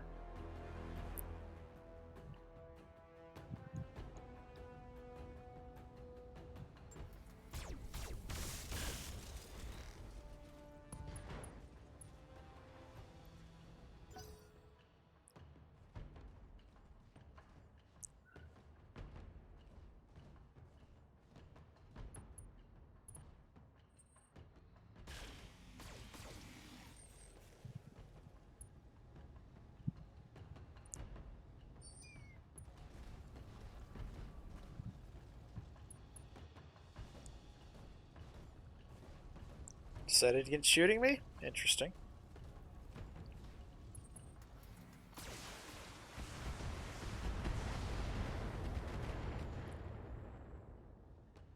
Yeah, I thought sure they'd all try to shoot me. Warning. Armor low. Waiting on you, Commander.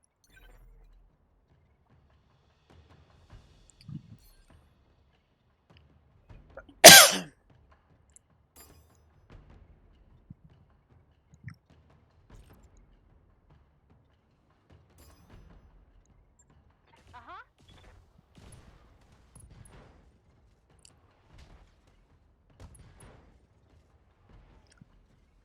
There's more where that came from. Wow, you're still alive. It's really annoying.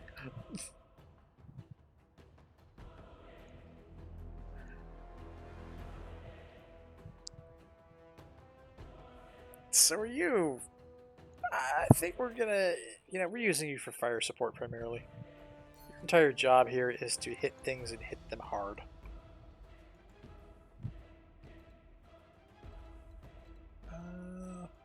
Can I jump you and get you a little better line of sight? Oh, yes, yes I can. We don't have to fire indirectly, which means we can use our full bonuses. Oh, yes.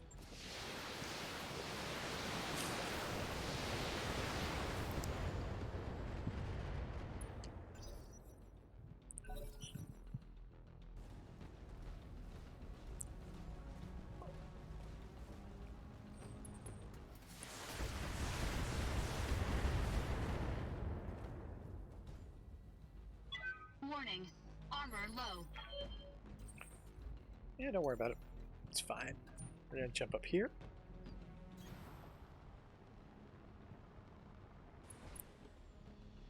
And laugh a lot.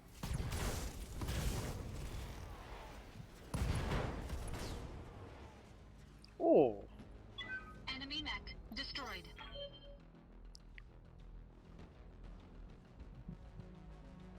That's correct. I was like, ah, crap, ah, crap, ah, crap.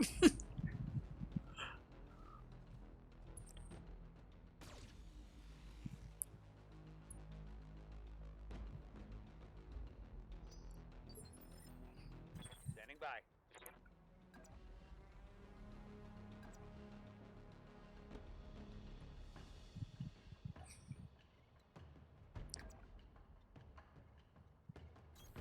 Move order received.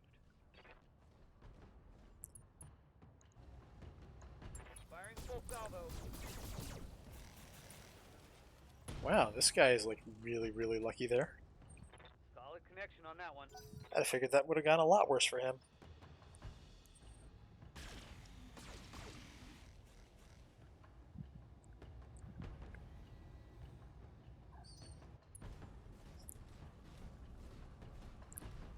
He's like, I'm gonna run now.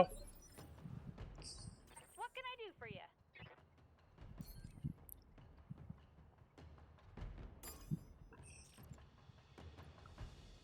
Okay, and we'll do that, and that should kill you both. Problem. I've got enough guns for everyone. Yeah, one down. There we go. Bang, you're dead. So they're just going to ignore the... Yeah. I mean, they did pound on it earlier, and they didn't do a whole lot to it. But you can see what a mistake that is, can't you? I understand that it's technically the weakest mech here. Holding. I'm ready.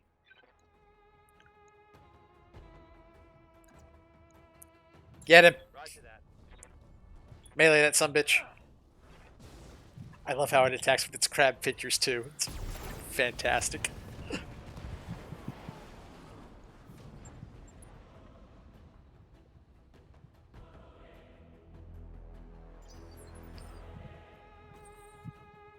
I hear ya. Time to fly.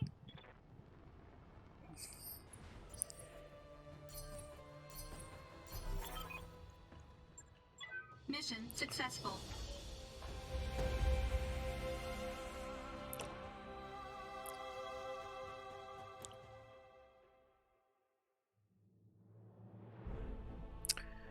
Now the cool thing is I'm not trying to actually, like, you know, beat the game anymore so much.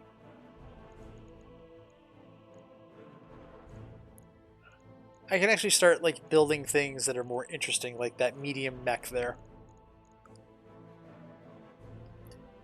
And showcasing, you know, silly, crazy builds. Like, oh, you can do that. That's not right. Let's see. Out of this whole mess, I think I will take 2 pieces of quick draw. So that quick draw, I thought for sure I was going to core it completely, just annihilate it. Apparently, we managed to actually take him alive. That's amusing to me. Take the crab, and what do we got? Get a bunch of lasers. Oh, got the spiffy one. Okay, all right, cool.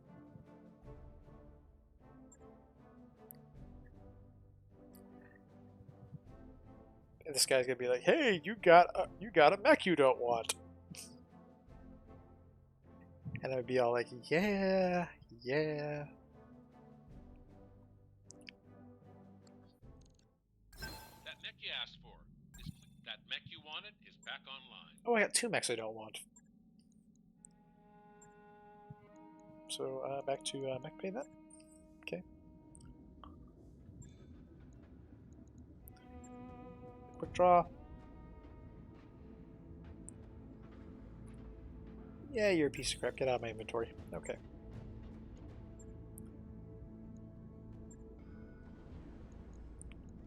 So as soon as this third mech bay here is online, I'm gonna generate like a medium and heavy lance,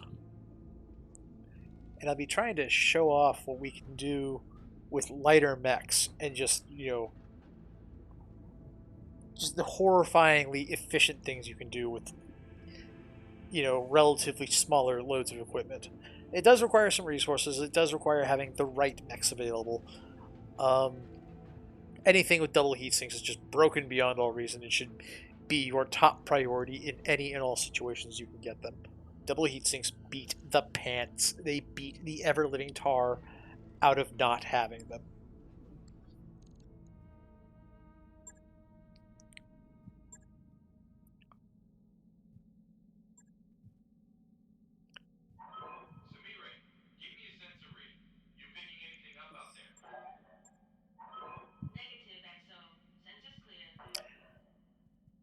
You know what might be interesting? It might be interesting to do a Cyclops, a Marauder, a Crab, and a Phoenix Hawk. That would be a pretty effective lance. Oh. Oh. I don't know, maybe.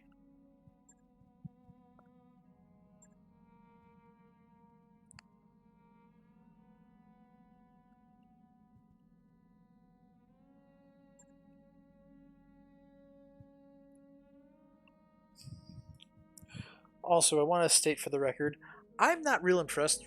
Like, the AC-20, it does massive damage to a single location. It's a terrifying weapon and all that. I'm not real impressed with the AC-20, but the LB-20X is a very decent weapon. These are actually worth mounting. So, you know.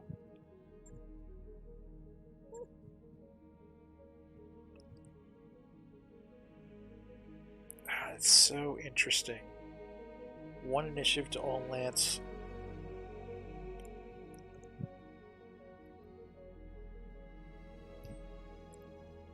Are the Phoenix Hawk for sale here? Nah, they just have this. They got another Stalker 3F. Actually, they have 2 of them. It is tempting to get this Griffin just because it's 4 more double heat sinks than I have, and I could, you know, do something with that, I'm sure.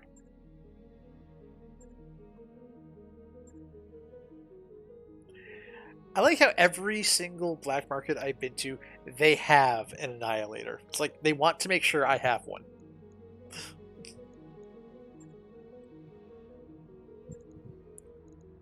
Commander? Okay, Ariel's maxed. Ah, yes, Archangels. You.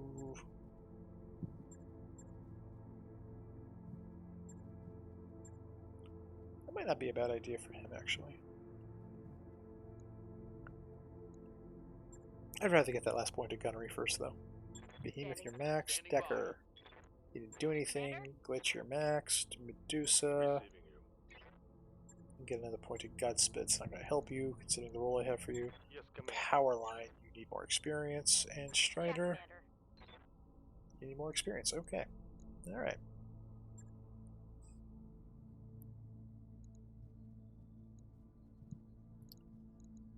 Hey, Davian, you want to like us?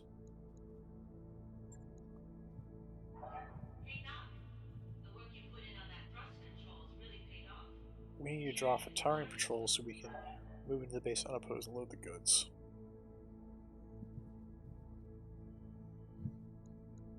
Leave no trace on inside Tarian law enforcement. Some alarming news. Some of the authorities got their filthy hands on one of our accountants. Okay.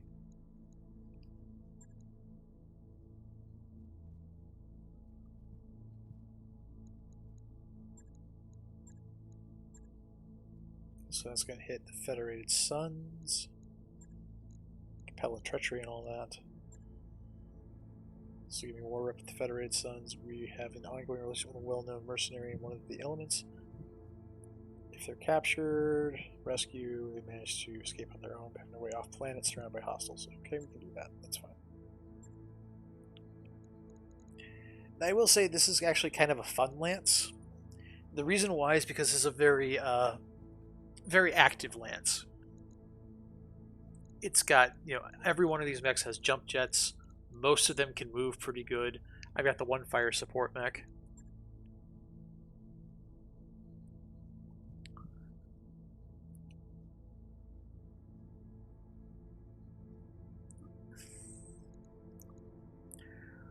God, that's obscene.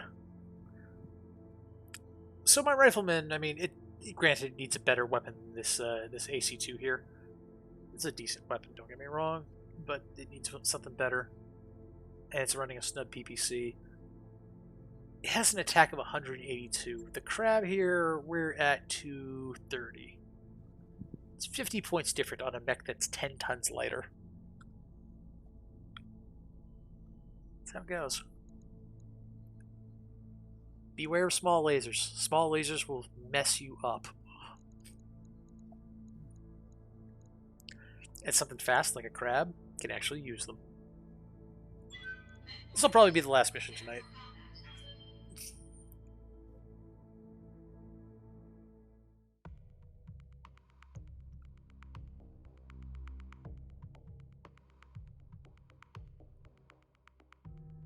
As it is, we're already over time, but we're having some fun here, and we watched a whole bunch of credits, so I think I owed you guys like 2 more missions. Get that hot mech on mech action going. Oh yeah.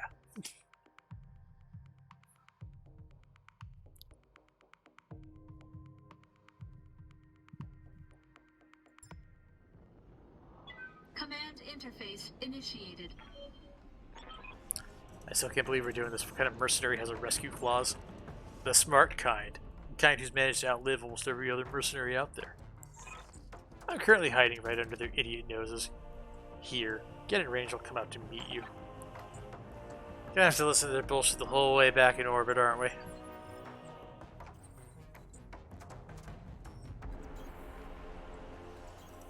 Onward. Got it. Moving to position.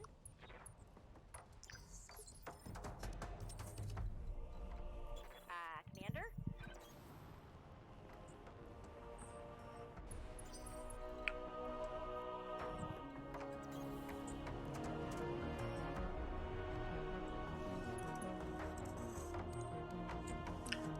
This thing over here is mighty sus to me. I did blap him in the face. This was probably a different pro. It's voiced by the same tool bag. I'm going. Time to earn our money. Contact. I knew that was sus over there. 40-ton mech? That's an assassin. You don't want this fight, man.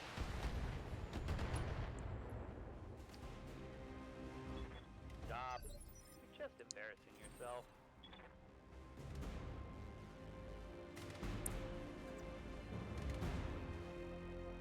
I'm right, he does not want this fight.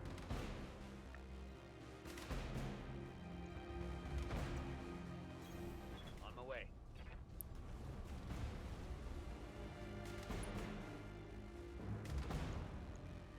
Taking the shot.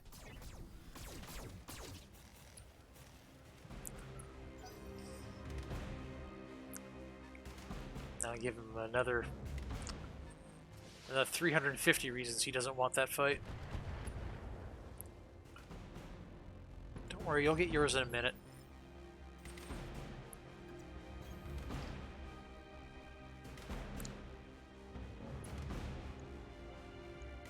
All weapons committed. Good night. Good night. Enemy mech destroyed.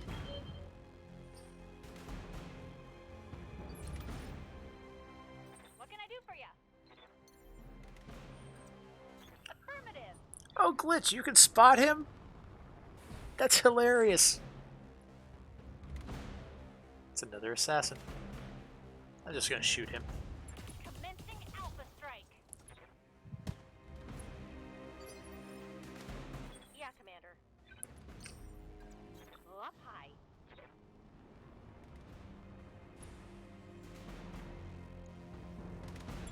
Here it comes.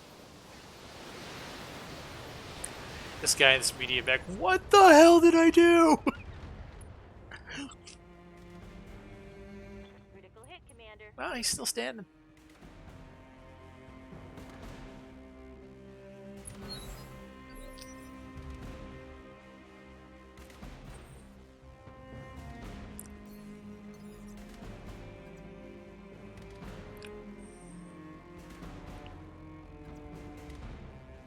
Oh, you are just in range. Monsieur. Engaging jump jets. Monsieur, you have made mistakes. Poor life decisions. All weapons committed. That should be it. Yep, that's it. Enemy mech destroyed.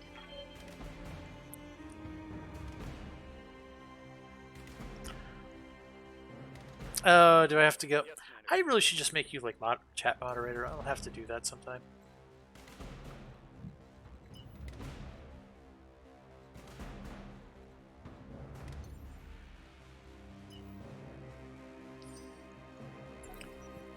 Holding for tactical advantage. They have an assault mech? They have an assault mech.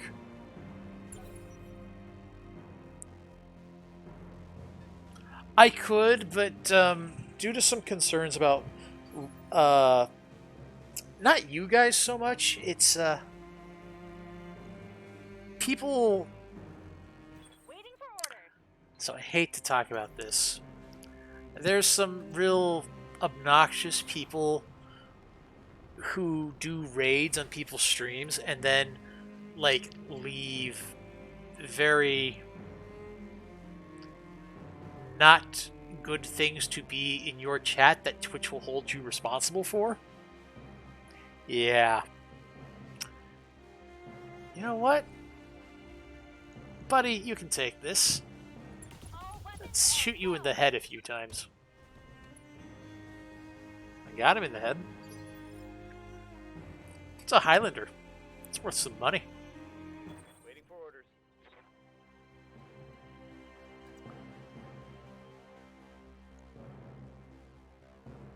Ooh.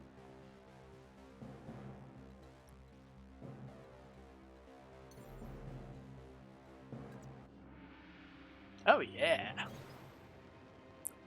Oh yeah. Get him. Locking target. I didn't manage to hit him in the head. Ready for orders. Hauling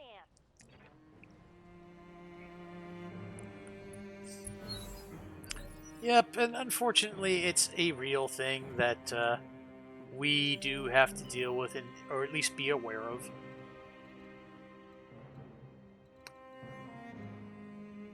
I await your command.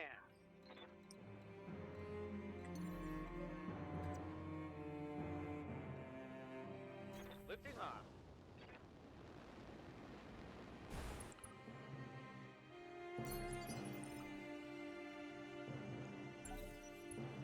Well, it's sort of the issue with, like, right now there is the platforms that are available. And there's a new up-and-coming platform that a lot of people are talking about at the moment. But, yeah, that. I hear ya.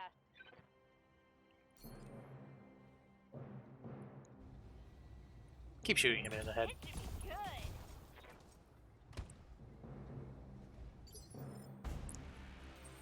Damn it. Damn it, you're supposed to be better. You're supposed to be good at that. Alright.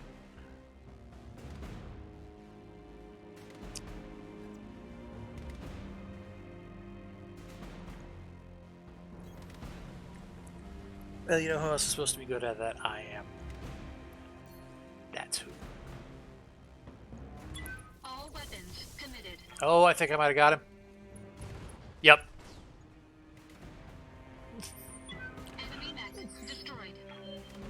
What's up, boss? Affirmative.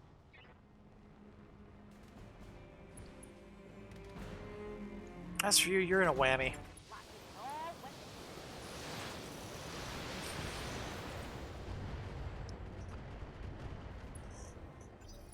You're about to have a lot of regrets.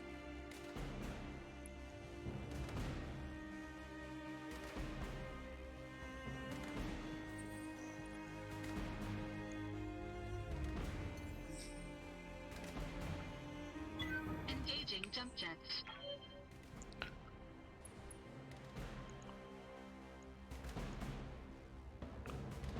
Engaging target. Oh, something got through his armor. Standing by.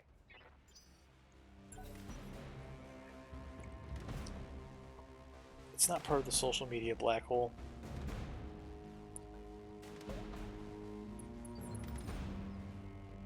I'm your spaniel.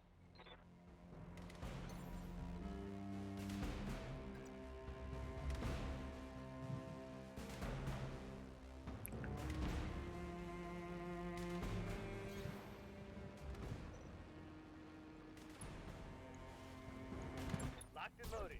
Here it comes.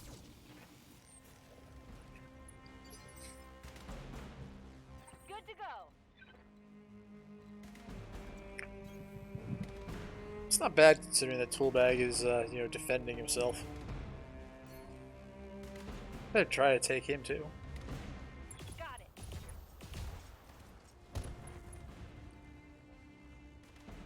Want some more, huh? Standing by. On the move.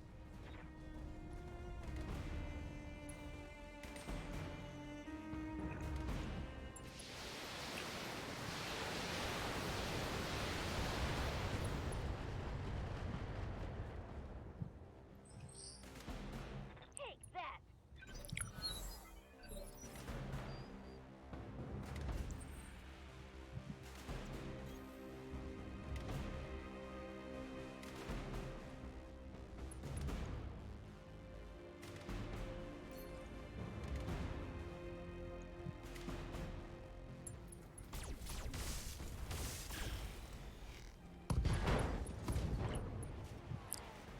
Right arm, left torso, left arm, knockdown, pilot injured.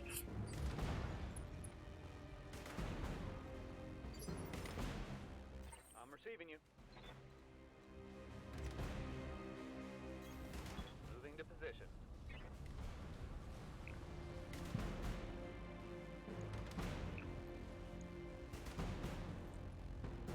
Okay, I think I would just fire the pulse lasers.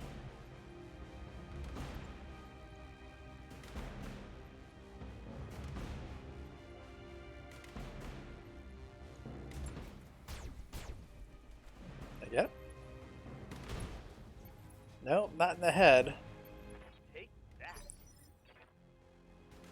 Waiting on you, Commander.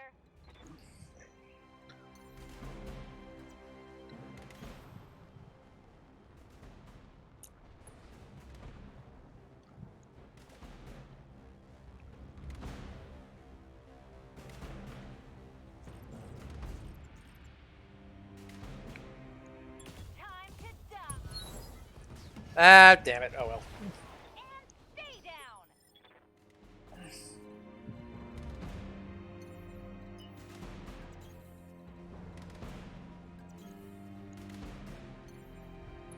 Taking the high road.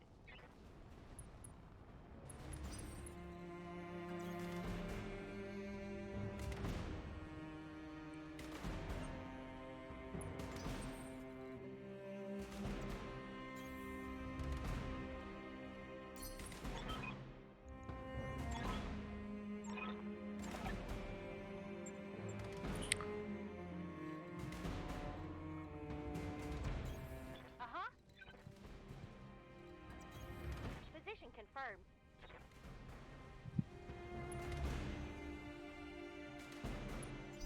The asset has been secured and is ready for retrieval. He's all complaining about how long that took. That was what, like 5 turns?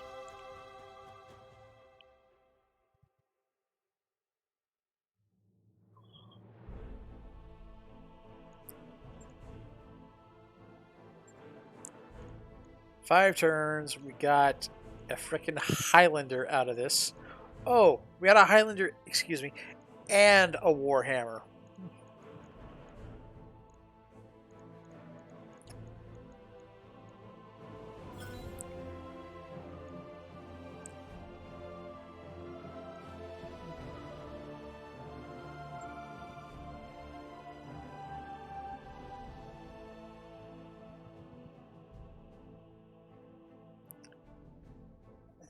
That's a highly efficient team I've constructed. Between the, That mech yeah. on it is back online. It's an extremely efficient team.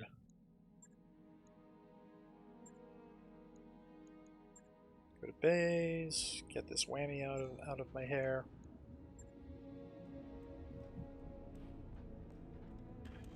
I'd like to think that the whammy could be a decent mech, and maybe it could be with double heat sinks.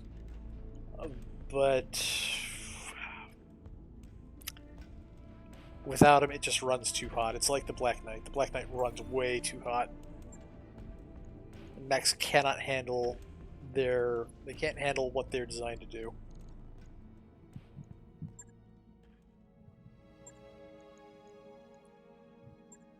Okay, so we're gonna sell.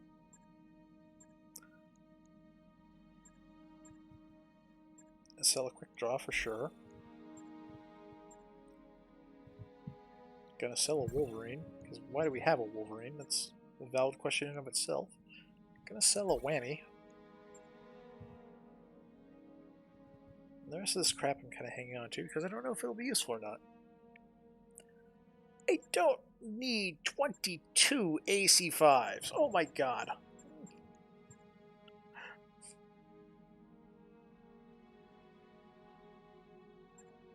And we're certainly never going to need that many AC10s.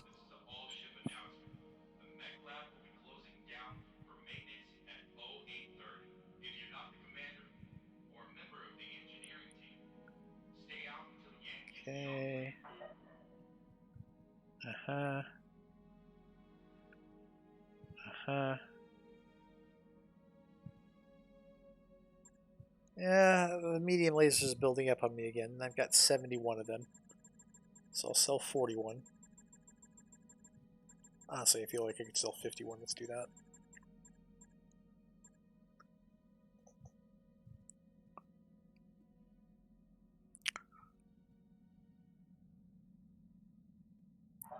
Samira, can I get a 5-1 check on our current position?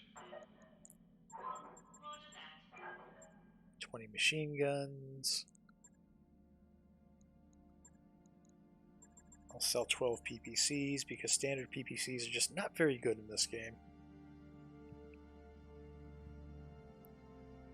I've been stockpiling small lasers a little bit hard there, I gotta admit. Now I'm starting to collect them. It's actually pretty cool that way, so we'll leave them alone. I do have that UAC-5. Mech Bay. Rifleman. Yeah. Maybe?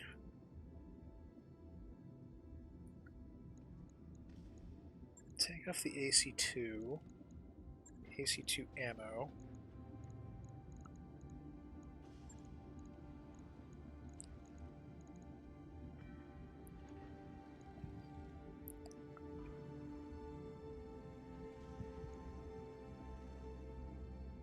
If I go with the UAC-5,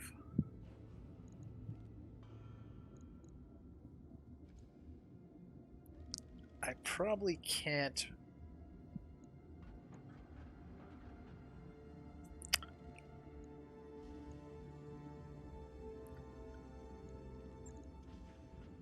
I can pull the snub PPC off.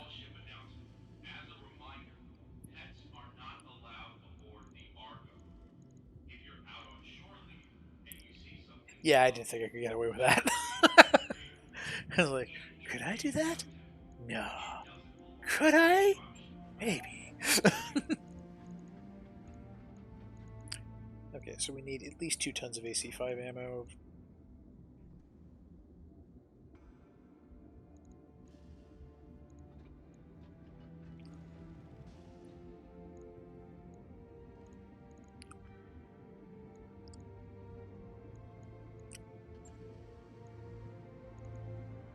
And I would say...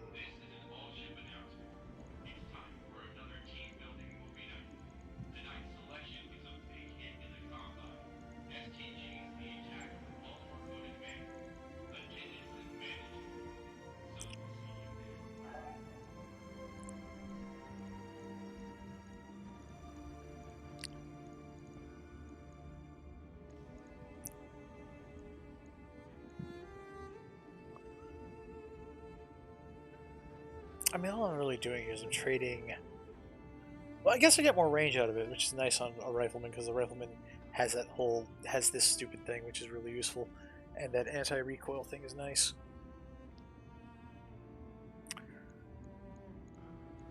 The LB2X...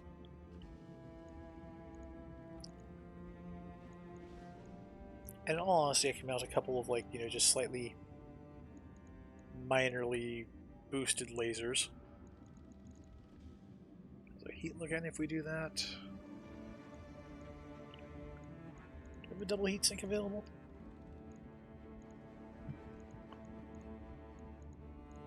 I do not. Sadness.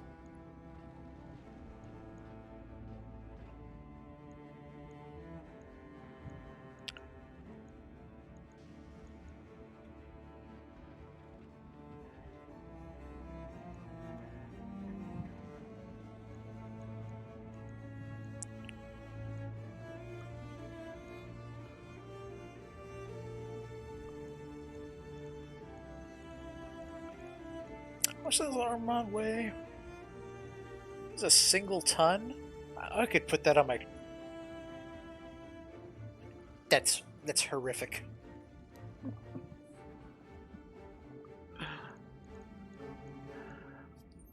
Plus 1 hit defense.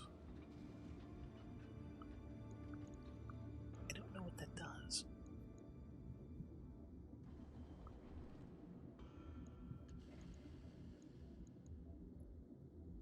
Put a couple of heat sinks on there.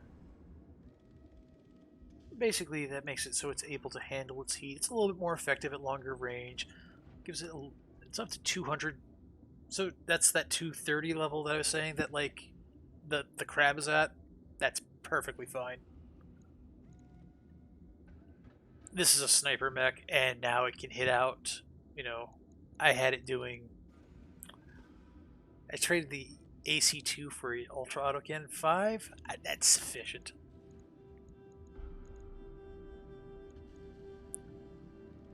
And if something gets close enough to get into medium laser range, so be it.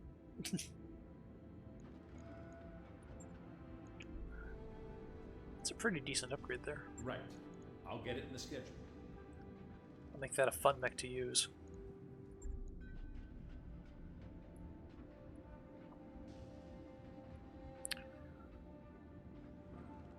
Alright, well, I'm going to go ahead and call stream a wrap here. Thank you all for coming tonight. It was so good to see you.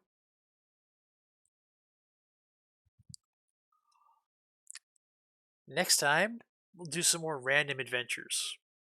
Actually, next stream is going to be Minecraft, come to think of it, on Wednesday.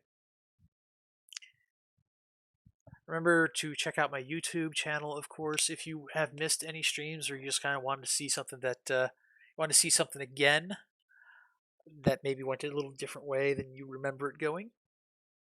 And everyone have a good night. Take care.